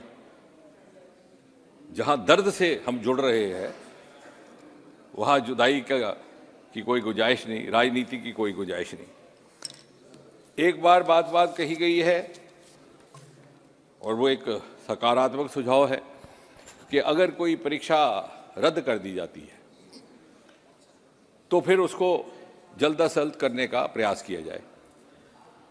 I think this is a suggestion which is well taken. और इनका कहना है कि बच्चों का साल ज़ाया जाता है। अब उसमें होता क्या है कि अलग अलग परीक्षाएं जब रद्द होती हैं तो अलग अलग कारणों से, कहीं सीबीआई की इंक्वायरी है, कहीं किसी और तरह का एजेंसी या संस्था और इसकी जांच कर रही है, तो इसलिए चाहते हुए भी कोई समयबद्ध सीमा रेखा बनाना प्रत्येक परीक्षा की स्थिति में संभव नहीं रहता। लेकिन हाँ, प्रयास हमारा भी यही रहे और सबका रहेगा, और जो एग्ज़ाम कंडक्टिंग एजेंसीज है उनका भी रहता है। और उसके दायरे में वो सारे अदारे आ जाएंगे जो डायरेक्टली इनडायरेक्टली जुड़े हैं, चाहे संस्थाएं हैं चाहे वो कोचिंग सेंटर हैं। सतपाल जी ने ठीक कहा कि लाखों की संख्या में अब ये परीक्षा में हमारे उम्मीदवार अपीयर होते हैं। स्टाफ सिलेक्शन कमीशन में 50, 60, 70 लाख। और इसलिए ये भी एक कारण हो सकता है कि शायद अभी व्यवस्थाएं धीरे धीरे उस तरह से विकसित हो रही हैं। एक बड़ी महत्वपूर्ण बात which I will seek the permission of the honourable speaker to clarify, doctor DM Kathir Anand साहब ने बड़ा एक सरकार पर आरोप लगाया कि ये भाषा के कारण कहीं भेदभाव हो रहा है। Now I said in the beginning, I don't want to give even the slightest political tinge to this debate, but on the basis of facts, may I make a small submission that this is for the first time, this government, NDA government under Prime Minister Modi, which has started conducting staff selection examination in 13 regional languages, including Tamil. This did not happen during the UPA rule, of which DMK was the partner. So may I humbly remind him, what they had left undone has been accomplished by this government. If they could not do it at that time, whatever may be their reasons, we have done it. Similarly, as far as the UPSC is concerned, we have again 13 scheduled languages conducting this exam. We hope to gradually include all the 22. The staff selection examination is being conducted in all the regional languages, including Tamil and also the other South Indian languages. और मैंने सुबह कहा था कि मेरा सौभाग्य कि इस तमिल संस्कृति के प्रतीक सोलंग के उपस्थिति में इनको साक्षी जान करके हम ये युवा शक्ति को समर्पित ये विधेयक ला रहे हैं. So with all the due respect to all the cultures, all the regions of this country, we have introduced 13 regional languages, this government only, for all the different kinds of exams, including MTS, non-technical, constable in paramilitary forces, and combined higher secondary level. Higher secondary के बाद जिन पदों के लिए उम्मीदवार qualified होता है eligibility, उस तक भी हमने रीजनल लैंग्वेजेस में इम्तहान करने शुरू कर दिए. उसके उपरांत उन्होंने ये कहा कि तमिलनाडु में वहाँ की सरकार टीचिंग मटेरियल और प्रेपरेटरी मटेरियल उपलब्ध करवा रही है. ऐसा नहीं है, ये व्यवस्थाएं केंद्र सरकार में भी हैं और हम हमेशा प्रोत्साहित करते हैं कि राज्य सरकारें भी उसका लाभ लें. Indian institute of public administration उदाहरण के तौर पर, one of the oldest government institutions set up early 1950s, doctor Rajendra Prasad ji ने उसकी शिलान्यास किया था, प्रथम राष्ट्रपति. वो उसका यही दायित्व है, यही मैंडेट है, और समय समय पर प्रदेशों के अधिकारियों और वहाँ के दूसरे एस्पिरेंट्स के लिए इस तरह के कार्यक्रम भी किए जाते हैं। अब इसके अतिरिक्त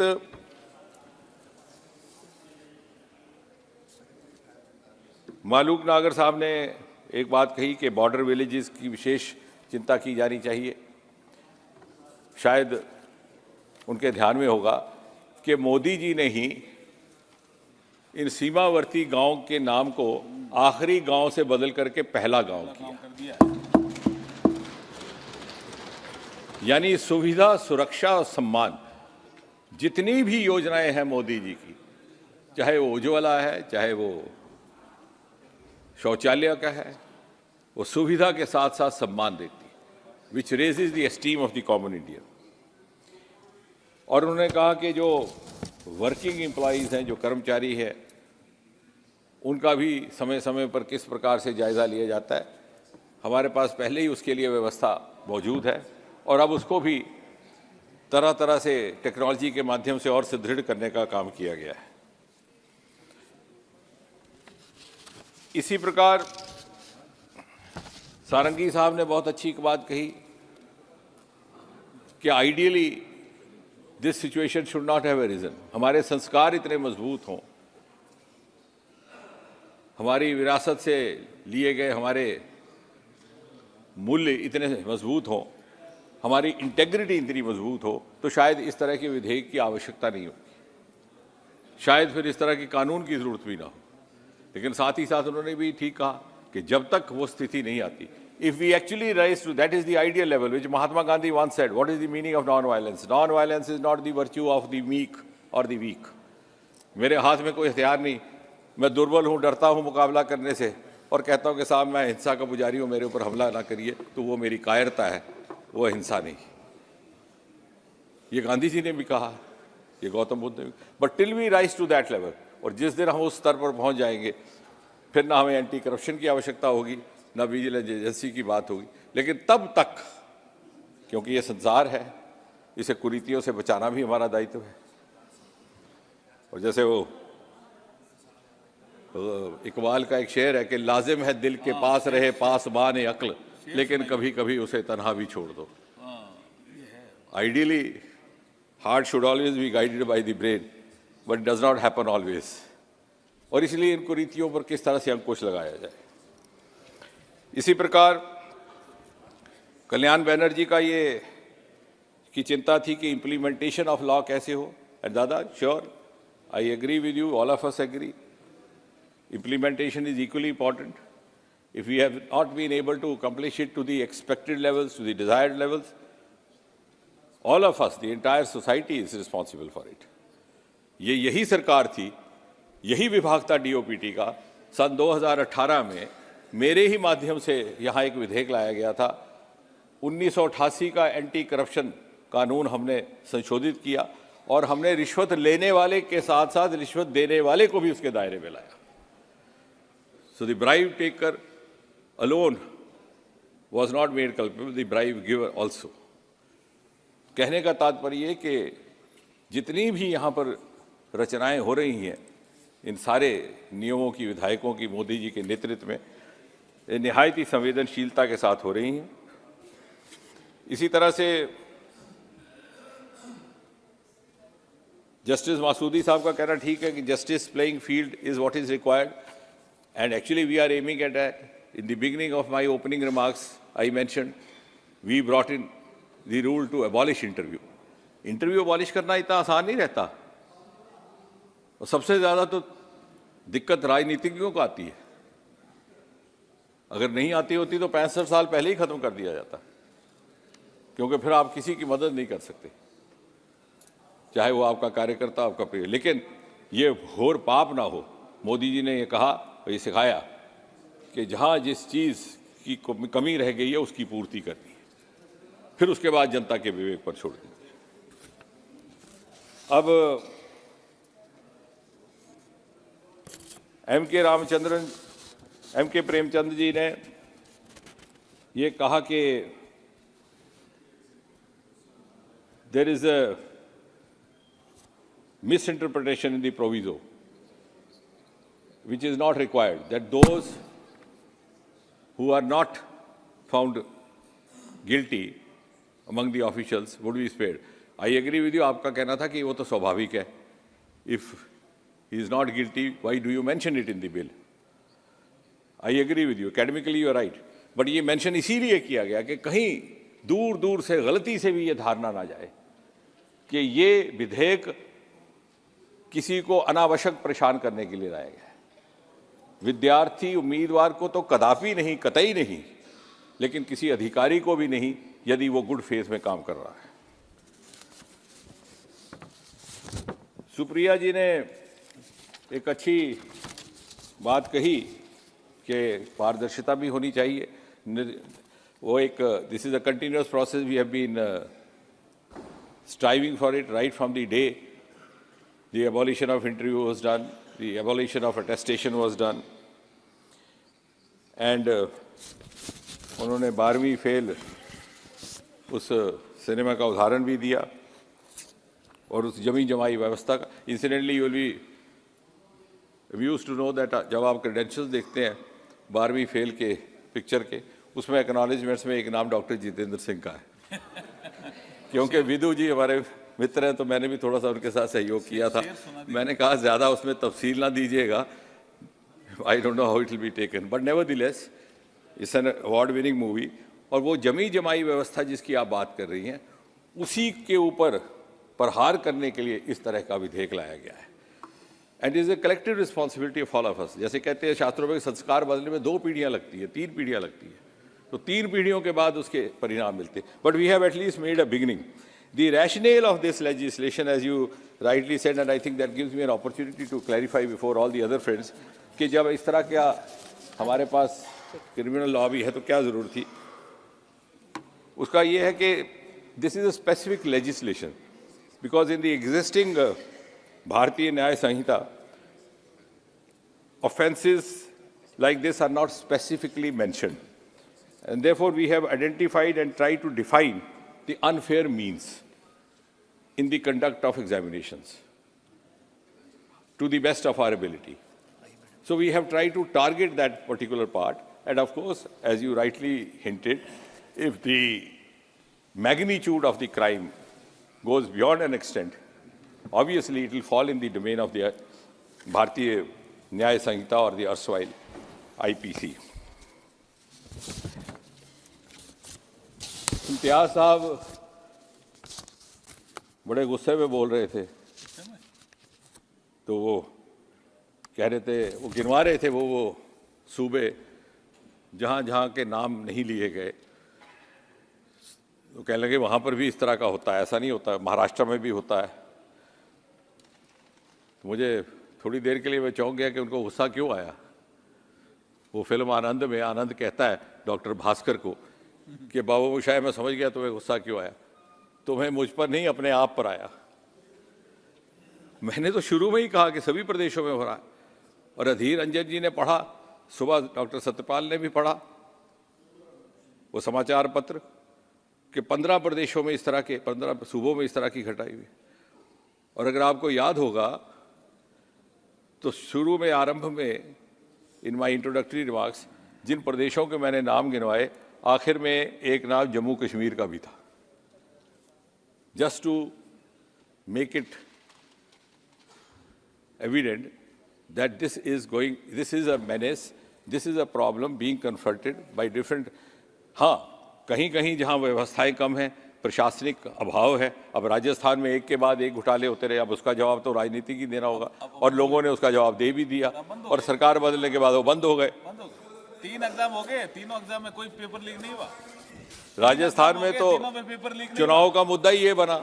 अब उसमें क्या कहा जाए, जहां जहां प्रशासनिक अभाव रहेगा वहां इस तरह रहेगा. सुप्रिया जी ने एक और बात कही कि टेक्नोलॉजी का उपयोग होना चाहिए, और होना अनिवार्य भी है. और बहुत सारे ऐसे घोटाले ये जो हुए हैं टेक्नोलॉजी ड्रिवन हुए. आजकल AI का भी इस्तेमाल हो रहा है, and that is why, which is not a part of the legislation, that is why I didn't speak about it. लेकिन जब हमारे रूल्स बनते हैं तो हमारे मन में ये भी कल्पना है कि हम एक ऐसी टोली ऐसी कमेटी गठित करेंगे विशेषज्ञों की, जो समय समय पर इसका सर्वेलेंस भी करे, जो समय समय पर इसको अपडेट भी करे, हमें भी समझाए, जो समय समय पर यूनिफॉर्मिटी भी लाए, क्योंकि जब संख्या बढ़ गई उम्मीदवारों की, वेंडर्स की संख्या की कमी है, उसको भी आने वाले समय बढ़ाना पड़ेगा। जब वो सब इलेक्टिंग करते हैं तो उससे भी कुछ एक लूप होल्स रह जाते हैं। उसके लिए हम विशेषज्ञों को भी इसमें इन्वॉल्व करेंगे। डायरेक्टर्स और ऑफिशियल फंक्शनरीज का जहाँ तक प्रश्न है, उसके लिए भी ये रखा गया है कि जहाँ ये साबित होगा क्योंकि किसी अधिकारी ने मिली भगत करके किसी माफिया की मदद की हो, तो आप मेरे से सहमत होंगे उसको तो बख्शा नहीं जा सकता। और ये कहा गया अधीर रंजन जी ने कि आपने सजा दे दी लेकिन समाधान नहीं दिया। अधीर जी, though I am not a law knowing person, to my primitive or limited knowledge, punishment itself is a deterrent for prevention. This is the first step towards prevention. And then, as we move on from this experience, we will collectively apply our minds and go in for further also. But if we don't take even this first step, we will not be preventing anything at all. Baki, no, both. No, that is what I am saying. Punishment of a culprit is also a means of deterring the crime to happen again, which also is a preventive measure. B, if you take prevention in the larger scale, preventing the technological lapses happening, or prevention at the level of the means used, I said we will, in the times to come, envisage including experts to offer their inputs for that. But at least let us take this first step. और इसमें जो हमने legislation पर जो propose की है, उसमें आपने तो पढ़ ही लिया कि 3 साल से 5 साल अप टू 10 लाख, बट उसमें सर्विस प्रोवाइडर का अलग से जिक्र आया है और सर्विस प्रोवाइडर के डायरेक्टर, क्योंकि बहुत से सदस्यों ने ये चिंता व्यक्त की कि इस तरह से बहुत सी संस्थाएं खुल गई हैं, ये भी एक पेशा बन गया, इम्तिहान करवाना और फिर इम्तिहान में पास करवाने की भी फीस पहले से ले लेनी। So how do we handle that? So we have tried to classify the institution which is found involved in conducting such exams. And in case of public servants, of course, if it is happening by default or in good faith, the person will not be culpable. But in case it is, then of course. And beyond that, we would also go into the domain of भारतीय न्याय संहिता। अब इससे अधिक और कुछ कहने की आवश्यकता नहीं, लेकिन मैं बात समाप्त करने से पहले ये कहूँगा कि ये बड़ी संवेदनशील सरकार है और जो भी ये नियम बनाया गया है बड़ी संवेदनशीलता के साथ बनाया गया है, और एक ऐसे समय में जब हम पूरी तरह से युवाओं को अपना सामर्थ्य, अपनी सेवाएं पूरी ऊर्जा, पूरी क्षमता से समर्पित करने के लिए आग्रह भी कर रहे हैं। And we have a huge stake in the youth of this country who comprise more than 70% of population below the age of 40. And therefore, we cannot allow the meritorious to be sacrificed at the altar of such organized crimes or such self-centered elements in this society. इसी सरकार ने एक ecosystem जो बनाया है उसका लाभ भी, सदुपयोग भी तभी हो पाएगा यदि हम युवाओं के लिए इस प्रकार का संरक्षण देंगे। हमने national education policy 2020 lie, which gives you the liberty of entry exit, ताकि आप you don't become prisoner of your aspiration. कि आपने डॉक्टर बनने के लिए 12वीं जमात में कर लिया मेडिकल, डॉक्टर नहीं बन पाए, फिर क्या करें? बीएससी करेंगे, वो भी उसी सब्जेक्ट में, फिर उसके बाद सिविल सर्विसेज, वो भी नहीं किया तो फिर क्या करेंगे? फिर आप एमएससी करेंगे, फिर भी वही सब्जेक्ट, फिर भी कुछ नहीं बने, कहीं अध्यापक प्रोफेसर नहीं बने तो क्या करेंगे? PhD. Here you can change your subjects, you can juggle your subjects, you can combine economics with biology, और जैसे जैसे आपका एप्टीट्यूड ग्रो होता है, आपको अपने अंदर एहसास होता है कि no I am meant for this. Bombay हर व्यक्ति एक्टर बनने जाता है, हीरो बनने जाता है, बाद में वहाँ पहुँच के लगता है कि नहीं, हीरो बनना मेरे बस की बात नहीं, मैं स्क्रिप्ट राइटर बनूंगा। इसलिए उस इकोसिस्टम को इस्तेमाल करने के लिए भी इस तरह का, और इस सरकार ने मोदी जी के नेतृत्व में युवाओं के उस वर्गों की चिंता की है जिनकी अभी तक किसी सरकार ने की। प्रधानमंत्री स्वनिधि योजना, कभी किसी ने रेडी वाले की चिंता की? आते जाते दूसरी नजर भी न देखते थे, ज्यादा पुलिस वाला आगे ठोकर मार के उसको आगे पीछे कर देता। बिल पे आओ।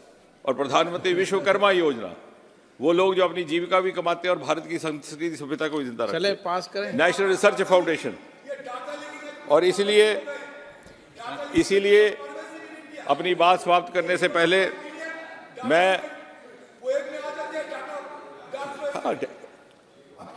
दादा you don't understand, data leak हो रहा भी तो इसी का कारण है। इसी data leak is a means of manipulation, that is a malpractice. जब आप है उस, अरे आप समझे नहीं, that is not in the purview of this bill. Bill आपका मैल प्रैक्टिस इन एग्जामिनेशन का है। So data leakage as a malpractice in examination is also under the purview of this bill नहीं है। अच्छा, आप भटक रहे हैं विषय से। अगर मैल प्रैक्टिस में डाटा लीक होता है तो वो भी इसके दायरे में आता है। अब बात समाप्त करने से पहले अध्यक्ष महोदय, मैंने जहां से बात प्रारंभ की थी वहीं से अपनी ओर से, और मुझे विश्वास है इसमें दादा अधीर को भी कोई आपत्ति नहीं होगी, एक अपील करके सभी सदस्यों से, सभी भारतवासियों से कि हम अपने बच्चों के भविष्य के लिए, उनके भविष्य को किसी से हाथों में उसको छेड़छाड़ ना होने दे, उनको उस तनाव की परिस्थिति में ना पड़ने दे जो इन आत्महत्याओं में परिवर्तित होते हैं। और मैं अपील करता हूं माता पिता से भी, बच्चों से भी, कि वो इस बदलते हुए नए युग में मोदी जी के विकसित भारत के निर्माण में अपनी भूमिका, अपना योगदान निभाने के लिए अपने आप को समर्थ बनाएं। बहुत बहुत धन्यवाद अध्यक्ष जी। प्रश्न ये कि विधेयक पर विचार किया जाए, जो सदस्य इसके पक्ष में हाँ कहें, जो सदस्य विरोध में ना कहें। मेरे विचार में निर्णय हाँ वालों के पक्ष में हुआ, हाँ वालों के पक्ष में हुआ। विधेयक पर विचार करने हेतु प्रस्ताव स्वीकृत किया गया। अब सभा विधेयक पर खंडवार विचार करेगी। श्री N.K. प्रेमचंदन, संशोधन संख्या 1 से 3। Sir, these are amendments to clause 2. My amendment is, along with the wrongful gain is not defined in the bill. Along with the wrongful gain, I would like to suggest that nepotism and favoritism. If anything is done for the purpose of nepotism or favoritism also will come within the purview of this wrong or this offense. That is my amendment. Kindly accept it. प्रश्न है कि Shri N.K. Premchand द्वारा प्रस्तुत संशोधन संख्या 1 से 3 को स्वीकृत किया जाए। जो सदस्य इसके पक्ष में हाँ कहें, जो सदस्य विरोध में ना कहें। मेरे विचार में निर्णय ना वालों के पक्ष में हुआ, ना वालों के पक्ष में संशोधन अस्वीकृत हुआ। प्रश्न 1 खंड 2 विधेयक का अंग बने। जो सदस्य इसके पक्ष में हाँ कहें, जो सदस्य विरोध में ना कहें। मेरे विचार में निर्णय हाँ वालों के पक्ष में हुआ, हाँ वालों के पक्ष में हुआ। खंड 2 विधेयक का अंग बना। श्री N.K. प्रेमचंद जी, संशोधन संख्या 4 और 5। Sir, I am moving the amendments. प्रश्न 1 श्री N.K. प्रेमचंदन द्वारा प्रस्तुत संशोधन संख्या 4 और 5 को स्वीकृत किया जाए। जो सदस्य इसके पक्ष में हाँ कहें, जो सदस्य विरोध में ना कहें। मेरे विचार में निर्णय ना वालों के पक्ष में, ना वालों के पक्ष में संशोधन अस्वीकृत हुआ। प्रश्न है कि खंड 3 और 4 विधेयक का अंग बने। जो सदस्य इसके पक्ष में हाँ कहें, जो सदस्य विरोध में ना कहें। मेरे विचार में निर्णय ना वालों, हाँ वालों के पक्ष में हुआ, हाँ वालों के पक्ष में हुआ। खंड 3 और 4 विधेयक का अंग बने। श्री N.K. प्रेमचंद जी, संशोधन संख्या 6। Sir, I am moving. प्रश्न है कि श्री N.K. प्रेमचंदन जी द्वारा प्रस्तुत संशोधन संख्या 6 को स्वीकृत किया जाए। जो सदस्य इसके पक्ष में हाँ कहें, जो सदस्य विरोध में ना कहें। मेरे विचार में निर्णय ना वालों के पक्ष में, ना वालों के पक्ष में संशोधन स्वीकृत हुआ। प्रश्न है कि खंड 5 से 7 विधेयक का अंग बने। जो सदस्य इसके पक्ष में हाँ कहें, जो सदस्य विरोध में ना कहें। मेरे विचार में निर्णय हाँ वालों के पक्ष में, हाँ वालों के पक्ष में खंड 5 से 7 विधेयक का अंग बने। N.K. प्रेमचंद्रन जी, संसद संख्या 7।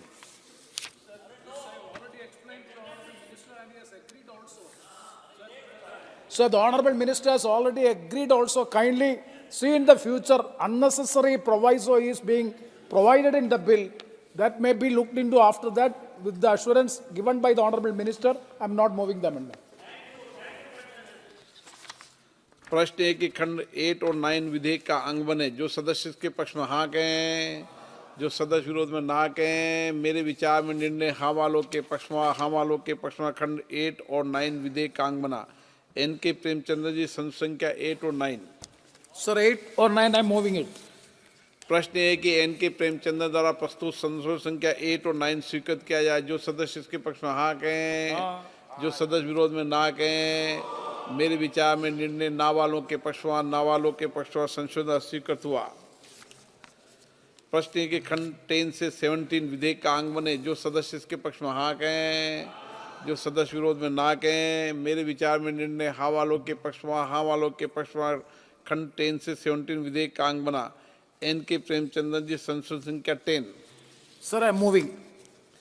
प्रश्न है कि N.K. प्रेमचंद्रन जी द्वारा प्रस्तुत संशोधन संख्या 10 को स्वीकृत किया जाए। जो सदस्य इसके पक्ष में हाँ कहें, जो सदस्य विरोध में ना कहें।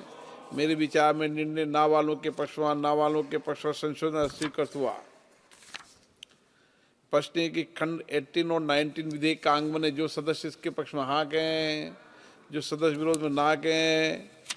मेरे विचार में निर्णय हाँ वालों के पक्ष में, हाँ वालों के पक्ष में खंड 18 और 9 विधेयक का अंग बना। प्रश्न ये कि अनुसूची विधेयक का अंग बने। जो सदस्य इसके पक्ष में हाँ कहें, जो सदस्य विरोध में ना कहें। मेरे विचार में निर्णय हाँ वालों के पक्ष में, हाँ वालों के पक्ष में अनुसूची विधेयक का अंग बनी। प्रश्न है कि खंड 1 अधिनियम सूत्र और विधेयक का पूरा नाम विधेयक का अंग बने। जो सदस्य इसके पक्ष में हाँ कहें, जो सदस्य विरोध में ना कहें। मेरे विचार में निर्णय हाँ वालों के पक्ष में, हाँ वालों के पक्ष में खंड 1 अधिनियम सूत्र और विधेयक का पूरा नाम विधेयक का अंग बने। मंत्री जी अब प्रस्ताव करेंगे विधेयक को पारित किया जाए। स्पीकर सर, आई राइज प्रश्न है public examination prevention of unfair means 2024 bill be passed. प्रश्न है कि विधेयक को पारित किया जाए। जो सदस्य इसके पक्ष में हाँ कहें, जो सदस्य विरोध में ना कहें। मेरे विचार में निर्णय हाँ वालों के पक्ष में, हाँ वालों के पक्ष में प्रस्ताव स्वीकृत हुआ, विधेयक पारित हुआ। आइटम नंबर 26 और 26(7) चर्चा में एक साथ लिए जा सकते हैं। ओके। माननीय मंत्री श्री वीरेंद्र कुमार जी। माननीय अध्यक्ष महोदय जी, मैं प्रस्ताव करता हूं कि संविधान संशोधन अनुसूचित जातियां आदेश 1956 का संशोधन करने वाले विधेयक पर विचार किया जाए। माननीय श्री मंत्री अर्जुन मुंडा जी। माननीय अध्यक्ष महोदय, मैं प्रस्ताव करता हूं कि संविधान जम्मू एंड कश्मीर अनुसूचित जनजातियां आदेश 1989 का और संशोधन करने वाले विधेयक पर विचार किया जाए। श्री अमर सिंह जी।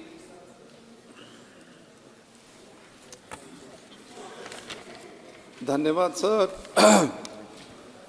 मेरे को इन संशोधनों पर बोलने का मौका मिला है। सर, पहला संशोधन तो सिर्फ एक वर्ड वाल्मीकि ऑलरेडी है, लेकिन उसकी जगह वी वाला वाल्मीकि उसको साइनोनिम करके जोड़ रहे हैं, तो उस पर कोई आपत्ति नहीं है। वो तो ठीक है, कहीं रह गया होगा उसको जोड़ रहे हैं, वो ठीक है। तो उसमें कोई साइनोनिम डालने में कोई इशू नहीं है, उस पर मेरा कोई दूसरा कोई विचार नहीं है।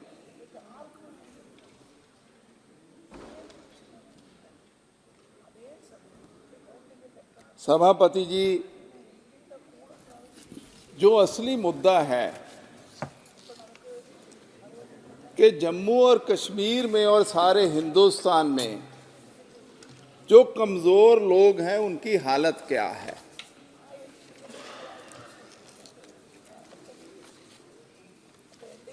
जम्मू कश्मीर में जो पहले रिजर्वेशन थी वो थोड़ी सी है।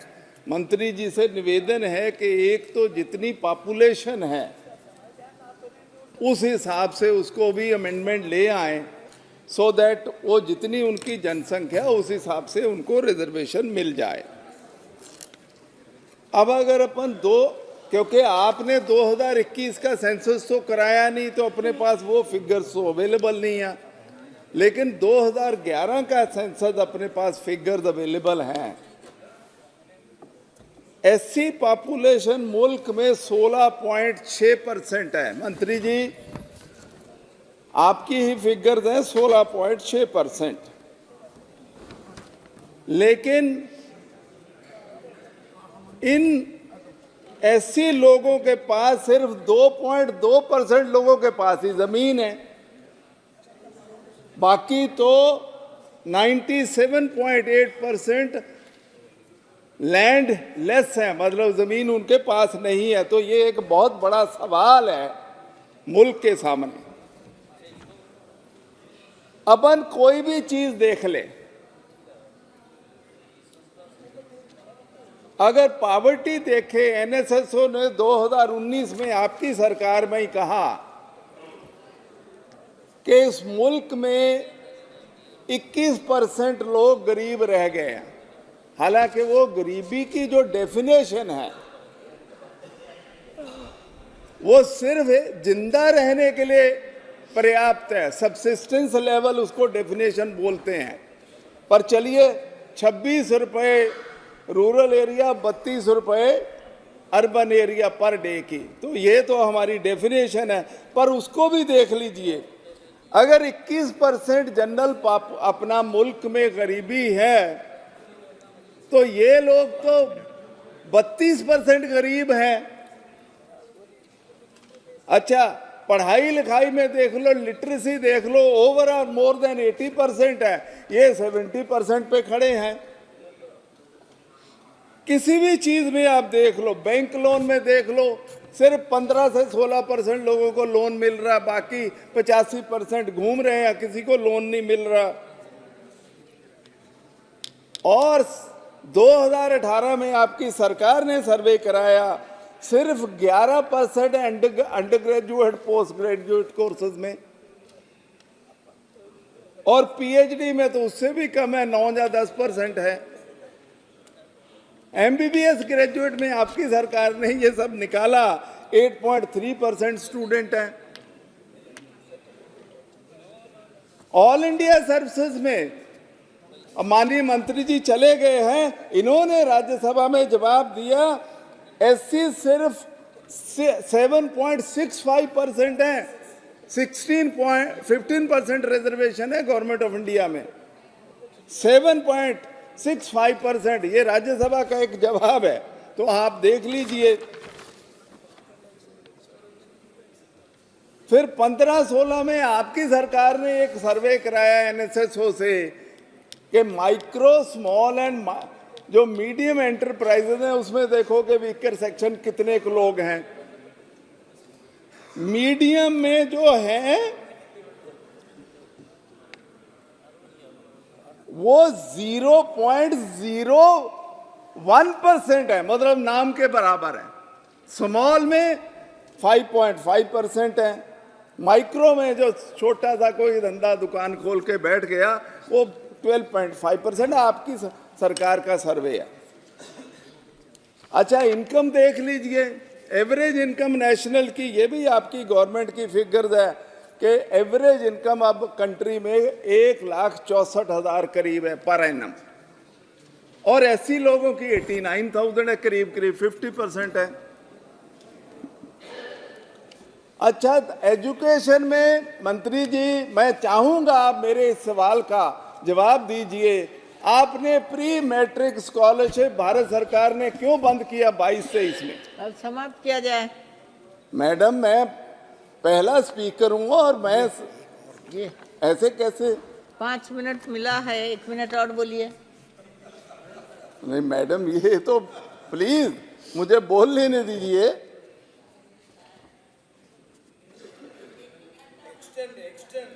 हैं?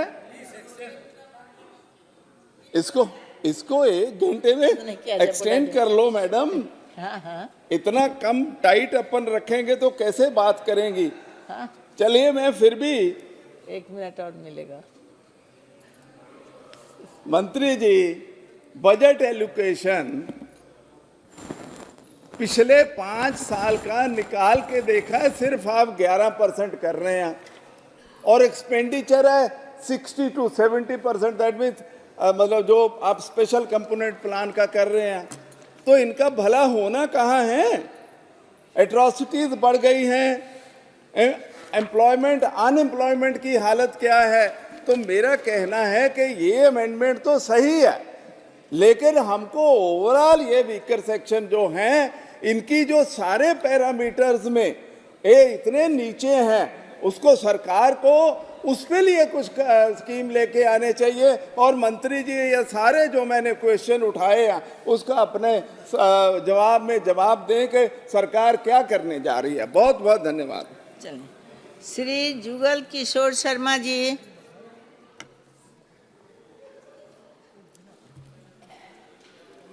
धन्यवाद महोदया जी। जम्मू कश्मीर से संबंधित 2 ऐतिहासिक विधेयकों पर इकट्ठे यहाँ पर चर्चा हो रही है। एक संविधान अनुसूचित जनजातीय आदेश विधेयक संशोधन विधेयक 2023 और दूसरा संविधान अनुसूचित जातियाँ आदेश संशोधन विधेयक 2023 को पास करने पर यहाँ पर चर्चा हो रही है। महोदय, मैं कहना चाहता हूँ कि प्रधानमंत्री जी के नेतृत्व में जम्मू कश्मीर की बेहतरी के लिए, जम्मू कश्मीर के विकास के लिए, जम्मू कश्मीर का चहुमुखी विकास हो, उसके लिए जम्मू कश्मीर में अमन और शांति हो, एक नहीं अनेक कदम जो है वो उठाए गए हैं और हर एक कदम जो है वो सराहनीय है। और विशेष तौर पर जब से धारा 370 हटी है, तब से तो जम्मू कश्मीर के बाग ही खुल गए। और मैं बताना चाहता हूं कि आज का ही दिन आप देखिए, तो आज के ही दिन की अगर मैं बात करूं तो ओबीसी वर्ग, जो हमारा पिछड़ा वर्ग के लोगों को स्थानीय निकाय एवं पंचायतों में माता बहनों को आरक्षण देने की व्यवस्था जो है वो आज इस सदन ने की है। और उसके साथ ही यहाँ पर जो दूसरा विधेयक अभी जिस पर चर्चा हो रही है, वाल्मीकि समुदाय के लोगों को ऐसी स्टेटस देने की बात हो रही है और ये बहुत ही अच्छी बात है। और अब दूसरा जो है, तीसरा, अब पहाड़ियों को एसटी स्टेटस देने की बात जो है वो हो रही है। महोदय, मैं बताना चाहता हूँ कि ये विधेयक बहुत महत्वपूर्ण विधेयक हैं और ऐतिहासिक विधेयक हैं। जम्मू कश्मीर में 70 वर्षों से अराजकता और अन्याय का दौर जो था वो चल रहा था और ये विशेष तौर पर नेशनल कॉन्फ्रेंस, कांग्रेस और पीडीपी के दौर में चला। लोग असहाय थे, मजबूर थे, लोगों के साथ कई किस्म की यातनाएं दी जा रही थी, गुनाह हो रहे थे, लेकिन लोग सहन करते जा रहे थे, लोगों की पेश कोई नहीं चलती थी। लेकिन महोदय, मैं बताना चाहता हूं कि जम्मू कश्मीर के वासियों को एक गुलाम बनाकर रखा था, विशेष तौर पर 3 परिवारों ने, जिनकी मैं अभी अभी बात कर रहा था, और उन्होंने लूट खसूट का दौर जो था वो जारी रखा था, अपने परिवार की चिंता और नागरिकों को परेशानियों देने के सिवाय उन्होंने कुछ नहीं किया। महोदय, मैं बताना चाहता हूं कि नेशनल कॉन्फ्रेंस हो, कांग्रेस हो या पीडीपी, जम्मू कश्मीर की जनता के साथ हमेशा धोखा, साजिश, गुनाह किया है और उन लोगों को गुमराह किया है। और विशेष तौर पर महोदय, जम्मू कश्मीर के लोगों को संविधान ने जो अधिकार दिए थे, उन अधिकारों से भी वर्षों तक इन पार्टियों ने जो था वो वंचित रखा। मैं बताना चाहता हूं महोदय, वहां के हुक्मरानों ने वो सारे जो हक थे जम्मू कश्मीर के लोगों के, उनको छीन के रखा और उन तक वो हक नहीं पहुंचाए। जम्मू कश्मीर के लोगों पर जुल्म और सितम का दौर देखा है, सुनने वाला कोई नहीं था। लेकिन महोदय, मैं आपको बताना चाहता हूं, रोशनी की किरण 2014 में नजर आई, जब प्रधानमंत्री नरेंद्र भाई मोदी जी ने सेवक के रूप में बागडोर संभाली और लाल किले से यह घोषणा की कि सबका साथ, सबका विकास होगा। तब जम्मू कश्मीर के लोगों को एक रोशनी की किरण जो है वो नजर आई और उन्हें यह विश्वास हो गया कि अब जम्मू कश्मीर की जनता के साथ जो है वो इंसाफ होगा। जम्मू कश्मीर के लोगों को विश्वास हो गया कि अब होगा इंसाफ। सबसे पहले गुज्जर बकरवाल गद्दी सीपी जो अपने हकों को लेकर बरसों से चिल्ला रहे थे, उनको इंसाफ दिया गया, उनको जमीनों का मालिकाना हक दिया गया और गुज्जर बकरवालों को पॉलिटिकल रिजर्वेशन जो है वो दी गई। महोदय, मैं बताना चाहता हूं कि देखिए 50 सालों की मांग ओबीसी के वर्ग के साथ जो इंसाफ है वो भी अब जाकर हुआ है। लेकिन इसके साथ ही वाल्मीकि समाज की बात करूं, पीओजेके के लोग जो थे बरसों से दर बदर की ठोकरें खा रहे थे, उनको भी इंसाफ देने का काम देश के प्रधानमंत्री नरेंद्र भाई मोदी जी ने किया है। वेस्ट पाकिस्तान के रिफ्यूजी जो बरसों से जम्मू कश्मीर में रह रहे थे लेकिन उनको नागरिकता ही नहीं दी गई थी, ये नेशनल कॉन्फ्रेंस के लोगों ने धोखा किया था उनके साथ। सिर्फ लोल लुभावने नारे देकर वोटों की राजनीति करते थे, वोट बैंकिंग की राजनीति। लेकिन अब जाकर उनके साथ भी इंसाफ हुआ है, उनको भी नागरिकता जो है वो मिली है, वो सारी योजनाओं का लाभ ले रहे हैं जो देश के नागरिक ले रहे हैं। महोदय, मैं बताना चाहता हूं, अब पहाड़ी कबीले के लोगों को इंसाफ देने की जो बात हो रही है वो समय आया है। पहाड़ी कबीले के वह लोग हैं जो 1947 में बड़ी संख्या में पीओजेके पाकिस्तान में चले गए। पाकिस्तान में जाने का कारण जवाहरलाल नेहरू की गलतियों के कारण वो पाकिस्तान में पीओजेके चला गया। लेकिन जो जहां बच गए वो यहां हमारे जो एलओसी है, एलओसी पर रहते हैं और डटे रहते हैं, सिपाही का काम करते हैं, सीमा पर सेना का भी सहयोग करते हैं। महोदय, पहाड़ी कबीले के लोग जिला राजौरी, पुंछ, नौशहरा, सुंदरबनी, उड़ी, करना, तंगधार, ईडवाल, मच्छल, लोलाब, अनंतनाग, कुलगाम, शोपियां, किश्तवाड़, पाडर में बसते हैं। इसके अलावा भी कई ऐसे स्थान हैं जहां पर ये पहाड़ी कबीले के लोग जो है वो बसते हैं। महोदय, मैं बताना चाहता हूं कि 50 सालों से अपने हकों की लड़ाई ये लोग लड़ रहे थे, लेकिन मिलता क्या था? लाठियां, मिलता क्या था? जेल, मिलता क्या था? धक्के, और उसके बाद फिर दर बदर की ठोकरें खाने के लिए इन पहाड़ी कबीले के लोगों को जो था वो छोड़ दिया जाता था। महोदय, पहाड़ी कबीले में 80% लोग जो हैं वो हमारे मुसलमान भाई हैं और 80% जो मुसलमान भाई हैं वो पहाड़ी कबीले के लोग हैं जो कि अपने हकों की लड़ाई लड़ रहे थे, लेकिन कभी भी इनको जो है इंसाफ नहीं दिया गया।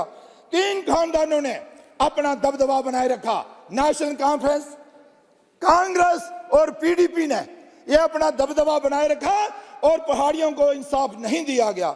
महोदय, 15 अगस्त 2019 को लाल किला से पहाड़ी कबीले का जिक्र किया प्रधानमंत्री नरेंद्र भाई मोदी जी ने, और तब पहाड़ियों को जब विश्वास हो गया कि अब हमें इंसाफ मिलेगा और उनको एक आशा बनी कि अब हमारे साथ इंसाफ होगा। महोदय, आदरणीय गृह मंत्री अमित शाह जी 4 अक्टूबर 2022 को राजौरी और कश्मीर में जाकर इन पहाड़ी कबीले के लोगों को मिले, उन्होंने स्वयं देखा कि इनके साथ इंसाफ होना ही चाहिए, और आज पहाड़ी कबीले के लोगों को एसटी स्टेटस देने के लिए जहां जो चर्चा हो रही है, ये जो विधेयक लाया गया है, ये बहुत ही अच्छा विधेयक है। मैं इसके समर्थन में खड़ा हूं। अंत में मैं इतना जरूर कहना चाहता हूं, महोदय, बड़ी बात तो यह है कि गुज्जर बकरवाल को आरक्षण मिला है और पॉलिटिकल रिजर्वेशन मिली है, उसके साथ कोई छेड़छाड़ नहीं की जाएगी। यह सरकार ने भरोसा दिलाया है हमारे गुज्जर बकरवाल और गद्दी सीपी भाइयों को। यह बहुत बड़ी बात है। महोदय, मैं कहना चाहता हूं कि पहाड़ियों को आरक्षण दिया जाएगा, यह ऐतिहासिक कदम है और इसके लिए मैं गृह मंत्री जी का, प्रधानमंत्री जी का आभार प्रकट करना चाहता हूं और अपनी बात को समाप्त करता हूं। धन्यवाद। जी जी, श्री डी रवि कुमार जी।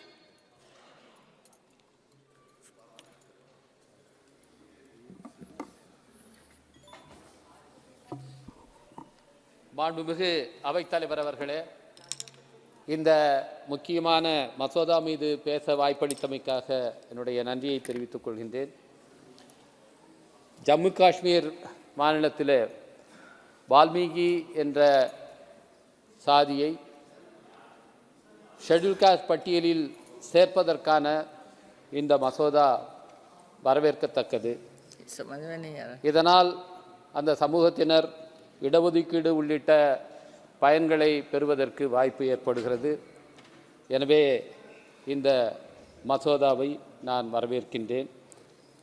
அத்துடன் இந்தியா முழுமைக்குமே இப்படி பல்வேறு திருத்தங்களை செய்ய வேண்டிய தேவை இருக்கிறது. குறிப்பாக தமிழ்நாட்டிலே நீலகிரி மாவட்டத்தில் இருக்கின்ற படுகர் இன மக்கள் அவர்களை பழங்குடியினர் பட்டியலில் சேர்க்க வேண்டும் என்று நீண்ட காலமாக அவர்கள் போராடி வருகிறார்கள். அந்த நாடாளுமன்ற தொகுதியினுடைய உறுப்பினர் மாண்புமிகு ராசா அவர்கள் இந்த அவையிலேயே அந்த கோரிக்கையை பதிவு செய்திருக்கின்றார்கள். அதையும் இந்த அரசு பதிவோடு பரிசீலிக்க வேண்டும். அது மட்டுமின்றி மாண்புமிகு சமூக நீதி அமைச்சர் அவர்களிடத்திலே விடுதலை சிறுத்தைகள் கட்சியின் சார்பில் கடந்த கூட்டத்தொடரின் போது அக்கட்சியினுடைய தலைவர் தொல் திருமாவளவன் அவர்கள் ஒரு வேண்டுகோளை கடிதமாக அளித்திருக்கின்றார். தமிழ்நாட்டிலே இருக்கின்ற மீனவ மக்களை பழங்குடியினர் பட்டியலிலே சேர்க்க வேண்டும் என்கின்ற கோரிக்கையை அமைச்சரிடத்திலே அளித்திருக்கின்றார். அந்த கோரிக்கையையும் பரிசீலித்து இந்த அரசு நடவடிக்கை எடுக்க வேண்டும் என்று கேட்டுக்கொள்கின்றேன். இந்த ஷெட்யூல் காஸ்ட் ஷெட்யூல் ட்ரைப் பட்டியலை மாற்றம் செய்கிற அதிகாரம் ஒன்றிய அரசிடம்தான் இருக்கிறது. அரசியலமைப்பு சட்டத்தினுடைய பிரிவு அந்த அதிகாரத்தை ஒன்றிய அரசுக்கு வழங்கியிருக்கிறது. ஆனால் பிற்படுத்தப்பட்டோர் பட்டியலை மாற்றம் செய்வதற்கு, அதிலே திருத்தம் செய்வதற்கு மாநில அரசுகளுக்கு அதிகாரம் இருக்கிறது. இதன் காரணமாக தமிழ்நாட்டிலே பிற்படுத்தப்பட்ட சாதியினுடைய பட்டியலிலே அந்த சாதிகளை இழிவான பெயர்களிலே அதற்கு முன்பு பிரிட்டிஷ் ஆட்சி காலங்களிலே குறிப்பிட்டு வந்தார்கள். அதை மாற்றி தமிழ்நாடு அரசு அவர்களை கௌரவமான அடையாளத்தோடு குறிப்பிடுவதற்கான திருத்தத்தை செய்துவிட்டது. அதேபோல எஸ்சி எஸ்டி பட்டியலிலே இருக்கின்ற சாதிகள் தமிழிலே இன் என்ற இழிவான இறுதி எழுத்தோடு முடிகின்றன. அந்த விகுதியோடு முடிகின்ற அந்த பெயர்களை எல்லாம் கௌரவமாக மாற்ற வேண்டும் என்ற வேண்டுகோள் நீண்ட காலமாக முன்வைக்கப்பட்டு வருகிறது. அதையும் இந்த அரசு பரிசீலிக்க வேண்டும். இது தொடர்பாகவும் மாண்புமிகு அமைச்சரவையிடத்திலே நாங்கள் வேண்டுகோள் விடுத்திருக்கின்றோம். இந்த பட்டியல்கள் உருவாக்கப்பட்ட போது பல மாற்றங்கள் செய்யப்பட்டன.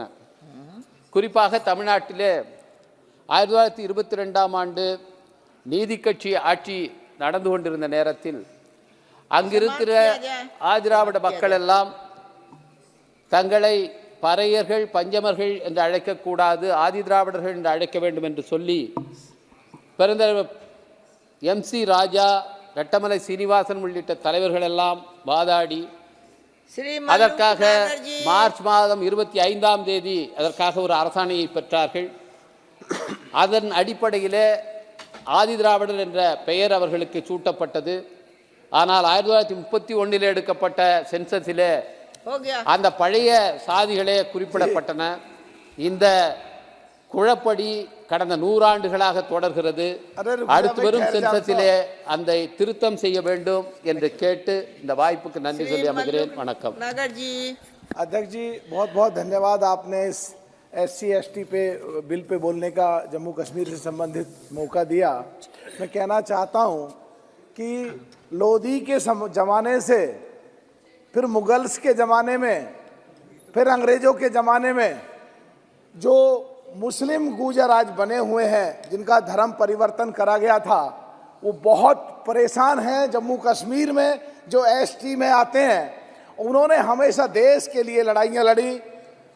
बगैर तनख्वाह के पाकिस्तान और हिंदुस्तान की बाउंड्री पर लड़ाइयाँ लड़ते रहते हैं, देश के लिए लड़ाइयाँ लड़ी.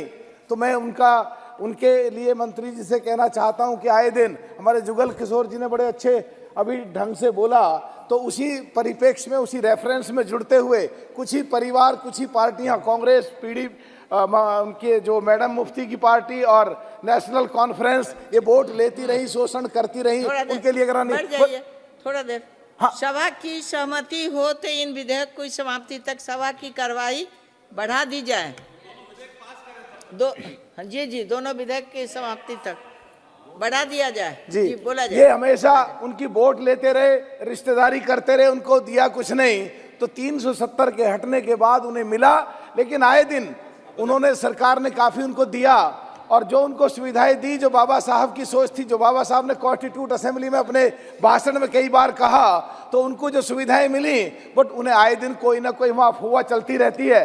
तो मैं आपके माध्यम से मंत्री जी से कहना चाहता हूँ, अब भी और आने वाले समय में कभी भी जो उनका वहाँ मुस्लिम गुजरों के लिए जो आरक्षण दिया है, उसमें से कभी कम ना करा जाए। अगर किसी को देना भी हो तो अलग से दें, उनका कभी आरक्षण कम ना किया जाए। और जो देश की बाउंड्री पे जो उनके लिए कॉलेज और स्कूलों की सुविधा की जाए, SEZ बना करके उनके लिए जो रोजगार के लिए उनको सुविधाएं दी जाए। और दूसरा मैं कहना चाहता हूं कि पूरे देश में जो दलित हैं, जो आदिवासी हैं, वो बहुत परेशान हैं। प्रदेश स्तर पे कुछ कमेटी बना के, जिला स्तर पे कमेटी बना के सर्वे कराया जाए। बस खत्म कर रहा हूँ। जो जिनके घर बनाने के लिए या कुछ छोटी मोटी खेती करने के लिए जमीन नहीं है, और गांवों में MLC की जमीन, सरकारी जमीन, ग्राम सभा की जमीन जो खाली पड़ी हुई है, जो सरकारी हैं, उनको अलॉट करके उनको कुछ घर बनाने की ऐसी दी जाए, उनको ये लगे कि ये देश हमारा भी है। बस एक बात के खत्म कर रहा हूँ। पिछले दिनों बड़ा संघर्ष हुआ, बहुत सारे राजस्थान के गुजरों ने बलिदान दिया, 83 गुजरों ने बलिदान दिया था, और वो पिछले दिनों जो सरकार कांग्रेस की थी वो बहकाती रही वहां के गुजरों। बस खत्म कर रहा हूं कि मैं 9वीं सूची में डालने के लिए हमने भारत सरकार को भेज दिया है। अब दोनों जगह सरकार एक ही पार्टी की है, तो राजस्थान के गुजरों को भी 9वीं सूची में डाल के उनको भी दलित का दर्जा दिया जाए। बहुत बहुत धन्यवाद साहब। श्रीमती अप्पा रूपा पौदार जी।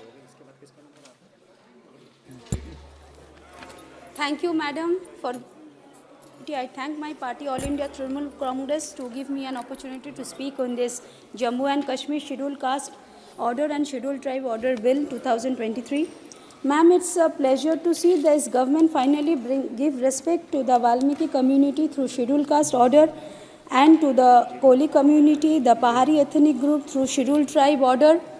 But at the same time, it is extremely disheartening to see what this government is doing with the SC, ST and OBC across the country. Has it been fulfilled the reservation facilities already in vague in other portion of the country? Has there any specific object to uplift the people of Jammu and Kashmir by the government of India that needs clarified in the proper perspective? No specific project ideas has been tabled in the House to improve the lives of Jammu and Kashmir. Only in implementation of reservation policies will not serve the purpose. In the perspective of the coming election, this has been the initiative by central government. Provision of punishment for atrocities on backward people has not been highlighted. In 2022 alone, there were nearly 60,000 atrocities against scheduled caste and 10,064 atrocities against scheduled tribe. As per NCRB data, the crime against tribal has been increasing year after year between just 2 years, from 2020 to 22. There has been an increase of 22% crime against the tribal. Madam, the gross enrollment ratio of SC/ST students at undergraduate level is at 23% and of 17.2%, whereas national average is only 26.3%.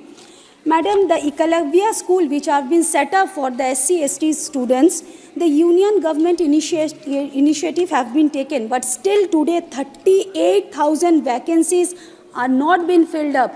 आप schools बना रहे हो, colleges बना रहे हो, universities बना रहे हो, अगर वैकेंसीज फिलफिल नहीं होंगे तो पढ़ाएंगे कौन? स्टूडेंट्स आएंगे और पढ़ाने वाले टीचर नहीं रहेंगे तो वो लोग क्या? नहीं मैडम, मैं अकेले स्पीकर हूँ, तो क्या कैसे होगा? Madam, even the recent data which we have witnessed, the union government umbrella scheme for the development of scheduled caste and the umbrella program for the development of scheduled tribe have unspent the amount allotted to them. In this scheme, the unspent is nearly 28% for SCs and 24% for STs. Madam अगर इतना ही विकास, madam अच्छी बात बोल रही हूँ, आप सुनिए तो, इतना ही विकास अगर इस देश, मैडम भी अच्छी बात बोल दीजिए। अगर इतना अच्छा विकास 10 साल से ये गवर्नमेंट, भारतीय जनता पार्टी या मोदी जी का गवर्नमेंट कर रहे हैं, तो फिर वो लोग इलेक्शन करने से क्यों डर रहे हैं? दूध का दूध पानी का पानी हो जाएगा देश का, या कश्मीर का जनता तय कर देंगे कि वो लोग अच्छे काम किए, उन लोगों को जम्मू एंड कश्मीर का स्टेट वुड उनको वापस करवा दीजिए। डिमोनिटाइजेशन के नाम पर देश के आम जनता लाइन पर लगे रहे, कितनों ने अपना जान गंवा दिया, लेकिन आज तक टेररिज्म नहीं बंद हुए, हमारे जवान आए दिन अपने आहुति दे रहे। तो आप तो फेडरल स्ट्रक्चर को आहत कर रहे हो, तो दिन ब दिन इस तरह का घटना घटेगा तो ये सही बात नहीं है। इनफैक्ट हमारे गवर्नमेंट बंगाल में ममता बनर्जी ने schedule caste advisory council setup किए हैं, जो कोई भी स्टेट में अभी तक किया नहीं, जो कोई भी स्टेट किए नहीं। और श्रीमती जी माधवी जी, मैडम एक मिनट, अच्छा 1 मिनट देने दो, बैठ जाइए। मैं 1 मिनट में कंप्लीट कर दूँ। हाँ ठीक है। पोद्दार जी बोलिए। In fact, the ministry spent only 20% less than what they have allotted. We need more scheme for the students of the welfare of SC, STs and OBCs and the minorities. We have done Kanya Shri scheme, which is benefiting 78 lakh women in West Bengal, which has been recognized by United Nations. ये आप लोगों को अच्छा नहीं लगेगा। ममता दीदी का government जो है शेड्यूल कास्ट एडवाइजरी काउंसिल किए हैं, जो और भी स्टेट्स में नहीं है, और हमारे जो देश के जो राष्ट्रपति है वो भी दलित है और वो भी शेड्यूल ट्राइब कम्युनिटी से है, लेकिन ये जो नया पार्लियामेंट हाउस इनॉर्गेट हुआ उसमें वो वो आए। तो आज हमारे जो कपूरिया जी हम लोगों को सिखाया है, तो अगर सही मानों में अगर आप उन थॉट्स को लेके आगे बढ़ाना चाहते हैं तो सबको लेके चलना चलेगा। इस तरह के पागलों के जैसे चिल्लाने से नहीं होगा। धन्यवाद आप लोग महासचिव जी।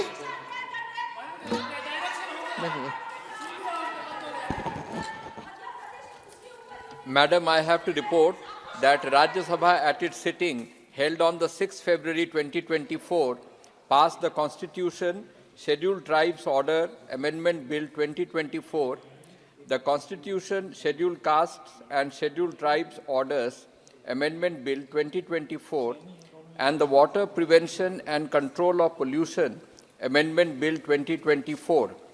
Madam, I lay on the table the Constitution Scheduled Tribes Order Amendment Bill 2024, the Constitution Scheduled Castes and Scheduled Tribes Orders Amendment Bill 2024, and the Water Prevention and Control of Pollution Amendment Bill 2024 as passed by Rajya Sabha on the 6th February 2024. Srimati Ji Madhvi. Thank you, Madam, for giving me the opportunity to participate in this discussion. I fully support it. This is a welcome step. I would also take this moment to highlight the issues faced by the scheduled tribes throughout the nation and make a few suggestions on the same. Tribal people are estimated 10.4 crores and they are covered 8.61% of the country's total population as per the end of the year review 2022 of the Ministry of Tribal Affairs. Even after 75 years of independence, tribal communities are most disadvantageous in terms of access to sanitation and hygiene, education, nutrition, drinking water and medical services. And coming to the education, ma'am, the government should focus more on the tribal education, especially at the primary level. The tribal regions, the majority of the schools suffering from the insufficient infrastructure and learning materials and basic sanitary facilities. Owing the specified absence of immediate economic benefits associated with the education, tribal parents often prioritize the engaging their children to financially rewarding employment opportunities. Furthermore, many education initiatives targeting the tribal communities are formulated in official or regional languages that are unfamiliar to the tribal students, which is a challenging of the effective learning. The tribal communities compressed over the 7% of the 7% of the Andhra Pradesh population. The 30 Eklavya model schools that have been established and concentrated only 8 out of 26 districts. Therefore, to provide quality education to the tribal students, there is a need for more Eklavya model residency schools, all the tribal districts and state and country with adequate availability teachers.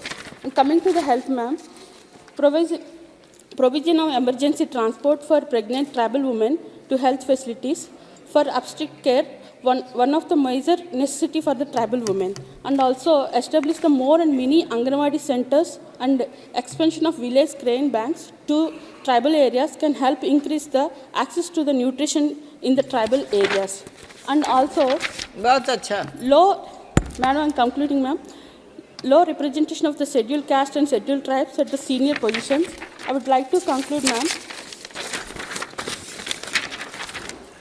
Our esteemed Chief Minister Sri Y.S. Jagannath Reddy Garu has extended the SC/ST sub-plan of Andhra Pradesh for the 10 years to provide more growth and development opportunities to the tribal population in the Andhra Pradesh. I would request the Minister to address the issues raised by us and take our suggestion into account. With this, YSR Congress Party, I support this Constitution Amendment Bill. Thank you. धन्यवाद, धन्यवाद। श्री अरविंद सांबत जी। धन्यवाद chairman madam. इस संविधान के संशोधन bill पर 1956 की अनुसूची में प्रविष्ट करने के लिए जम्मू कश्मीर की वाल्मीकि कम्युनिटी, इसके साथ में चूड़ा, भंगी, वाल्मीकि, मेहतर ऐसे जो शब्द प्रयोग किए, मेरी पहली प्रार्थना रहेगी ये भंगी शब्द यहाँ से कैसे हटा सकते हो। देखो वो समाज को करना है, लेकिन उसको ये शब्द ही आगे चलकर जिंदगी में कभी प्रयोग न करें, वो समाज हमारे समझ में आए मुझे। तो मैं इस बिल को वेलकम करता हूँ, स्वागत करता हूँ। लेकिन दो बातें कहना चाहता हूँ कि इसमें जो फिनेंशियल प्रोविजन है लास्ट में, वो कुछ भी नहीं किया है उन्होंने, आपने। और मेरी प्रार्थना रहेगी कि अगर आगे चलकर इनको आप निधि की उपलब्धता नहीं करोगी तो भी आपको जैसे इनकी संख्या बढ़ेगी तो निधि की भी उपलब्धता होनी चाहिए। और एक बात कहना चाहता हूँ, चुनाव तो वहाँ नहीं हो रहे, 370 अनुच्छेद खत्म करने के बाद हम चाह रहे थे कि लोग कश्मीर में आ जाए, हिंदुओं का फिर से वहाँ पुनर्वसन हो, तो आज भी नहीं हुआ। और एक थोड़ी सी अलग सी बात 1 मिनट में कहूँगा कि हम महाराष्ट्र में तो इतनी परेशानी है, अभी पूरा महाराष्ट्र जातिवाचिक लड़ाई से खड़ा हुआ है। मराठा का आरक्षण चाहिए, गोवारी आरक्षण, आज चालू है आंदोलन उनका, ओबीसी आरक्षण के लिए लड़ाई हो रही है। पवार मैडम बैठी है पीछे, उनको पूछो क्या हालत चल रही है वहाँ। आदिवासी आंदोलन कर रहे, धनगर कर रहे। आप जैसे सिनोनिम कहते हैं उसी शब्द प्रयोग का कार्य तो वही है। जैसे धनगढ़, वहाँ धनगर है, वो धनगर को आज भी आरक्षण नहीं मिल रहा है। मंत्री जी से मेरी प्रार्थना रहेगी इसमें भी आपको ध्यान देना है। और सबसे महत्वपूर्ण मांग मेरी आज ये रहेगी कि 50% की मर्यादा जो संविधान ने रखी है, उस मर्यादा के तहत हम कर नहीं पा रहे हैं। मेरी आपसे प्रार्थना है कि वो मर्यादा अगर बढ़ाई जाएगी तो आज जो सारे आंदोलन शुरू है ना, वो खत्म हो जाएंगे।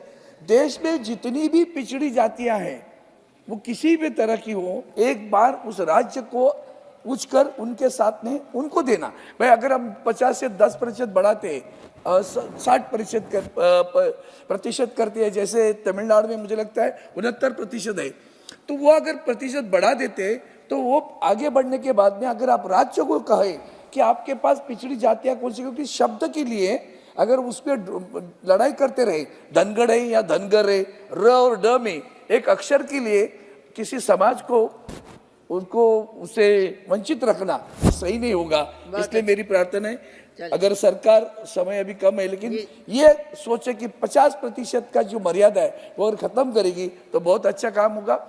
इस बिल का स्वागत करता हूँ, उसके लिए निधि की उपलब्धता करिए और वहाँ चुनाव में भी इनको, पढ़ाई में, चुनाव में, जॉब में भी इनको प्राथमिकता दी जाएगी, ऐसी अपेक्षा करके मेरा मनोगत खत्म करता हूँ। जय हिंद, जय महाराष्ट्र। श्री दिलेश्वर कामत जी। धन्यवाद सभापति महोदया।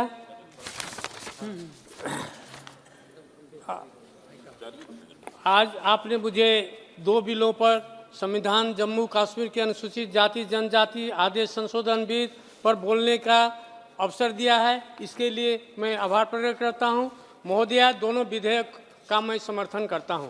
संविधान जम्मू कश्मीर के अनुसूचित जाति आदेश संशोधन विधेयक 2023 वाल्मीकि जाति को लक्षित करता है। संवैधानिक संशोधन में वाल्मीकि समुदाय को जम्मू कश्मीर के अनुसूचित जाति सूची में जोड़ने का इस विधेयक में प्रावधान रखा गया है।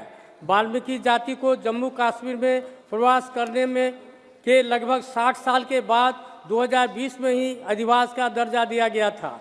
1957 में जम्मू में सफाई कर्मचारियों की हड़ताल के बाद वाल्मीकि समुदाय के 3000 से अधिक सदस्य पंजाब के गुरुदासपुर से चले गए। यह समुदाय मुख्य रूप से जम्मू शहर और उसके आसपास की कॉलोनियों में रहते हैं। शेड्यूल कास्ट सूची में वाल्मीकियों को शामिल करने से वे नौकरियों, पदोन्नति और शैक्षणिक संस्थाओं में आरक्षण का लाभ उठा सकेंगे और समाज के मुख्यधारा में शामिल हो सकेंगे। इसलिए यह बिल बहुत ही सराहनीय है। महोदया, संविधान जम्मू अनुसूचित जनजाति आदेश संशोधन विधेयक 2023 में अनुसूचित जनजातियों की सूची में गड्ढा ब्राह्मण, कोली, पद्दारी जनजाति और पहाड़ी जातीय समूह समुदायों को शामिल किया गया है। इस संशोधन विधेयक 2023 का उद्देश्य अनुसूचित जनजाति आदेश 1989 के इन प्रस्तावित परिवर्तनों के बाद की धारा 2 को प्रस्तावित करके औपचारिक रूप देना है, जिससे विशिष्ट निर्दिष्ट किया जा सके। यह पदनाम उन्हें विशिष्ट संवैधानिक अधिकार और सुरक्षा प्रदान करता है, जिसमें सरकारी सेवाओं और शैक्षणिक संस्थाओं में सकारात्मक कार्रवाई और आरक्षण शामिल हो सके। संविधान अनुसूचित हो गया। 1 मिनट। जनजाति आदेश संशोधन विधेयक 223 जम्मू कश्मीर और संघ राज्य के संबंध में अनुसूचित जातियों की सूची में गड्ढा ब्राह्मण, कोली, पहाड़ी कबीला तथा पहाड़ी जाति समूह के समुदायों को सम्मिलित करने के लिए संविधान समूह अनुसूचित जनजातियों का आदेश 1980 का संशोधन कर इसे पारित किया।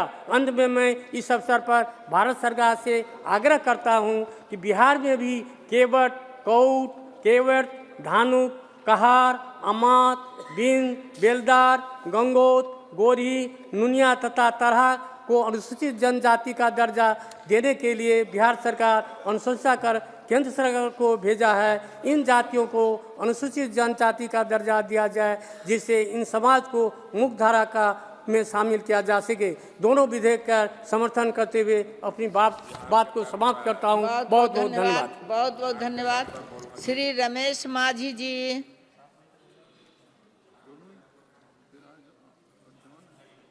धन्यवाद चेयरमैन मैडम।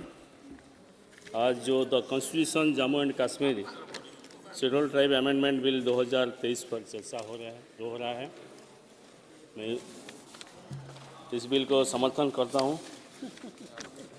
और union territory Jammu and Kashmir ने एडमिनिस्ट्रेशन ने इस कम्युनिटी गड्ढा ब्राह्मण, कोली, पदारी ट्राइब्स, पहाड़ी एथनिक ग्रुप्स को एसटी लिस्ट में शामिल करने के लिए रिकमेंड किए थे।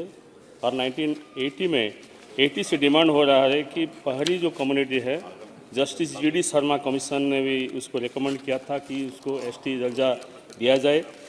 और उड़ीसा में अगर देखेंगे लगभग 169 जो कम्युनिटी हैं, उड़ीसा के माननीय मुख्यमंत्री नवीन पटनायक जी ने जो रिकमेंड किए थे 1978 से अब तक 169 कम्युनिटी को जनजाति का दर्जा मिलना चाहिए।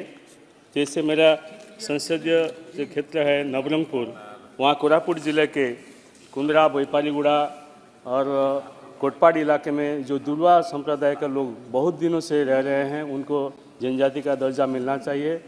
और कोई कुंडारेडी, मालकानगिरी ज़िला के मालकानगिरी, चित्रकोंडा, कालीमेला, मालकानगिरी, कोरकोंडा इलाके में रहते हैं, उनको भी जनजाति का दर्जा मिलना चाहिए। मेरा एक सुझाव है कि जितना सारे 169 का जो प्रपोजल आया है, इसमें कुछ जो दुर्वा और कुंडारेडी के मेरा जो संसदीय क्षेत्र का जो कम्युनिटी हैं उनका पढ़ाई नहीं हो पा रहा है, उनका अगर देखेंगे दुख लगेगा। इसीलिए मेरा निवेदन हो उनको जनजाति का दर्जा कैसे दिया जाए। आज जो बिल आया है इस बिल को मैं समर्थन कर रहा हूँ। धन्यवाद। बहुत बहुत धन्यवाद। Shrimati Supriya Sule ji. Thank you madam. मैं JNK scheduled caste order amendment bill 2023 और शेड्यूल्ड ट्राइब बिल दोनों को सपोर्ट करने के NCP की तरफ से मैं खड़ी हूँ मैडम। मैं मंत्री जी से, अर्जुन मुंडा जी बहुत मंत्री और आप अभी तो उन पे डबल जिम्मेदारी, अभी तो किसान एग्रीकल्चर डिपार्टमेंट भी उनको मिल गया है, लेकिन मुझे समझ में नहीं आता कि वो हमसे नाराज़ है कि गुस्से में है, क्योंकि छोटे छोटे बहुत सारे बिल उन्होंने ST के लाए, लेकिन महाराष्ट्र की मांग जो इतने सालों से है उस पर वो हमें न्याय नहीं दे रही। और मैं सिर्फ उनको पूछना चाहती हूँ कि महाराष्ट्र में आपको बोल दूँ कि महाराष्ट्र में आज, जैसे अरविंद जी ने कहा, महाराष्ट्र में आज सबसे बड़ा आंदोलन किसानों का हो रहा है कर्जा माफ़ी के लिए, और दूसरा हो रहा है मराठा समाज के, हमारे एक महाराष्ट्र के सुपुत्र है जरांगे पाटिल जी, उनका बहुत बड़ा आंदोलन आज महाराष्ट्र के आरक्षण के लिए हो रहा है। उसके बाद धनगर समाज का आंदोलन, धनगर समाज को तो 10 साल पहले भारतीय जनता पार्टी ने वायदा किया था कि हम आपको आरक्षण दे देंगे, जो उनकी मांग है, उसका कुछ हुआ नहीं। उसके बाद लिंगायत समाज, मुस्लिम समाज, भामटा, रामोशी जो VJNT है, वो ST में आना चाहते हैं। मैं आपको उदाहरण दे दूं कि धनगर और धनगढ़ जो उन्होंने, अरविंद जी ने भी कहा, और टाकणकर और टकारी दोनों एक ही है, लेकिन उनको न्याय नहीं मिल रहा है।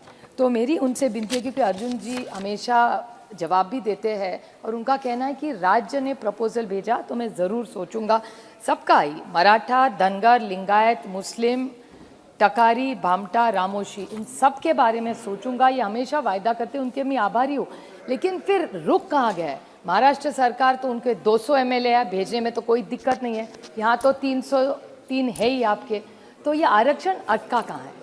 तो मैं सिर्फ उनका कहती हूँ कि आप अनेक राज्यों के लिए लाए, महाराष्ट्र के लिए क्यों आप आरक्षण का नहीं सोच रहे? और ये छोटे छोटे बिल लाने से, अगर देश के लिए पूरा बड़ा एक बिल लाए तो हर राज्य को न्याय मिलेगा। आप देख रहे हैं हर भाषण में हर राज्य से, कल हमारे भाई कर्नाटका से बोल रहे थे, वो भी धनगर समाज के लिए मांग रहे थे, लिंगायत के मांग रहे, हमारे यहाँ भी मराठा, लिंगायत, मुस्लिम सारे ही मांग कर रहे। तो क्यों ना एक बड़ा सा बिल लाती है सरकार 10 सालों में, तो ये प्रॉब्लम ही नहीं आता, लोगों को आंदोलन नहीं करना पड़ता।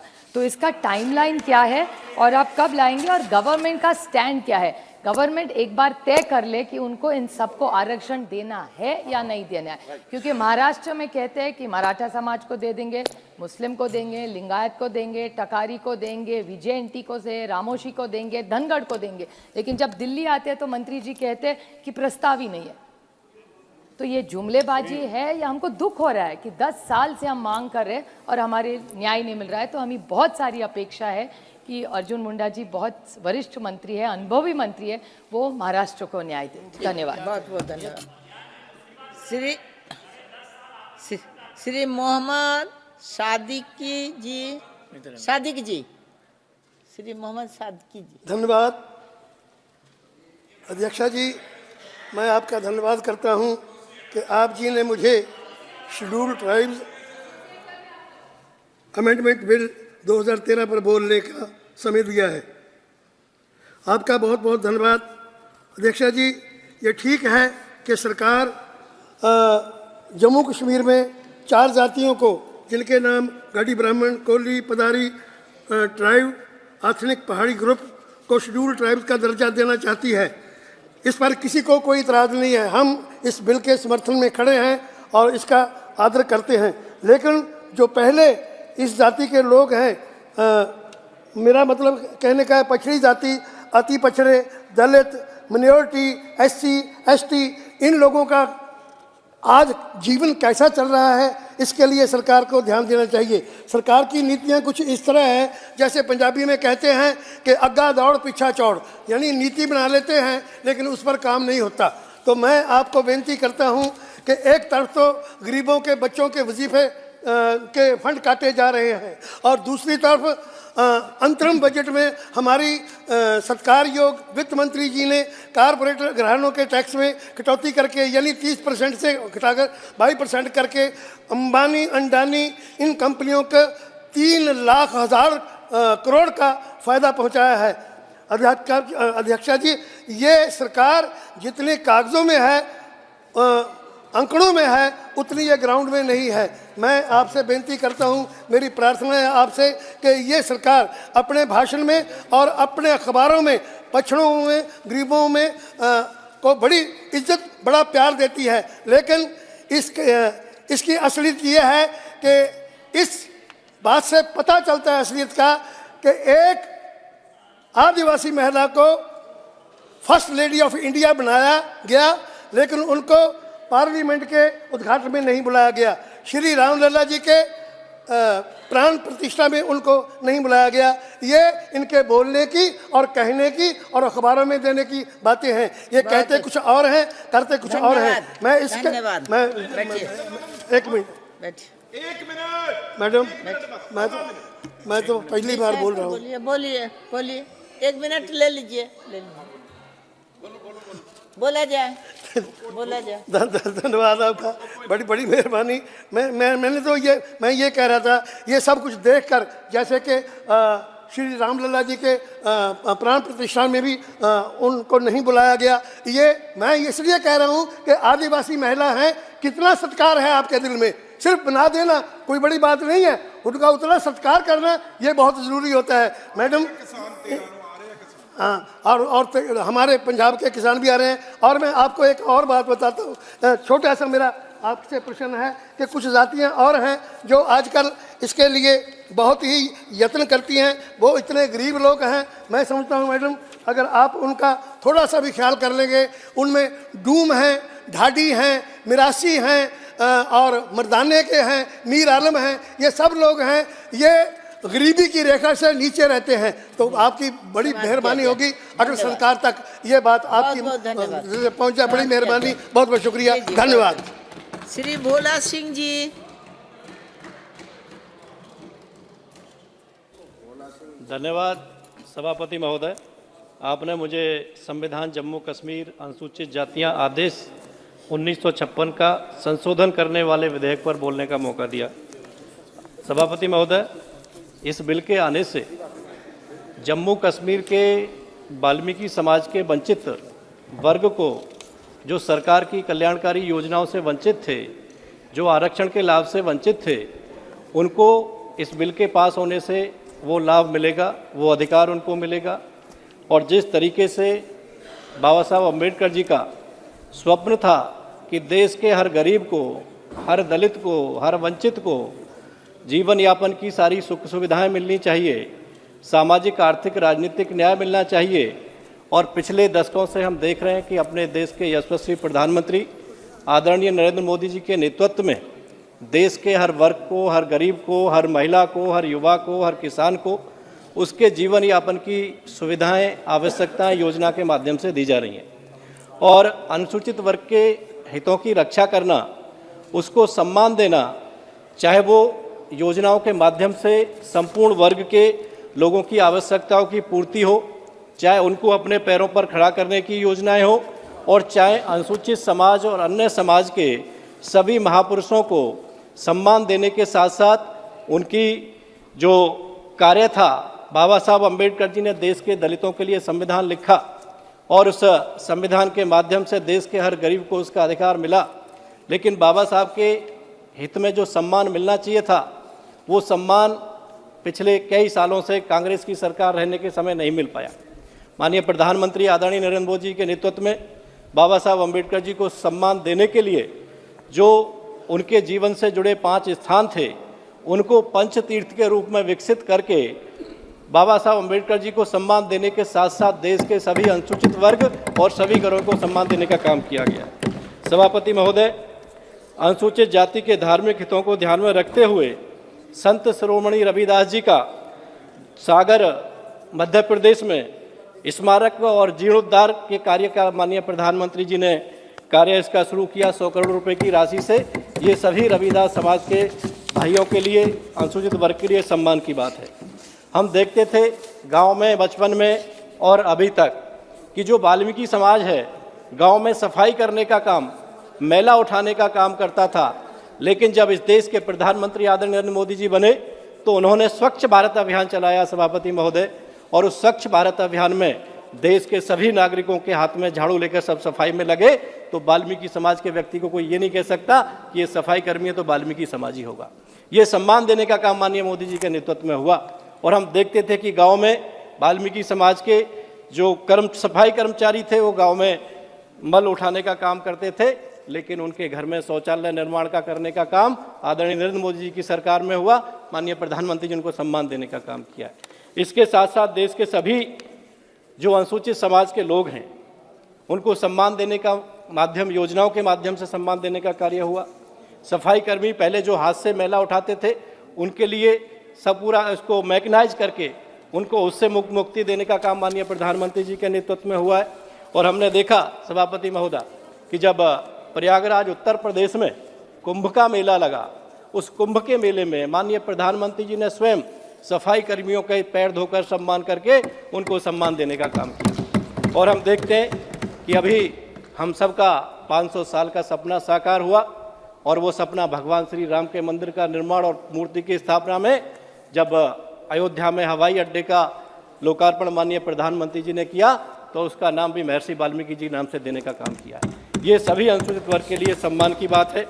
अभी जब दूसरी बार देश की जनता ने माननीय प्रधानमंत्री जी को दूसरी बार प्रधानमंत्री बनने का मौका दिया, 5 अगस्त 2019 को धारा 370 और 35 से हटाने का बिल देश के आदरणीय गृह मंत्री श्री अमित शाह जी लेके आए, और उस बिल के हटने के बाद देश के जम्मू कश्मीर के जो वंचित लोग थे, जो अनुसूचित वर्ग के लोग थे, जो योजनाओं से वंचित थे, उनको अधिकार और योजनाओं का लाभ देने का काम किया गया है। सभापति महोदय, आज अपने माननीय मंत्री जी इस विधेयक को लेकर आए हैं। इस विधेयक के माध्यम से अभी तक जो वाल्मीकि समाज प्रदेश और केंद्र सरकार की योजनाओं से वंचित था, जो अधिकारों से वंचित था, उन अधिकारों को उनको अधिकार देने का काम इस बिल के माध्यम से होगा। उनको सभी प्रधानमंत्री आवास, प्रधानमंत्री आयुष्मान भारत कार्ड, प्रधानमंत्री उज्ज्वला योजना, उनके बच्चों को शिक्षा का अधिकार और रिजर्वेशन के माध्यम से उनका लाभ भी मिलेगा। तो उनको भी ग्राम पंचायत, नगर पालिका में और विधानसभा और लोकसभा में आने का मौका मिलेगा। मैं माननीय मंत्री जी का, माननीय प्रधानमंत्री जी का आभार करता हूं कि देश के सभी अनुसूचित वर्ग के और जो हमारे समाज के मसीहा थे उन सबको सम्मानित करने का काम किया है। मैं बहुत बहुत आभार करता हूं, इस बिल का समर्थन करता हूं। धन्यवाद सभापति महोदय। धन्यवाद। श्री हसनैन मसूदी जी। बहुत शुक्रिया चेयरपर्सन साहिबा। शेड्यूल ट्राइब बिल 2023 और शेड्यूल कास्ट बिल 2023 पर बोलने की इजाज़त देने के लिए। जम्मू कश्मीर नेशनल कॉन्फ्रेंस का दूसरा नाम समाजी इंसाफ। जम्मू कश्मीर नेशनल कॉन्फ्रेंस ने ही सबसे पहले सारे सब कॉन्टिनेंट में लैंड टू टिलर प्रोग्राम के तहत कोई 34 लाख कनाल ज़मीन ट्रांसफ़र की, जो बगैर किसी मुआवजे के टिलर्स की, और उसमें 70% जम्मू में शेड्यूल कास्ट तबके को मिली। तो जहाँ तक पहाड़ी तबके को शेड्यूल ट्राइब देने का मामला है, तो हमारा ये पहले ही मौक़िफ़ रहा जब शेड्यूल ट्राइब का जो स्टेटस दिया गया गुजर और बकरवाल को, उसी दिन से हमारा ये मौक़िफ़ रहा कि पहाड़ी को भी देना चाहिए। बल्कि इसके सिलसिले में हमने हमारी कैबिनेट में बाज़ाब्ता एक रेजोल्यूशन हुआ और हमने एक कम्युनिकेशन एड्रेस किया सेंट्रल गवर्नमेंट को कि इनको भी दिया जाए शेड्यूल, जो गुजर बकरवाल है उनके जो उनका कोटा है, उनका जो हक है, उसको डाइल्यूट किए बिना, उसको मुतासिर किए बिना। तो वो 1980 की दहाई में भी नहीं ये प्रपोजल जो है वो पंथी सरकार को भेजा गया जम्मू कश्मीर नेशनल कॉन्फ्रेंस की हुकूमत की तरफ से। तो उसके बाद जब अनदेखी की गई तो हमने 4% का कोटा इनके लिए मखसूस रखा, लेकिन उसका भी सबटाज वही उन्होंने किया जो आज पहाड़ी के बारे में बोल रहे हैं। तो हमारा पहले दिन से ही ये रहा है कि जम्मू कश्मीर जो शेड्यूल ट्राइब और गुजर बकरवाल तबका है, जो शेड्यूल ट्राइब का, तो उनके हक को डाइल्यूट किए बिना, मुतासिर किए बिना, कम किए बिना इनको ये हक दिया जाए। और इसके बारे में सरकार गारंटी दे रही है। हम चाहते हैं कि हाउस को एतमाद में लिया जाए कि वो कैसे गारंटी अमलाएंगे। क्या वो जो अपर का उसमें कोई चेंज करेंगे, लेकिन जहाँ तक हमारा ये बिल्कुल अनएम्बिग्यूअस, बिल्कुल एक क्लियर स्टैंड है कि जो इस वक्त शेड्यूल ट्राइब कम्युनिटी है, गुजर बकरवाल कम्युनिटी है, उनका जो भी हक बनता है उस हक को डाइल्यूट किए बिना जो हमारा पहले से मौका रहा है पहाड़ी को दिया जाए। तो हमारा ये बिल्कुल इसमें कोई स्पष्ट रहा है, कोई इसमें कोई जो आज बात कही जा रही है, जो ये बात कर रहे हैं वो उसी पार्टी की बात करें जिसके साथ हुकूमत में रहे, तो तब उनको याद नहीं आई पहाड़ी की, अब आ रही है, चलो ठीक है। लेकिन हमारी याद ये है, ये 1980 की दहाई से ही है जब हमने ये कहा है कि इनको वो हक दिया जाए। लेकिन हमें एक बात है, हम ये बात बिल्कुल वाज़ेह करना चाहते हैं कि सरकार हाउस को कॉन्फिडेंस में ले। जो आप कह रहे हैं कि हम इनको देंगे लेकिन उनका डाइल्यूट किए बिना, तो कैसे करेंगे, क्या करेंगे, उसकी मॉडलिटीज़ क्या होगी, मेथडोलॉजी क्या होगी, उसके बारे में कहें। तो यहाँ तक जम्मू, ये वाज़ेह मैं करना चाहता हूँ कि जम्मू कश्मीर नेशनल कॉन्फ्रेंस ने पहले ही जो डिप्राइव्ड है, डिसएम्पावर्ड है, आखिरी पायदान है, उनके साथ खड़ी रही है। और जब सारे बरसगीर में, जैसे मैंने कहा, कोई भी लैंड रिफॉर्म का कोई प्रोजेक्ट कहीं पर था ही नहीं। हमने 34 लाख कनाल ज़मीन ट्रांसफ़र की, जो कि जम्मू में 70% शेड्यूल कास्ट है उनके हक में हुई। तो आज की तारीख में जब ये आप कर रहे हैं, जब ये प्रयास हो रहा है, तो हम ये तो बिल्कुल क्लियर करना चाहते हैं कि हमें ये कहा जाए कि हमने 4% जो हमने इनको दिया वो क्यों सबटाज किया था। जी आप तब हमदर्दी आपकी कहाँ चली गई थी। आज अगर है, एक मिनट बोले, अब जम्मू कश्मीर का ही मामला है ना, तो आज अगर दिया तो आप कैसे ये गारंटी करेंगे। लेकिन ये ज़रूर हो, कोई गारंटी हो और हाउस को एतमाद में लिया जाए। मंत्री जी ये कहे हाउस में कि कैसे हम जो हमारा शेड्यूल ट्राइब है, जो गुजर बकरवाल है, उसका जो हुकूक है, उसके हक में जो है, कैसे उसको मुतासिर किए बिना आप दे देंगे, जो और वो पहाड़ी को देंगे, जिसके लिए हमारा 1980 के दहाई से ही हमारा पूरा रहा है, पूरा ये मुतालबा रहा है कि इनको दिया जाए। इस पार्टी की तरह नहीं जो आज ये बात कर रही है, लेकिन आज से पहले जब सरकार में थे तब इनको इनकी याद नहीं आ रही थी। Vanakkam, Madam Chairperson. Thank you for giving me an opportunity to speak on the amendment, the Constitution, Scheduled Castes and Scheduled Tribes Amendment Bill 2023. Madam, I would like to welcome and support this bill. Madam, just as the many communities which have been deprived for long have been included in this list, similarly, I would like to request in my parliamentary constituency of Dharmapuri, in the assembly constituencies of Paparetipatti, Arur, Dharmapuri, Palakkod, Arur and Mettur, there are many communities, especially Kurumbar community and the Lambadi community, which have been demanding an ST status for a very, very long time. Madam, we have approached the state government, and representatives of both the Lambadi community and the Kurumbar community have met the Honorable Chief Minister, Thru M.K. Stalin, and have made a demand. And I would like to place on record over here that our Tribal Affairs Minister, Thru Arjun Munda, has been very helpful, and whenever we approach him, he has always assured us that whenever the recommendations come from the state government, he will be very helpful in having these listed in the thing. Madam, I would like to place on record that the Tamil Nadu government has given the Kurumbar community, that is the 13 synonyms, which is none of their fault, because many youth have been lost in their reservations in their work and in education.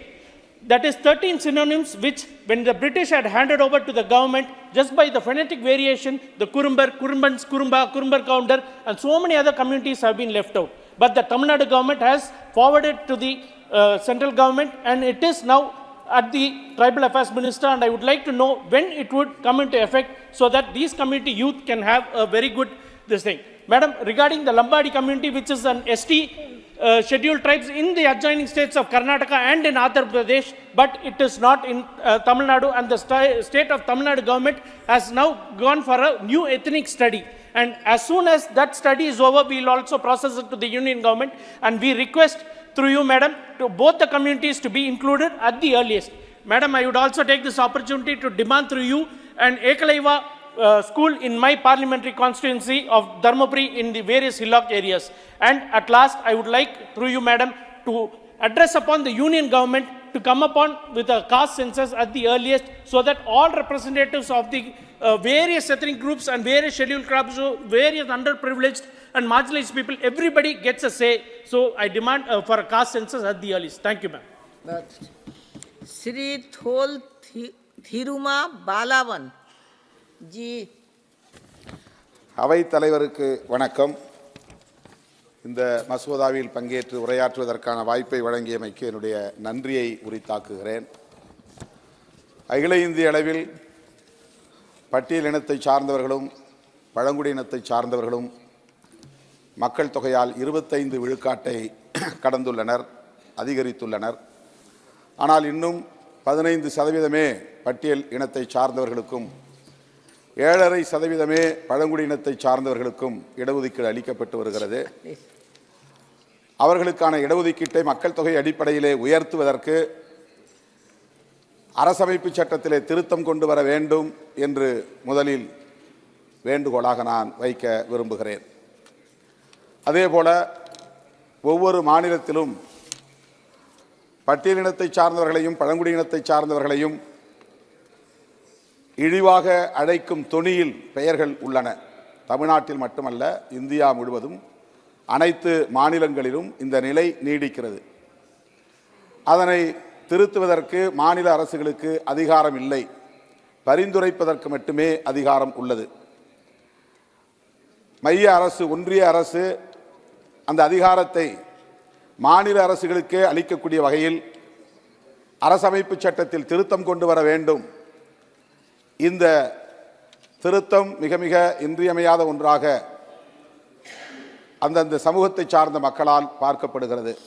எனவே இந்திய ஒன்றிய அரசு அந்தந்த மாநிலங்களில் மாநில அரசுகளே இத்தகைய இழிவாக அழைக்கப்படுகிற துணி உள்ள பெயர்கள் அனைத்தையும் மாற்றுவதற்கு அதிகாரம் அளிக்கக்கூடிய வகையில் அரசமைப்பு சட்டத்திலே திருத்தம் கொண்டு வர வேண்டும் என்று வலியுறுத்துகிறேன்.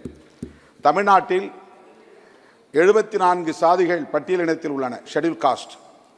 அதில் பின்வரும் சாதிகள்: நொமாடிக் ட்ரைப்ஸ், பழங்குடியினத்திற்கான பண்பாட்டு கூறுகளை கொண்ட உடல் அமைப்புகளை கொண்ட சமூகத்தை சார்ந்தவர்கள், 1000 பேருக்கும் குறைவான சமூகங்களை சார்ந்தவர்கள்.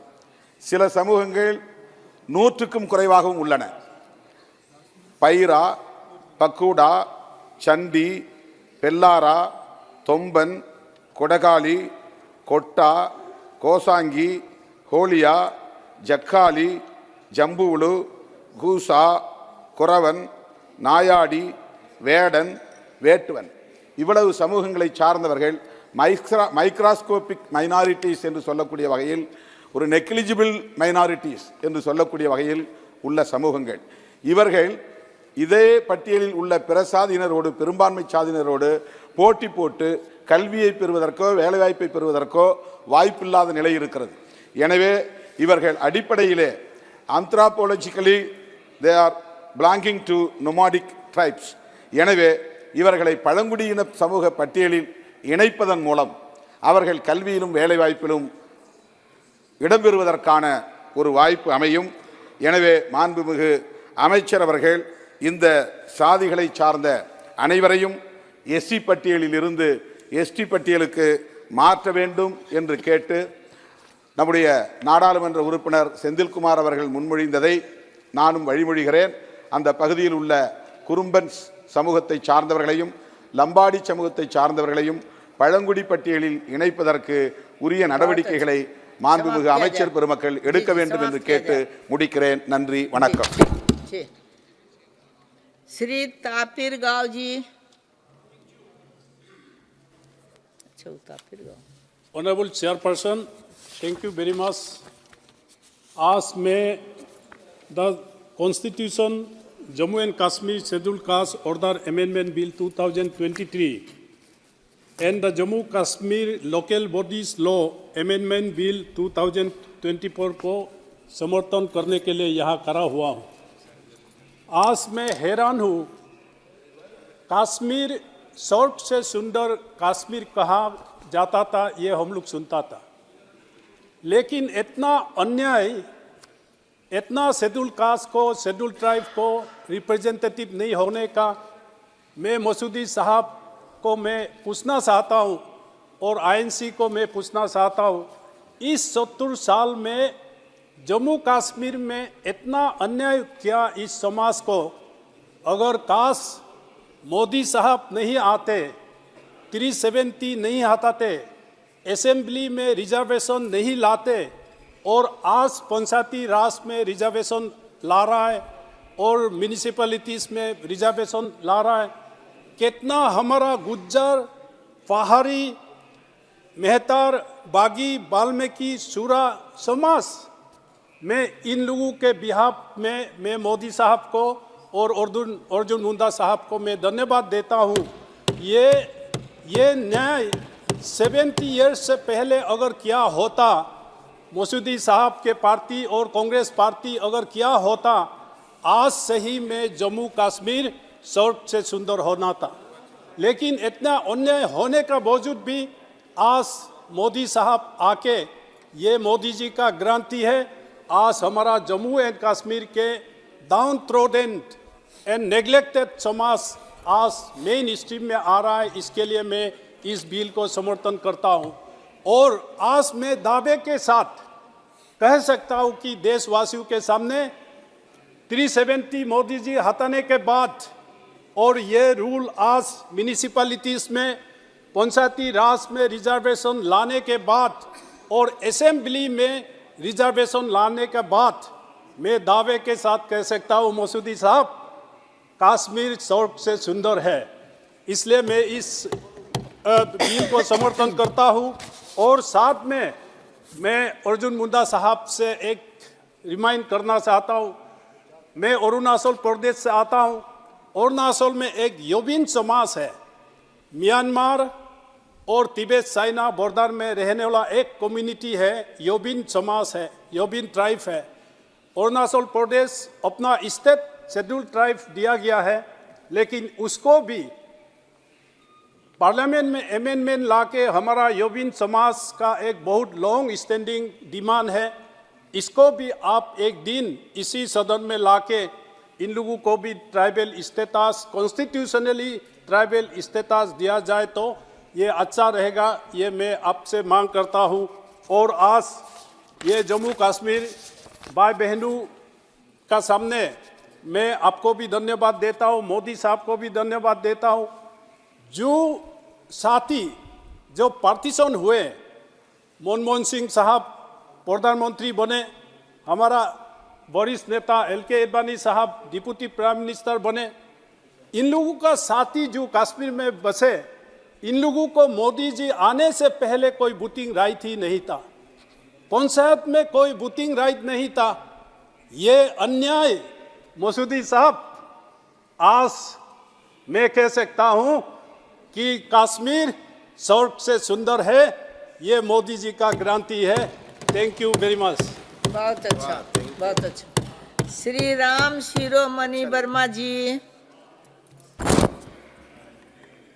धन्यवाद सभापति महोदया, आपने मुझे संविधान जम्मू कश्मीर अनुसूचित जाति संशोधन विधेयक 2023 पर बोलने का अवसर दिया।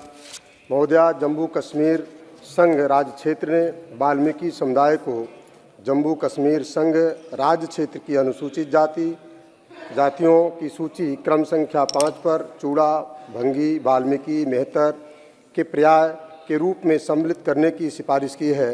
यह स्वागत योग्य है और मैं और मेरी पार्टी इसका समर्थन करती है।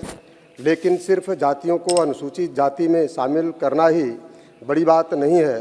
बड़ी बात तो जब होगी जब इन समाज के लोगों को मुख्य धारा में जोड़ने के लिए उनको पर्याप्त सुविधाएं भी सरकार पर्याप्त प्रदान करेगी।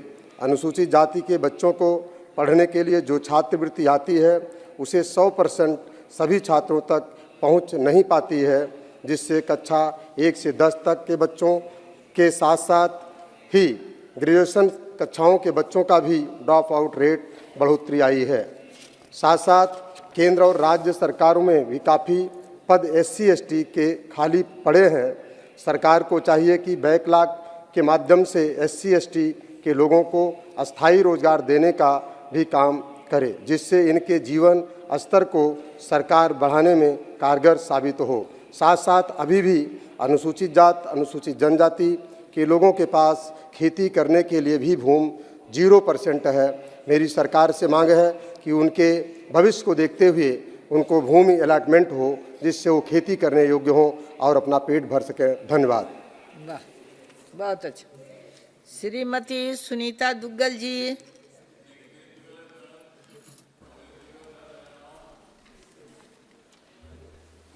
धन्यवाद सभापति महोदय। आपने मुझे the constitution Jammu and Kashmir schedule caste order and the schedule tribe order amendment bill 2023 पर बोलने का जो मौका दिया है। सभापति महोदय, मैं ये कहना चाहूँगी कि इस बिल से जम्मू कश्मीर के अंदर जो ये समाज है वो मुख्यधारा के अंदर जुड़ेगा और आप समझ सकते हैं कि इससे पहले इस समाज को जो है वो केवल और केवल एक सफाई के काम के लिए ही रखा गया था और 272 जो परिवार अमृतसर से और गुरदासपुर से जम्मू कश्मीर के अंदर आए तो उनको कोई अधिकार नहीं दिए गए थे। मैं इस बात के लिए माननीय गृह मंत्री जी को बहुत बहुत धन्यवाद करती हूँ कि जिस तरह से उन्होंने धारा 70 हटाई और उसके बाद से जो वहाँ पर एक अलग ही बयार जो बह रही है, जिस तरह से लोग अब अपने आप को सुरक्षित महसूस कर रहे हैं और उसके अंदर आप ये देखिए कि अगर ये समाज जो है अब इनको आप कितनी जगह पर जो है वो आरक्षण मिलेगा, चाहे हम आवास आवंटन की बात करें, लोकसभा या विधानसभा के अंदर आरक्षण की बात करें, पंचायती राज संस्थानों में आरक्षण की बात करें, नगर पालिकाओं में आरक्षण की बात करें, छात्रवृत्ति की बात करें, हम इसके साथ साथ अनुसूचित जाति और अनुसूचित जनजाति जो अत्याचार निवारण अधिनियम है उसके तहत जो प्रावधानों का लाभ मिलेगा, राष्ट्रीय सफाई कर्मचारी वित्त एवं विकास निगम और राष्ट्रीय अनुसूचित जाति वित्त एवं विकास निगम के रियायती दरों पर ऋण भी मिलेगा। बहुत सी ऐसी जो हमारी सुविधाएं हैं वो अब इस समाज को मिल सकेंगी। देखिए सभापति महोदय, मैं कहना चाहूँगी कि अगर हम जब वाल्मीकि जी को याद करते हैं तो हम रामायण भी हमको अपने आप ही दोनों एक दूसरे के पर्याय हैं और जिस तरह से माननीय प्रधानमंत्री जी ने अयोध्या के अंदर जो श्री राम मंदिर जी का प्राण प्रतिष्ठा किया और उसके बाद जो वहाँ पर जो एयरपोर्ट है उसका नाम महर्षि वाल्मीकि जी के नाम से रखा, तो पूरा देश जो है इस बात को लेकर बहुत प्रफुल्लित है और इस बात के लिए माननीय प्रधानमंत्री जी का बहुत बहुत धन्यवाद करते हैं। आप देखिए कि महर्षि वाल्मीकि जी वो हैं कि जिस समय में सीता माँ जो कष्ट में थी और उस समय में उन्होंने उनको आश्रय दिया और लव कुश के जो संस्कार हैं, लव कुश को जो अस्त्र शस्त्र की विद्या है उसका ज्ञान भी जो है वो महर्षि वाल्मीकि जी ने ही उनको दिया। इसके साथ साथ मैं कहना चाहूँगी सभापति महोदय कि इसी सैटरडे संडे को मुझे तमिलनाडु में जाने का सौभाग्य प्राप्त हुआ। हमारी जो कोयम्बटूर की विधायक हैं वानथी श्रीनिवासन जी, उन्होंने मुझे वहाँ आमंत्रित किया था और आप हैरान होंगी कि वहाँ पर जिस तरह से जो महिलाएं हैं और जिस तरह से जो वहाँ किसान वर्ग है वो माननीय प्रधानमंत्री की जो योजनाएं हैं, चाहे हम आयुष्मान योजना की बात करें, प्रधानमंत्री आवास योजना की बात करें, उनको लेकर जो वहाँ पर उनके अंदर एक उल्लास है, एक उत्साह है। तो मुझे लगता है कि आने वाले समय में साउथ के अंदर, हमारा तमिलनाडु के अंदर भी हमारी सरकार जो है बहुत अच्छा प्रदर्शन कर सकेगी। और इसके साथ साथ सभापति महोदय, अब की बार जो पद्मश्री अवार्ड माननीय प्रधानमंत्री जी ने जिस तरह से दिए हैं तो हमें मौका मिला 87 वर्ष के बद्रप्पन जी कोयम्बटूर के गांव में जो रहते हैं उनके पास जाने का। देखिए कोई ना कोई समाज के अंदर सुधार का जो है वो बीड़ा उठाता है तभी समाज आगे बढ़ता है। बद्रप्पन जी जो हैं वो वहाँ पर मुर्गुन जी और अम्मा जो वल्ली अम्मा हैं उनका जो डांस परफॉर्मेंस है उसको जो है उन्होंने आगे बढ़ाने का काम किया है और उस dance performance, song and dance performance में पहले महिलाएं भाग नहीं लेती थी। सभापति महोदय, उन्होंने महिलाओं को भी उसके अंदर जो है पार्टिसिपेट करने का मौका दिया और आज जो है उसी वजह से उनको पद्मश्री अवार्ड मिला। 87 वर्ष के जो हैं बद्रप्पन जी हैं, हमें सौभाग्य प्राप्त हुआ उनसे मिलने का। सभापति महोदय, इसके साथ साथ मैं कहना चाहूँगी कि मुझे भी मौका मिला, हमारे नरवाना जो मेरी लोकसभा में नरवाना एक विधानसभा है उसका एक गाँव है कलौदा खुर्द, तो वहाँ पर एक कार्यक्रम में मुझे आमंत्रित किया गया और सभापति महोदय जब उस कार्यक्रम में आमंत्रित किया तो एक चौपाल के अंदर मुझे जाने का मौका मिला तो मैंने देखा कि जो महिलाएं हैं वो बाहर खिड़की से ऐसे झांक रही हैं। तो मैंने उनसे पूछा कि आप लोग अंदर आइए, तो उन्होंने कहा कि हमें अलाउड ही नहीं है अंदर आने के लिए। मैंने कहा कि हमारे आज़ादी को इतने साल हो गए, अब तक आप लोगों को अंदर आना अलाउड नहीं है? तो उन्होंने कहा कि नहीं, बिल्कुल अलाउड नहीं है। तो मैंने उनको आग्रह किया कि आप क्या प्रॉब्लम हुई? मैंने तो किसी के खिलाफ कुछ नहीं बोला सभापति महोदय, मैं तो जो अच्छी बातें सिर्फ वही कर रही हूँ, किसी के खिलाफ मैं तो कुछ बोल नहीं रही हूँ। तो कहाँ दिक्कत आ रही है सभापति महोदय? तो मैं ये कहना चाहूंगी कि उस गांव के अंदर जब महिलाएं जो हैं वो खिड़की से ऐसे झांक रही थी तो मैंने वहां पर जो वहां के जो पंचायत के जो अधिकारी थे उनसे मैंने पूछा कि आप लोगों ने महिलाओं को अंदर क्यों नहीं एंटर करने दिया? कहते जी कि 75 साल से यहाँ पर अलाउड ही नहीं है। और मैंने कहा कि देखिए, अगर आपकी पंचायत में जो सरपंच है वो महिला बनेंगी तब आप उनको अलाउ करेंगी। तो उन्होंने बताया कि जी सरपंच भी महिलाएं हैं और आज आप देखिए कि उसी दिन महिलाएं जो है उन्होंने वहां पर एंटर किया। तो किसी ना किसी को ये बीड़ा उठाना पड़ेगा। माननीय प्रधानमंत्री जी ने जिस तरह से बीड़ा उठाया, बाबा साहब भीमराव अंबेडकर ने श्रमिकों के लिए, किसान भाइयों के लिए और महिलाओं के लिए जिस तरह से जो है उनके अधिकारों का समर्थन किया था, उसी तरह से आज हम देखें माननीय सभापति महोदय कि जो चार जो है, चाहे हम किसान की बात करें, चाहे हम गरीब की बात करें, चाहे हम महिला की बात करें, चाहे हम जो है युवा शक्ति की बात करें, उनको आगे बढ़ाने का काम अगर किसी ने किया है तो माननीय प्रधानमंत्री श्री नरेंद्र मोदी जी ने किया। सभापति महोदय, मैं इसके साथ साथ, ठीक है, अगर मैं समाप्त करूंगी, मैं इसको समाप्त करूंगी बहुत जल्दी, तो मैं यही कहना चाहूंगी कि हमारे जो बड़े संत हुए सभापति महोदय, संत शिरोमणि रविदास जी हैं, तो उन्होंने कहा था कि ऐसा चाहूं राज में मिले सभी को अन्न, छोटे बड़े सब सम बसे, रविदास रहे प्रसन्न। इसी तरह से जो हमारे जितने भी बड़े बड़े संत हुए उन्होंने सबको इकट्ठा लेकर समाज को साथ चलने की बात कही है। अंत में एक बात और कहना चाहूंगी सिर्फ कि कबीर साहब ने भी एक बात कही थी कि कबीर कुआं एक है, पानी भरे अनेक, बर्तन ही में भेद है, पानी सब में एक। बहुत बहुत धन्यवाद सभापति महोदय। बहुत Thank you, Chairperson, to give me opportunity to participate this the Constitution Jammu and Kashmir Scheduled Caste Order Amendment Bill 2023, the Constitution Jammu and Kashmir Scheduled Tribes Order Amendment Bill 2023, which was moved by Honorable Ministers. Ma'am, I will also support these two amendment bill which are related to state of Jammu and Kashmir. Madam, many of the members belong to scheduled castes and scheduled tribes are expressed their views and also express so many burning issues which the community are facing throughout the country. Ma'am, I am not going to all the details, but at the same time, what is the living condition of scheduled caste and scheduled tribe in this country? So their situation, their living condition is very, very poor. The government also not taking care for scheduled caste and scheduled tribes welfare in the country.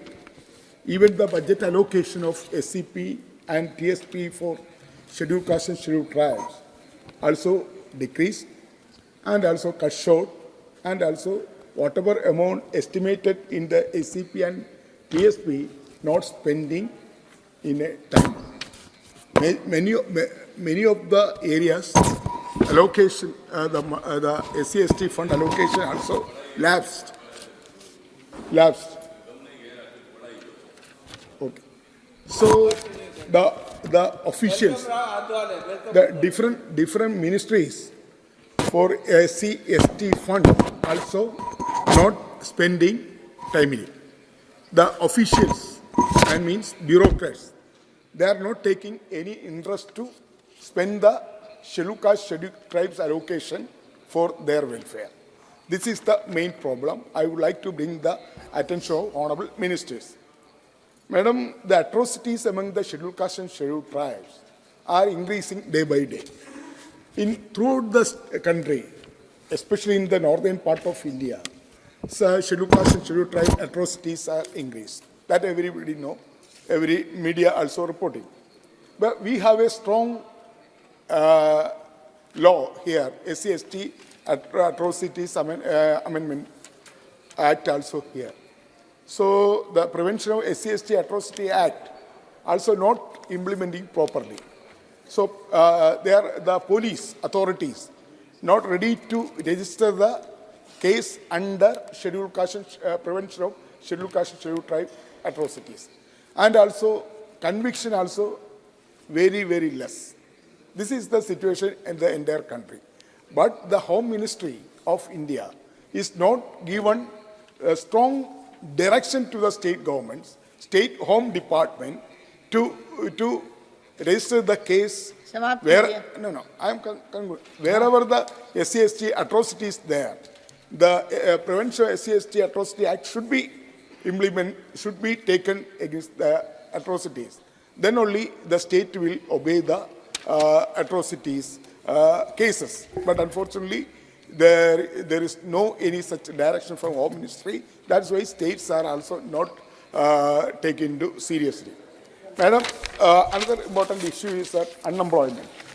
Madam, the government sector, the employment opportunities are decreasing day by day. Private sector is coming up, growing up. Private sector, private companies, private multinational companies.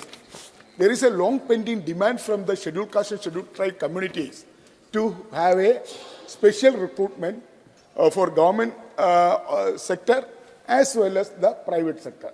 So government sector, the backlog vacancies filling up through special recruitment. At the same time, this private sector, government should insist it to the private sector to appointment scheduled caste, scheduled tribes percentage.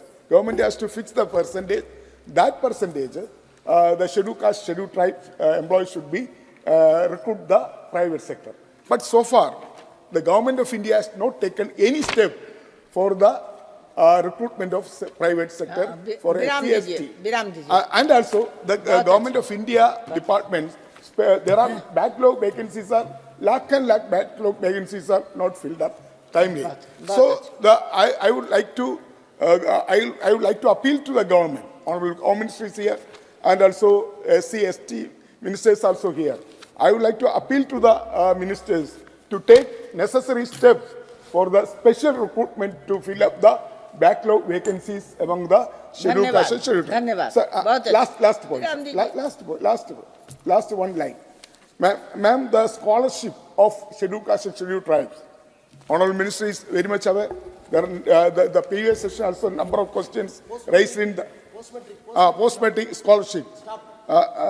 Post-matric scholarship also, the previous session also there is a lot of questions raised in the House, zero over question hour.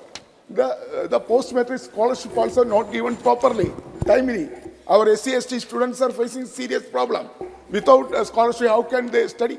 Madam, you are very much aware about the condition of scheduled caste, scheduled tribe students in this country. So they are only depending the scholarship for their study. But the government has not taken any serious step to release the money for the scheduled caste, scheduled tribe students scholarship, madam. चलिए, बहुत अच्छा, समाप्त कीजिए, समाप्त किया जाए, धन्यवाद, धन्यवाद, बहुत टाइम दिया। Sir, these are, madam, there are number of burning issues facing by the scheduled caste and scheduled tribes in this country, but the government is not addressing the serious problem for scheduled caste and scheduled tribes. With this words, sir, time is very constrained. You are, Shri Adhir Ranjan Chaudhary so ji. I would, Please. one more. Yes, sir. Another long pending demand is Dalit Christians to be included in the scheduled caste list. There is a case in Supreme Court.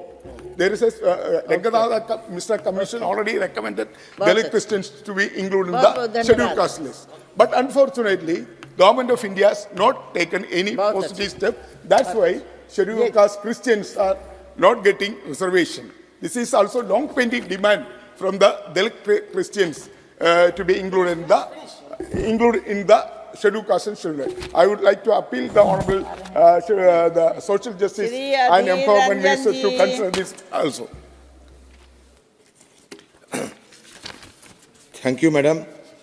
The bill, the Constitution's Jammu and Kashmir Scheduled Caste Order Amendment Bill 2023, amend the Constitution Jammu Kashmir Scheduled Caste Order 1956. The order lists the castes deemed to be scheduled caste in the Union territories of Jammu and Kashmir and Ladakh. The bill adds Valmiki community as a synonym of Chura, Valmiki, Bhangi and Mehtar communities. The synonym will apply only in the Union territory of Jammu and Kashmir. Second, the Constitution Jammu and Kashmir Scheduled Tribes Order Amendment Bill 2023, it amends the Constitution Jammu and Kashmir Scheduled Tribes Order 1989 to create separate list for scheduled tribes for Union territories of Jammu and Kashmir and Ladakh. The bill also adds 4 communities to the list of the scheduled tribe in Jammu and Kashmir. These are Godda Brahmin, Koli, Padari tribes and Pahari ethnic group. So the 2 bills are clubbed together in order to facilitate our discussion. I am at the fag end of the discussion. मैं ज़्यादा कुछ नहीं बोलना चाहते, सिर्फ एक ही बात कहना चाहते, एक ही बात। वो ये है कि 370 हटाने के बाद और 351 के हटाने के बाद लद्दाख के लोगों को ये जहन में ये आए थे कि उन लोगों के लिए न्याय मिलेगी। आज लद्दाख के लोग अपने स्टेटहुड के डिमांड कर रहे हैं, स्टेटहुड के लिए आंदोलन कर रहे हैं, सारे लद्दाख बंद कर देते हैं और साथ साथ वहाँ 6 शेड्यूल की मांग करते हैं।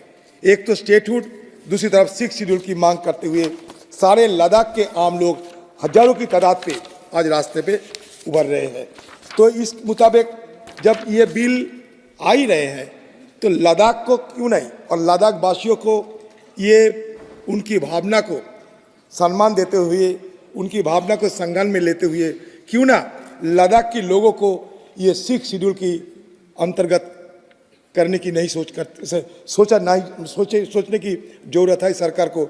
मैं ये मांग जरूर करूंगा, क्योंकि 2023 में हमारे यूनियन मिनिस्ट्री की तरफ से एक हाई पावर्ड कमेटी गठन किया गया था, जिसका नेतृत्व दिए थे हमारे मिनिस्ट्री ऑफ होम के मिस्टर राय ने। ये ऑब्जेक्टिव यही था कि ensuring the protection of the land and employment for the people of Ladakh। लेकिन लद्दाख के लोग वो अभी सोच रहे हैं कि उनके साथ वंचना हो रहे हैं, वो वंचित हो रहे हैं, तो इसके लिए भारी आक्रोश उनकी इजहार करते हैं। तो मैं ये सदन के सामने, जहां होम मिनिस्टर भी है और हमारा सोशल जस्टिस मिनिस्टर भी है, उन सबको मैं निवेदन करूंगा कि लद्दाख के बारे में सोचा जाए, क्योंकि कश्मीर की जब मुद्दा दिन भर यहाँ चर्चा में आ गए हैं, तो लद्दाख क्यों बाहर रहे?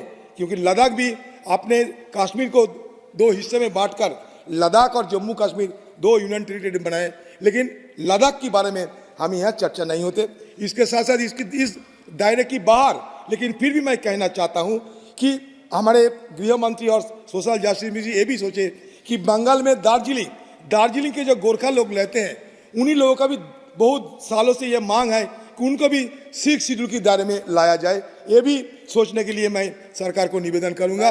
और ये साथ साथ ये समर्थन करते हुए मैं अपनी वाणी को विराम देना चाहता हूँ। बहुत अच्छा।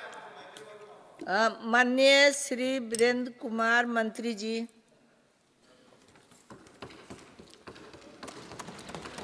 धन्यवाद सभापति महोदया जी। आज की चर्चा में 2 बिलों पर एक साथ चर्चा प्रारंभ हुई। जम्मू कश्मीर संघ राज्य क्षेत्र में अनुसूचित जातियों की सूचियों में वाल्मीकि को, वहां पर पहले वाल्मीकि शब्द प्रयोग किया जाता, तो वाल्मीकि के साथ साथ वाल्मीकि भी उसमें जोड़ा जाए। इस चर्चा में सदन के बड़ी संख्या में माननीय सदस्यों ने भाग लिया। मैं सभी माननीय सदस्यों का धन्यवाद करना चाहता हूं। श्री अमर सिंह जी का, श्री जुगल किशोर शर्मा जी, श्री रवि कुमार जी, श्री मलूक नागर जी, श्रीमती अपूर्वा पोद्दार जी, श्रीमती गोटेटी माधवी जी, अरविंद सामंत जी, दिलेश्वर कामेत जी, रमेश चंद्र माझी जी, सुप्रिया सुले जी, मोहम्मद सादिक जी, डॉक्टर भोला सिंह जी, हसनान मसूदी जी, DNV सेंथिल कुमार जी, डॉक्टर श्री तिरुमा बुलावन थोल जी, तापिर गांव जी, श्री राम शिरोमणि वर्मा जी, श्रीमती सुनीता दुग्गल जी, श्री के सुरेश जी और हमारे श्री अधीर रंजन चौधरी जी। मैं सभी माननीय सदस्यों का धन्यवाद करना चाहता हूं। और जब माननीय सदस्यों के द्वारा वाल्मीकि समाज को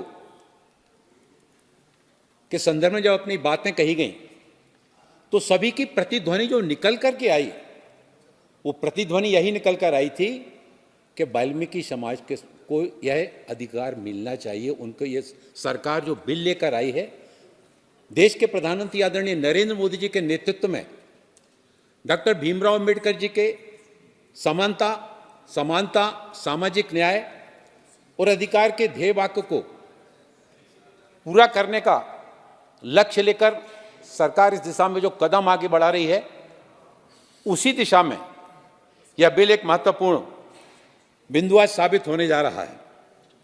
देश के प्रधानमंत्री आदरणीय नरेंद्र मोदी जी के कुशल मार्गदर्शन में पिछले 9 वर्षों में अनुसूचित जाति समाज के लिए कल्याण के लिए बहुत सारी कल्याणकारी योजनाएं बनाई गई, जिससे अनुसूचित जाति समाज के सामाजिक, आर्थिक, शैक्षणिक और पारिवारिक स्थितियों में व्यापक स्तर पर काफी परिवर्तन आया है।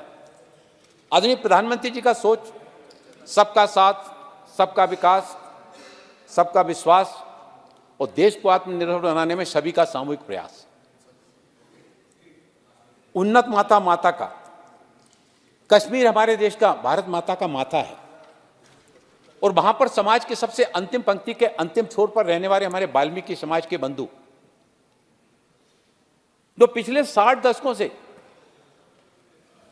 6 दशक से 60 साल से भी ज्यादा समय से उस न्याय की आशा में लगातार वहां पर अपमान की पीड़ा झेलते हुए उस सफाई के काम में लगे हुए थे, उनको न्याय दिलाने की पहल आदरणीय पंतप्रधान जी के द्वारा की गई। हमारे डॉक्टर भोला सिंह जी बोल रहे थे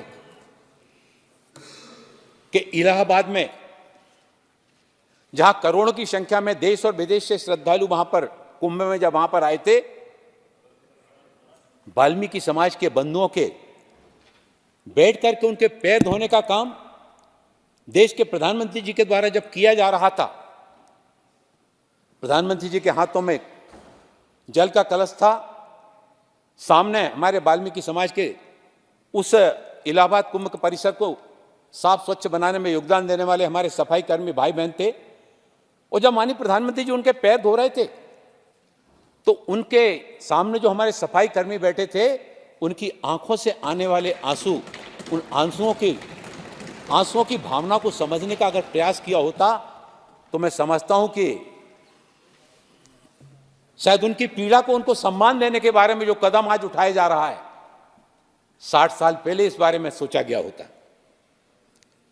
भारत मंडपम में जब श्रमवीरों का सम्मान करने की दिशा में देश के पंतप्रधान जी के द्वारा जब वहां पर पहला उनका जब सम्मान किया गया, उन श्रमवीरों का सम्मान किया गया, उन श्रमवीरों की आंखों में भी जब माननीय प्रधानमंत्री जी उनके ऊपर पुष्प वर्षा कर रहे थे तो मैंने देखा उन श्रमवीरों की आंखों में भी आंसू आ रहे थे कि देश के सबसे बड़े पद पर बैठा हुआ देश का प्रधानमंत्री आज हमको इस तरह से बिठाकर स्वयं खड़े होकर देश में इंजीनियरिंग कॉलेज, मेडिकल कॉलेज, उद्योग विश्वविद्यालय, IIM, IIT, देश की गगनचुंबी इमारतों की बात हो, चंद्रयान 3 की सफलता की बात हो, G20 की बैठक के दौरान विश्व पटल के सामने एक सफल आयोजनकर्ता के रूप में भारत की छवि पूरे विश्व में सामने लाने की बात हो, इन सब में अनुसूचित जाति वर्ग के बंधुओं के योगदान को भुलाया नहीं जा सकता। और आदरणीय पंतप्रधान माननीय नरेंद्र मोदी जी ने देश के आखिरी पंक्ति के अंतिम छोर के इन व्यक्तियों को सम्मान देने में कहीं किसी तरह से कोई कमी नहीं छोड़ी। हमारे अनुसूचित जाति समाज का एक बहुत बड़ा योगदान रहा। देश में सफाई से लेकर सुरक्षा तक सामाजिक जीवन के प्रत्येक क्षेत्र में अनुसूचित जाति के लोगों ने अपने परिश्रम से, विश्वास से और दृढ़ निश्चय शक्ति से भारत को विकसित राष्ट्र बनाने के संकल्पों को सिद्धि की ओर ले जाने में अपना योगदान दिया है। अनुसूचित जातियों की सूची में संशोधन करने के लिए जो प्रक्रियाएं निर्धारित की गई हैं, हमारे अनेक माननीय सदस्यों के द्वारा, कई माननीय सदस्यों के द्वारा कुछ जातियों को अनुसूचित जाति में शामिल करने की बात कही गई, कई माननीय सदस्यों के द्वारा अनुसूचित जनजाति में शामिल करने की बात की गई, और इस संबंध में भारत सरकार ने अपनी प्रक्रिया निर्धारित की है, जिसमें राज्यों के द्वारा और संघ राज्य क्षेत्रों के द्वारा प्रस्ताव आने पर RGI और राष्ट्रीय अनुसूचित जाति आयोग से समर्थन होने के उपरांत केंद्रीय मंत्रिमंडल की स्वीकृति से संसद के समक्ष विधेयक के रूप में सामने लाया जाता है। जम्मू कश्मीर से धारा 370 समाप्त होने के बाद वहां पर आज समानता की बात हो रही है। घाटी में कई ऐसे समुदाय हैं जो धारा 370 समाप्त होने का इंतजार कर रहे थे, क्योंकि करीब 7 दशकों से उन्हें में राज्य में मौजूद अन्य समुदाय की तरह, बाकी लोगों की तरह उनको अधिकार प्राप्त नहीं हो रहे थे। इनमें प्रमुख है दलित वर्ग का हमारा वाल्मीकि समुदाय। इस समुदाय को विभिन्न राज्यों में अलग अलग नाम से संबोधित किया जाता है। रामायण के रचयिता महर्षि वाल्मीकि, इस समुदाय के लोग इनको अपना भगवान मानते हैं। हम सब भी उनको अपना भगवान मानते हैं।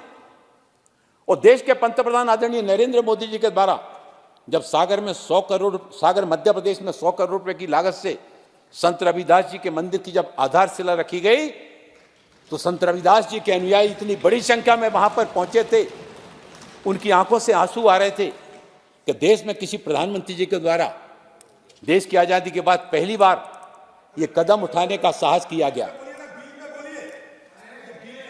अधीर रंजन जी, अधीर मत होइए।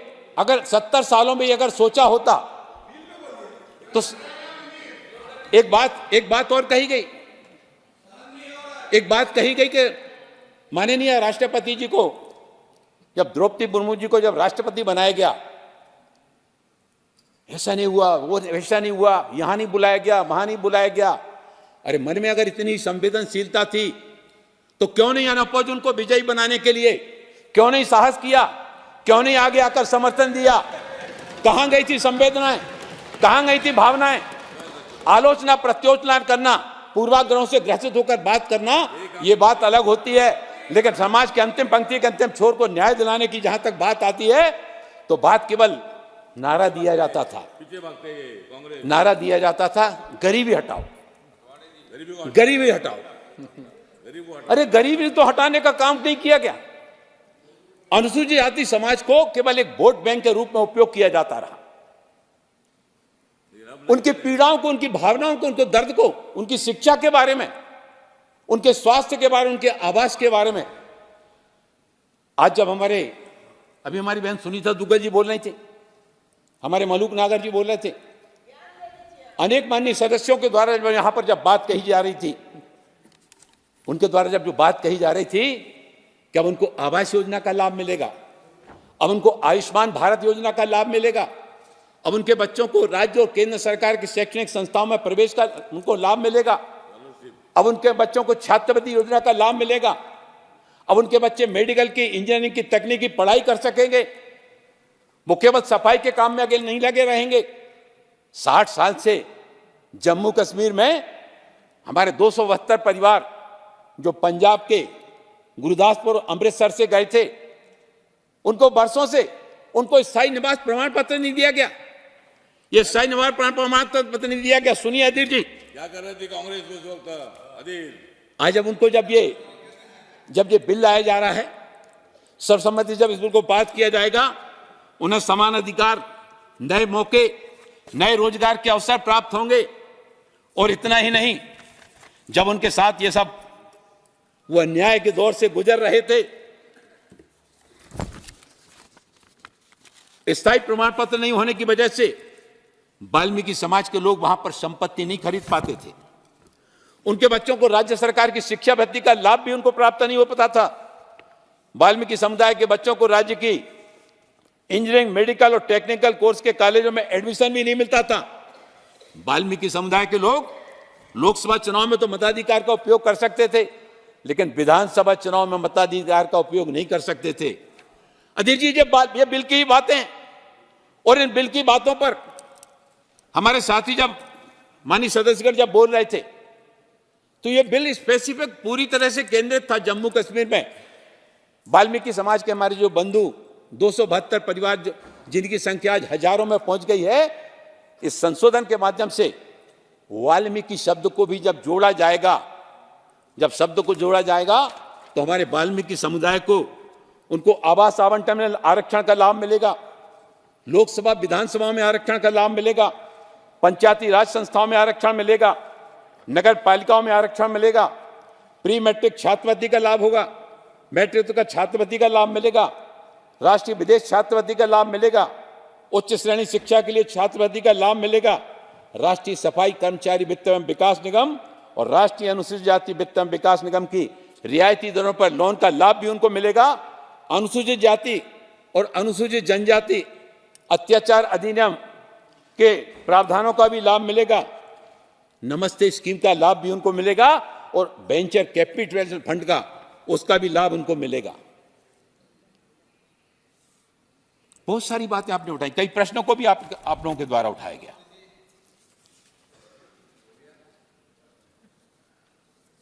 मैं स्टार्ट कर रहा हूं, नहीं मैं स्टार्ट कर रहा हूं, आपकी इच्छा तो मैं उसको संक्षेप में समाप्त कर देता हूं। कुछ 2-3 चीजें मैं उल्लेख करना चाहूंगा। हमारे अमर सिंह जी ने कहा था, मैं आपके ही सदस्य की बात कर रहा हूं, अमर सिंह जी ने प्री मैट्रिक छात्रवृत्ति को कहा था कि बंद किया गया है। मैं आपको विश्वास दिलाना चाहता हूं कि हमारी सरकार ने न प्री मैट्रिक और न ही पोस्ट मैट्रिक किसी भी छात्रवृत्ति को बंद नहीं किया है, बल्कि इसको डीबीटी के माध्यम से इस बात को सुनिश्चित किया है कि अब पैसा सीधा छात्र के खाते में जाएगा।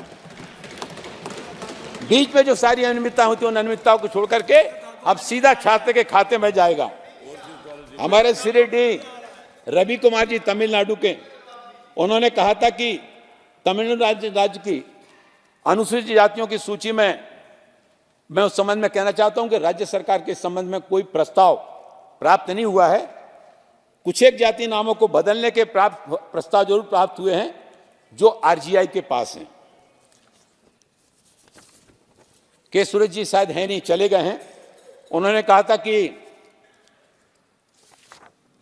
ईसाई और इस्लाम धर्म को अपनाने वाले सदस्यों को अनुसूचित जाति का दर्जा दिए जाने की बात उनके द्वारा कही गई थी। इस संबंध में मैं बताना चाहता हूं कि सरकार के मार्गदर्शन में, आदरणीय प्रधानमंत्री जी के मार्गदर्शन में केजी बालकृष्णन आयोग की कमेटी आयोग का गठन किया गया है, जो 2 वर्ष में इस संबंध में अपना कार्य करके रिपोर्ट सौंपेगी। और उन्होंने एक बात और कही गई थी, उनके द्वारा कही गई थी कि समय पर छात्रवृत्ति तो राज्यों के द्वारा सूचना प्राप्त होने पर उनसे हम लोग अकाउंट नंबर मानते हैं छात्र के और नाम मानते हैं, और जैसे यहाँ पर आती है हम यहाँ से बटन दबाते हैं, एक बटन यहाँ से दबता है और 1 सेकंड में छात्रवृत्ति सीधी छात्र के खाते में चली जाती है। 40% राशि राज्य को देना पड़ती है और 60% राशि केंद्र सरकार देती है और 1 सेकंड में सारे छात्रों के खाते में पहुंच जाती है।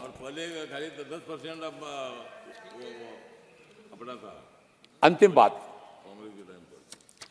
शिल्प समागम की शुरुआत की गई अनुसूचित जाति वर्ग के लिए। यह पहली बार जिसमें हमारे सफाई कर्मी भाई बहन, आज मैं देखता हूं कि जब शिल्प समागम के मेले लगते हैं, चाहे वो अहमदाबाद में लगे, जयपुर में लगे, मुंबई में लगे, तो उसमें अनुसूचित जाति समाज की संख्या, बड़ी संख्या में हमारे भाई बहन आज तरह तरह की चीजों का जो निर्माण कर रहे हैं, उनको विक्रय के लिए प्लेटफॉर्म सरकार के द्वारा उपलब्ध कराए जा रहे प्रदर्शनियों के माध्यम से वेंचर कैपिटल फंड की शुरुआत की गई है, जिससे हमारे अनुसूचित जाति वर्ग के बंधु अपना काम प्रारंभ कर सकें और एक सम्मानजनक जीवन जी सकें। कॉम्पिटिटिव एग्जामिनेशन की तैयारी के लिए 31 सेंट्रल यूनिवर्सिटी के माध्यम से और वो आईएएस आईपीएस सरी के एग्जामिनेशन की तैयारी कर सकें, इसके लिए भी और केंद्र सरकार के द्वारा श्रेष्ठा स्ट्रीम के अंतर्गत सेंट्रल यूनिवर्सिटी के माध्यम से शुरुआत की गई है। मैं हमारे अरविंद सामंत जी और बाकी सारे साथी चले गए हैं, हर एक की बात का मैं जवाब दे सकता हूं, लेकिन माननीय अध्यक्ष जी का इशारा है और आप सबने भी सर्वसम्मति से इस समय के लिए अपना सहयोग दिया है। अंत में इसी भावनाओं के साथ में कि हाँ, ये हम सब हमारे जम्मू कश्मीर के जो हमारे वाल्मीकि समाज के जो हमारे बंधु हैं, उन बंधुओं को न्याय दिलाने के लिए, उनको भी जीवन में सम्मानजनक जीवन जीने के लिए सामूहिक रूप से इस बिल का समर्थन करें, ऐसा मैं सदन से अनुरोध करता हूं। माननीय श्री अर्जुन मुंडा जी। माननीय अध्यक्ष महोदय, आज सदन में आपने जम्मू कश्मीर से संबंधित जम्मू कश्मीर संविधान अनुसूचित जनजाति आदेश संशोधन विधेयक 2023 को सदन में विचार के लिए अनुमति दिया, उस पर चर्चा हुई और इस चर्चा में संयुक्त रूप से अनुसूचित जाति एवं अनुसूचित जनजाति संबंधित जो विधेयक है, दोनों विधेयक के ऊपर माननीय सदस्यों ने चर्चा किया और इस चर्चा में माननीय अधीर रंजन सहित 20 से अधिक माननीय सदस्यों ने भाग लिया और सबने अपने अपने विचार दिया और कुल मिलाकर के मैं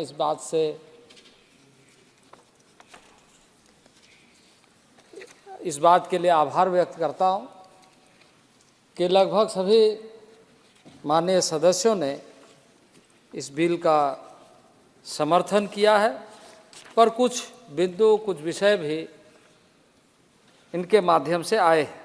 बहुत सारे विषय के संदर्भ में माननीय हमारे वरीय मंत्री वीरेंद्र जी ने सदन के समक्ष रखा। मैं कुछ बातों को स्पष्ट करते हुए ही संक्षिप्त में अपनी बातों को सदन में रखना चाहता हूँ। माननीय प्रधानमंत्री जी ने, माननीय गृह मंत्री जी ने जिस दृढ़ता के साथ कश्मीर से कन्याकुमारी तक भारत एक है इस संदेश को न केवल देशवासी बल्कि दुनिया को देने का कार्य किया, धारा 370 और 35A को हटाकर। और इसलिए आज देश में, जैसे अभी पिछले दिनों इसी सदन में भारतीय न्याय संहिता पारित हुआ। भारतीय न्याय संहिता, इसके पहले धारा 370 के पहले यदि होता तो उसमें यह लिखना पड़ता जम्मू एंड कश्मीर को छोड़कर। लेकिन अब जो भी कानून इस देश के पार्लियामेंट में बनेगा वो पूरे देश के लिए बनेगा।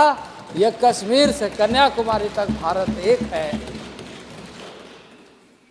आज तो कुछ लोग भारत जोड़ो यात्रा के नाम से राजनीति करने के लिए, ये भारत जोड़ो यात्रा है, ये वास्तव में भारत जोड़ो यात्रा किस तरह का, इसका अंदाजा लगाया जा सकता है। और आज मुझे सूचना मिली कि एक भारत जोड़ो यात्रा के जो नेतृत्व कर रहे हैं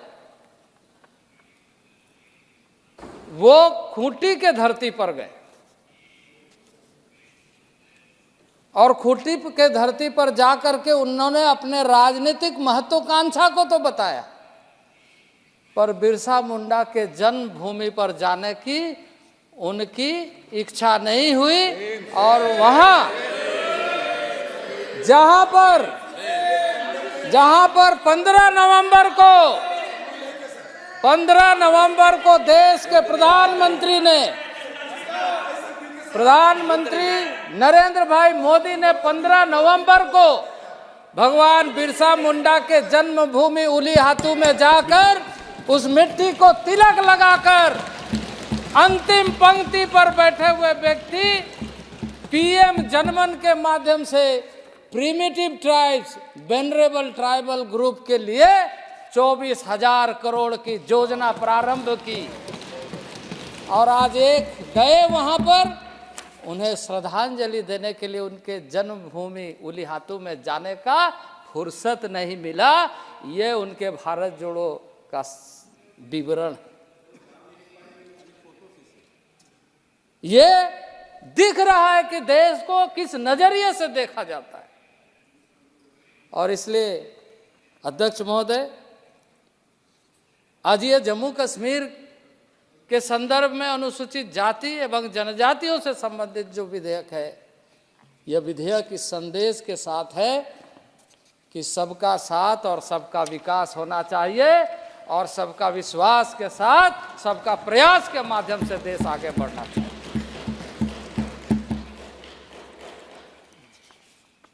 आज जिन सूची में शामिल करने के लिए आज सदन में चर्चा हुई है, इसके माध्यम से आज जम्मू कश्मीर को न्याय मिले।